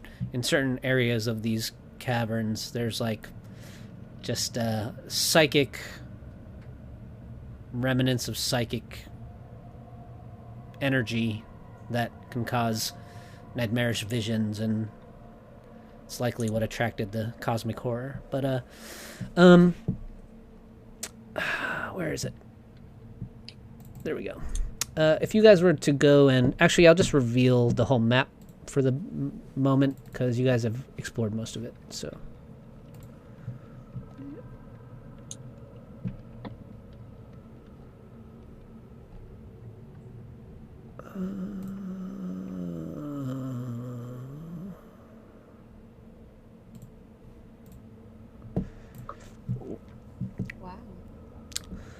Oh, that's cool. Over here where you had Arcane-eyed the drow, you guys, if you would have went and checked out their little encampment, there's only one real interesting thing. You found some like food stores and some stuff that would have allowed them to camp there for about a week, but you do find one object that's of interest. 28, there we go. The main room where they were camped in the tower was quite warm, actually, and you guys find a thermal cube. Oh, the cuddly cube. Oh, that thing's been around since 2E. Let me see here. Could I skin the dragon? Sure. There's some spells in spell books.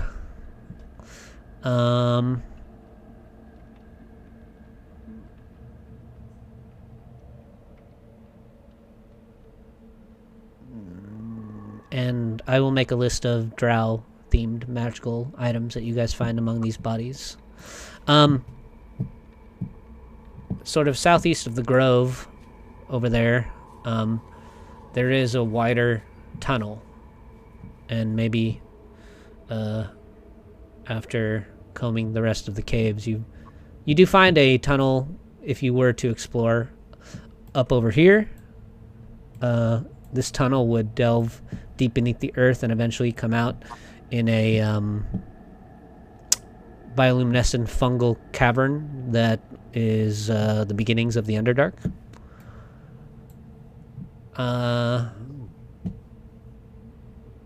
If you want to later and you wanted to investigate these hot pools, you could if you wanted to.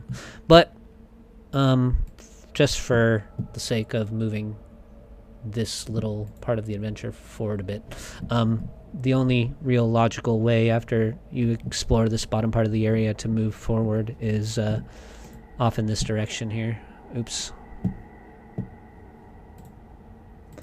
Beyond the grove, there are icy steps that lead down another long, frigid tunnel.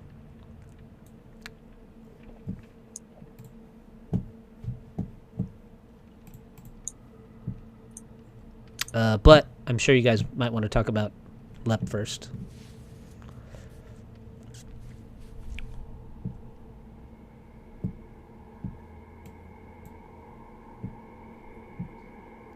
You guys on the top of his stuff see a couple of the cards from the deck. One of them is like an outline of a person. The card is split into one half is black and one half is white, and then the card next to it is there's an image of like a cage on it, and like the shape of a dark figure inside of it.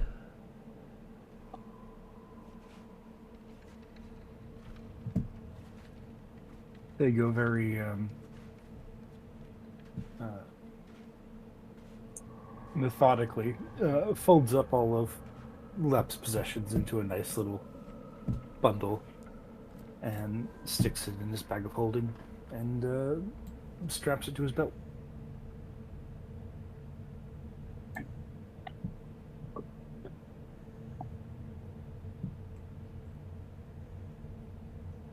What happened to him this time?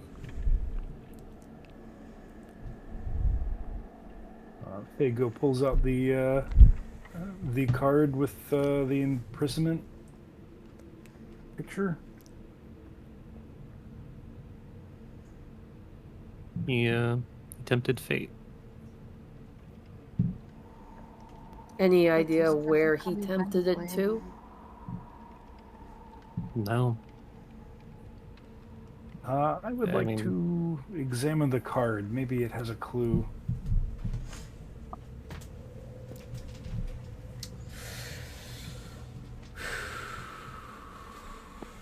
I mean, it could have took him quite literally anywhere.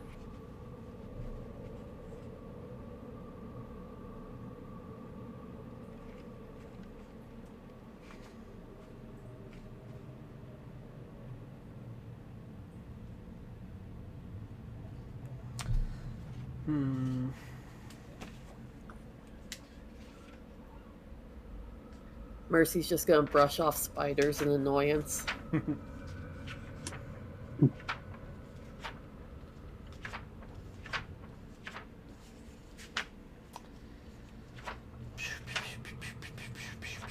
Well, he does have that. He does have that wish left. Certainly, wish could maybe not bring him back, but let us figure out where he went. But do we want to start tempting fate?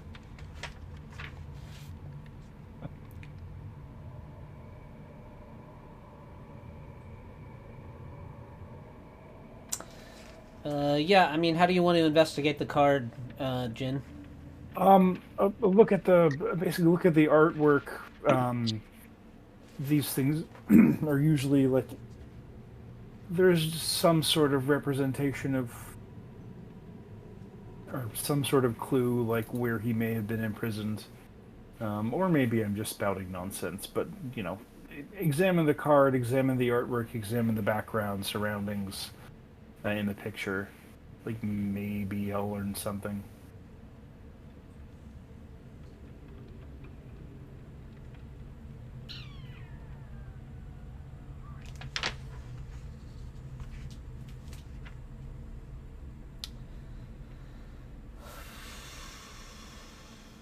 I would say maybe you flip it over. It's a little frustrating. You don't see anything just looking at the card that gives you any clues at the top of your mind that would reveal where he ended up as a result of pulling this card from the deck. But maybe you could use Detect Magic on it. Yeah, I see no reason not to. Detect magic.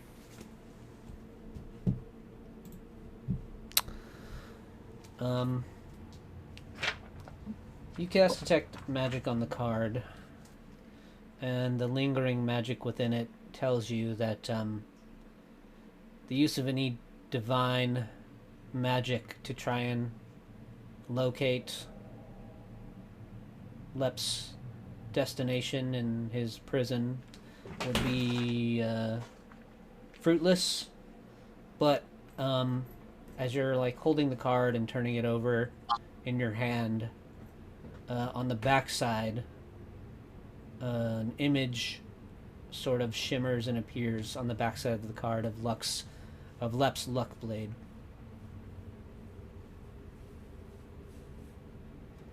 Yeah, just as I thought. A wish would give us his location, I suspect, but nothing short.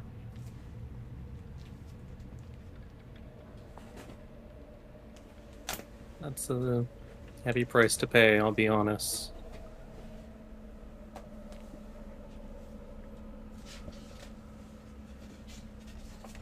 Does someone want to give the wish a try?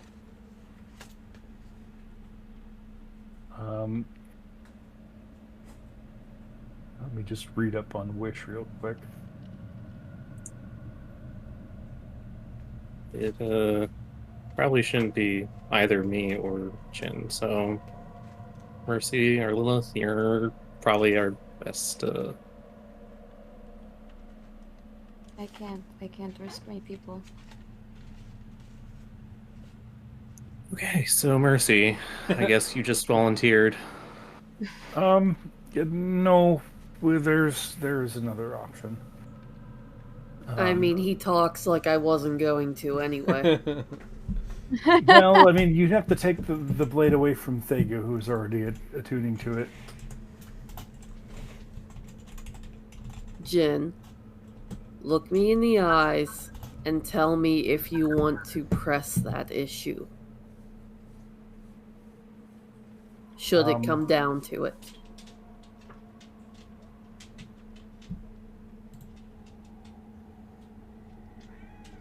Between the two of you, you and Thego, one of you is expendable, and the other is not.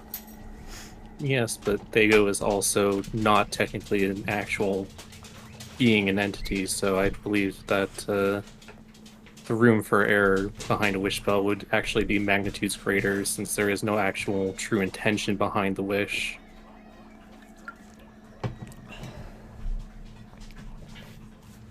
Looking above table, there's nothing. I know, but I feel like Okay, that's fair. given that we tend to roll pretty hard on the roleplay here, I think Simulacrum using wish would be disastrous. At least anything not used for a spell. I mean, essentially, you just tell Thego exactly the words to say. Yeah. I don't know that it would necessarily make it go any better or worse.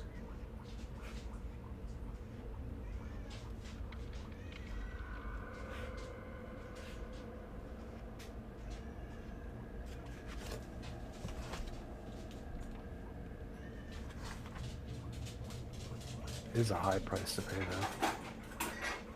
though. He's not wrong. Yeah.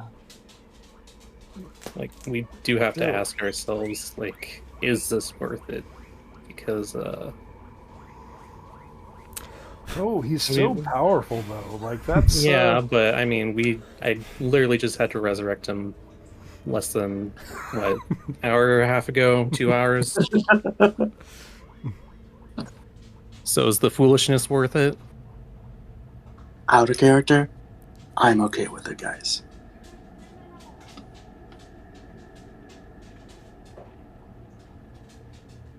I think it still comes down to the risk of wherever he is and whoever else can get their hands on him.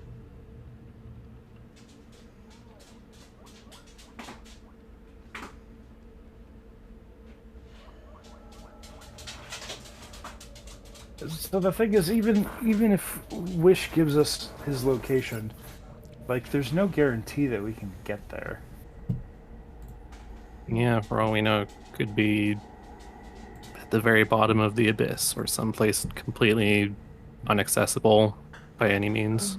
And even if we can get there, we are already running behind Vecna. Yeah, we're stretched pretty thin. Here's an idea. I don't know the man, but does he and Phylaxis seem to have some kind of bond? Is there any way that he could assist? Ooh. Maybe. It's another avenue. We can continue and send a message to Phylaxis and keep going while we wait for him to get back to us. I can tell you that if Flaxus knew where Lep was, he would stop at nothing to try and retrieve him. With or without your help. Yeah, we're just debating on if Phylaxis could help us find him, or would have an idea of maybe where he was somehow. Yeah, which means he might not join our cause because he would go for Lep or nothing at all. So we would, if we had to decide if we had to pick between Lep or some other objective, he might choose something else. Hate to be that bitch, but if he knows where he is and goes after him on his own, that's also one less thing on our plate. I was gonna say, like, that's kind of a middle road option. Like, we cast Wish, find out where Lep is, and then, regardless of whether or not we can get there, send a message to Phylaxis and pray that it isn't intercepted the way pretty much all of our messages seem to be intercepted. You could even message Flaxus that Lep was a victim of his own curiosity, and you could tell him that a wish would reveal his location. You wouldn't have to wish for it yourself. Flaxus would probably find a way to get his own wish. That is true. Not that I says the voice of God, so you know. Use our wish. I do kind of like that option. It doesn't hurt to have a wish in our back pocket if we need it. I will say right now, Mercy does not like this at all, but weighing the options, we need to continue on right now, so if we can have someone else even just tracking him down, and then go from there. There is literally nothing we can do for him right at this moment. Even if we figure out his location with a wish, there's nothing we can do with it.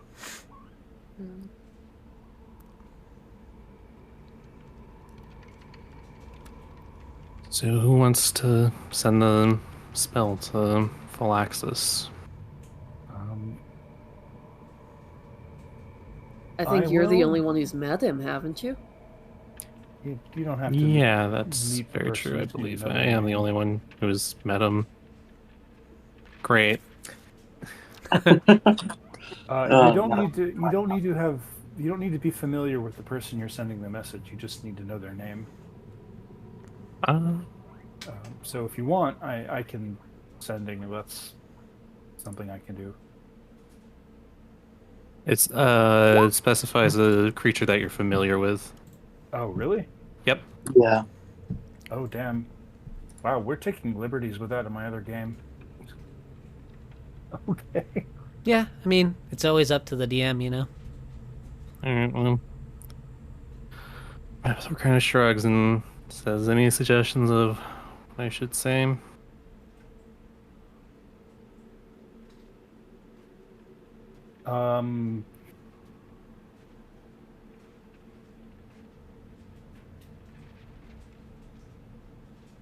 I don't know if it would help, but he had said he wanted me to meet Philaxis. Perhaps he mentioned one of us.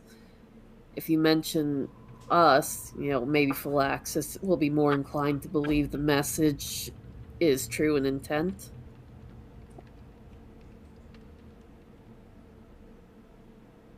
How about Lepus by artifact imprisoned? Wish required to reveal his location, informing you so you may find him. We lack the means.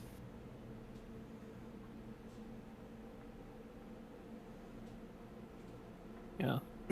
I'll, cast sending and Phylaxis and say, Lep, and his decision to tempt fate is now currently imprisoned at an unknown location. Wish required to find out where he is. We cannot spare the resources to do so.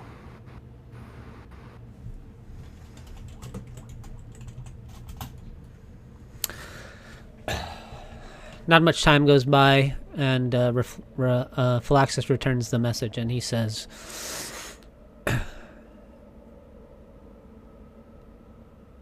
"If I can acquire the resources, can I count on your aid to retrieve him?"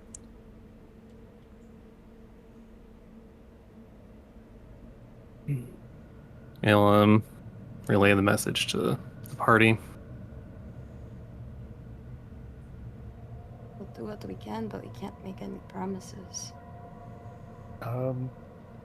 Yes, but you don't need to specify what form that aid will take.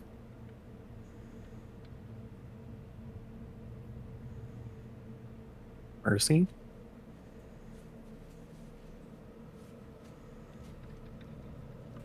You already know. I would gladly help him. I will say that I will have to weigh where we are, but I would gladly help should he find his location. I still say that no matter what, keeping Lepus out of Vecna's hands is a boon. And I still have resources at my disposal, even with being cut off by Magrim. Alright. He'll cast sending again, and says we would be willing to render aid, but as a reminder, we are on a very tight schedule right now.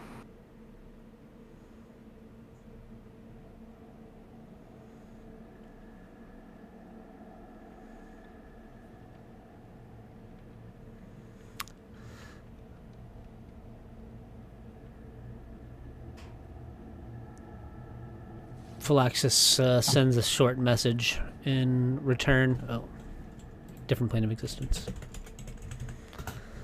Phylaxis sends a short message in return that says, "When I find him, I'll find you." Yep, he'll tell everyone what Phylaxis said.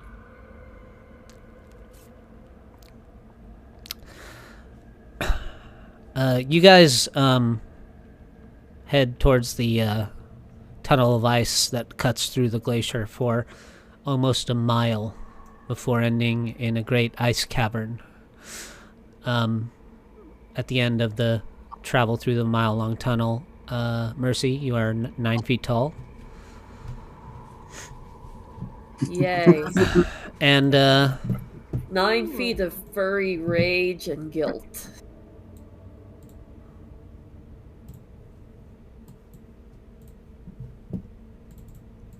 Well, Holy crap. the tunnel opens up into a vast grotto enclosed by gleaming ice.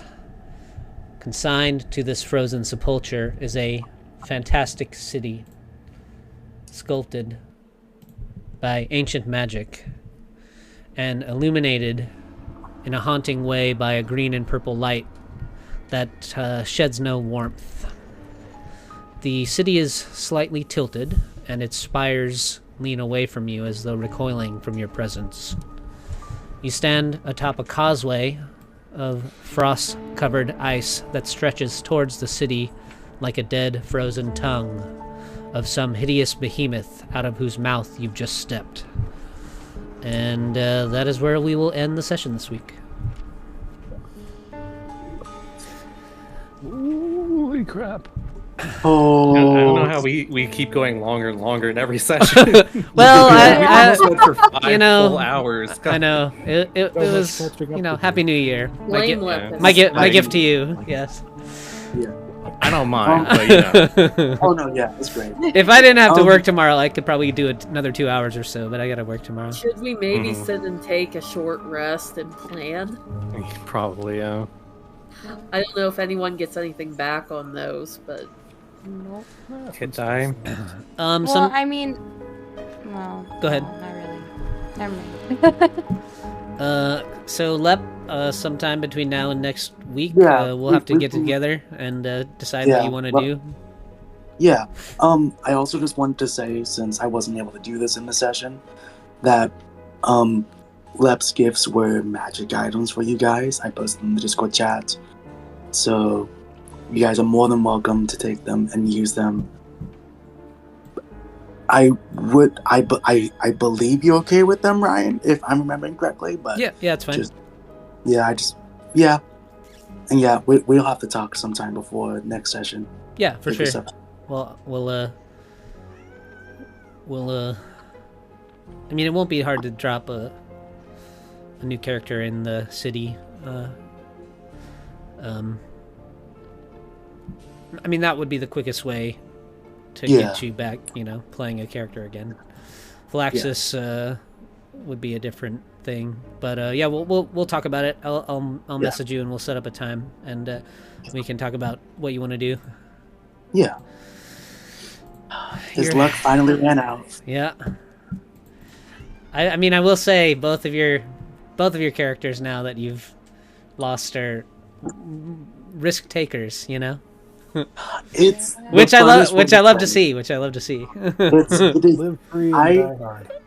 I have not played a character that I love more than Leopard. Just being able to have that much risk and chaos is some of the funnest things I've ever done. I always wonder sometimes, like, if Dolos had lived, what he would look like at this point, He would be more like Lepus. Not as chaotic, but definitely definitely a shift. All right, well, first adventure of the new year. You guys find the lost city of Thrin. I will explain what you're looking down at a little more next week, but you guys take it easy, and I will see you all next Wednesday when finally I think the stupid holidays will be over and I'll have a more normal schedule again and I can pay a little more attention to Discord and stuff. So Ryan, before you run off, Yeah. Can you ping me later in the week and we can hammer out the details on Agatha? yes, yeah. That sounds good.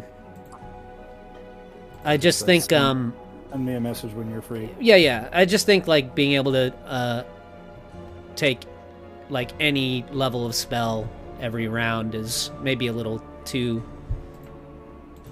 So it's I just based it off Rod of Absorption. Oh, did you? Yeah. Okay.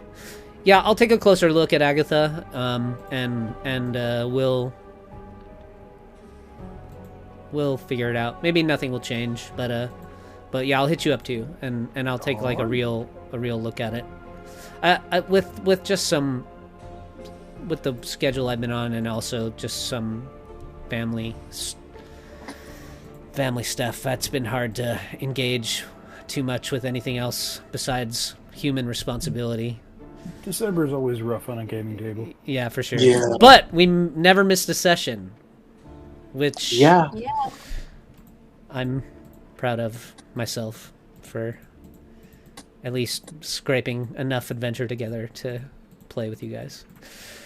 This is fantastic. All right, take it easy, guys, and I'll see you next Wednesday. Alright, Take see 'em. care.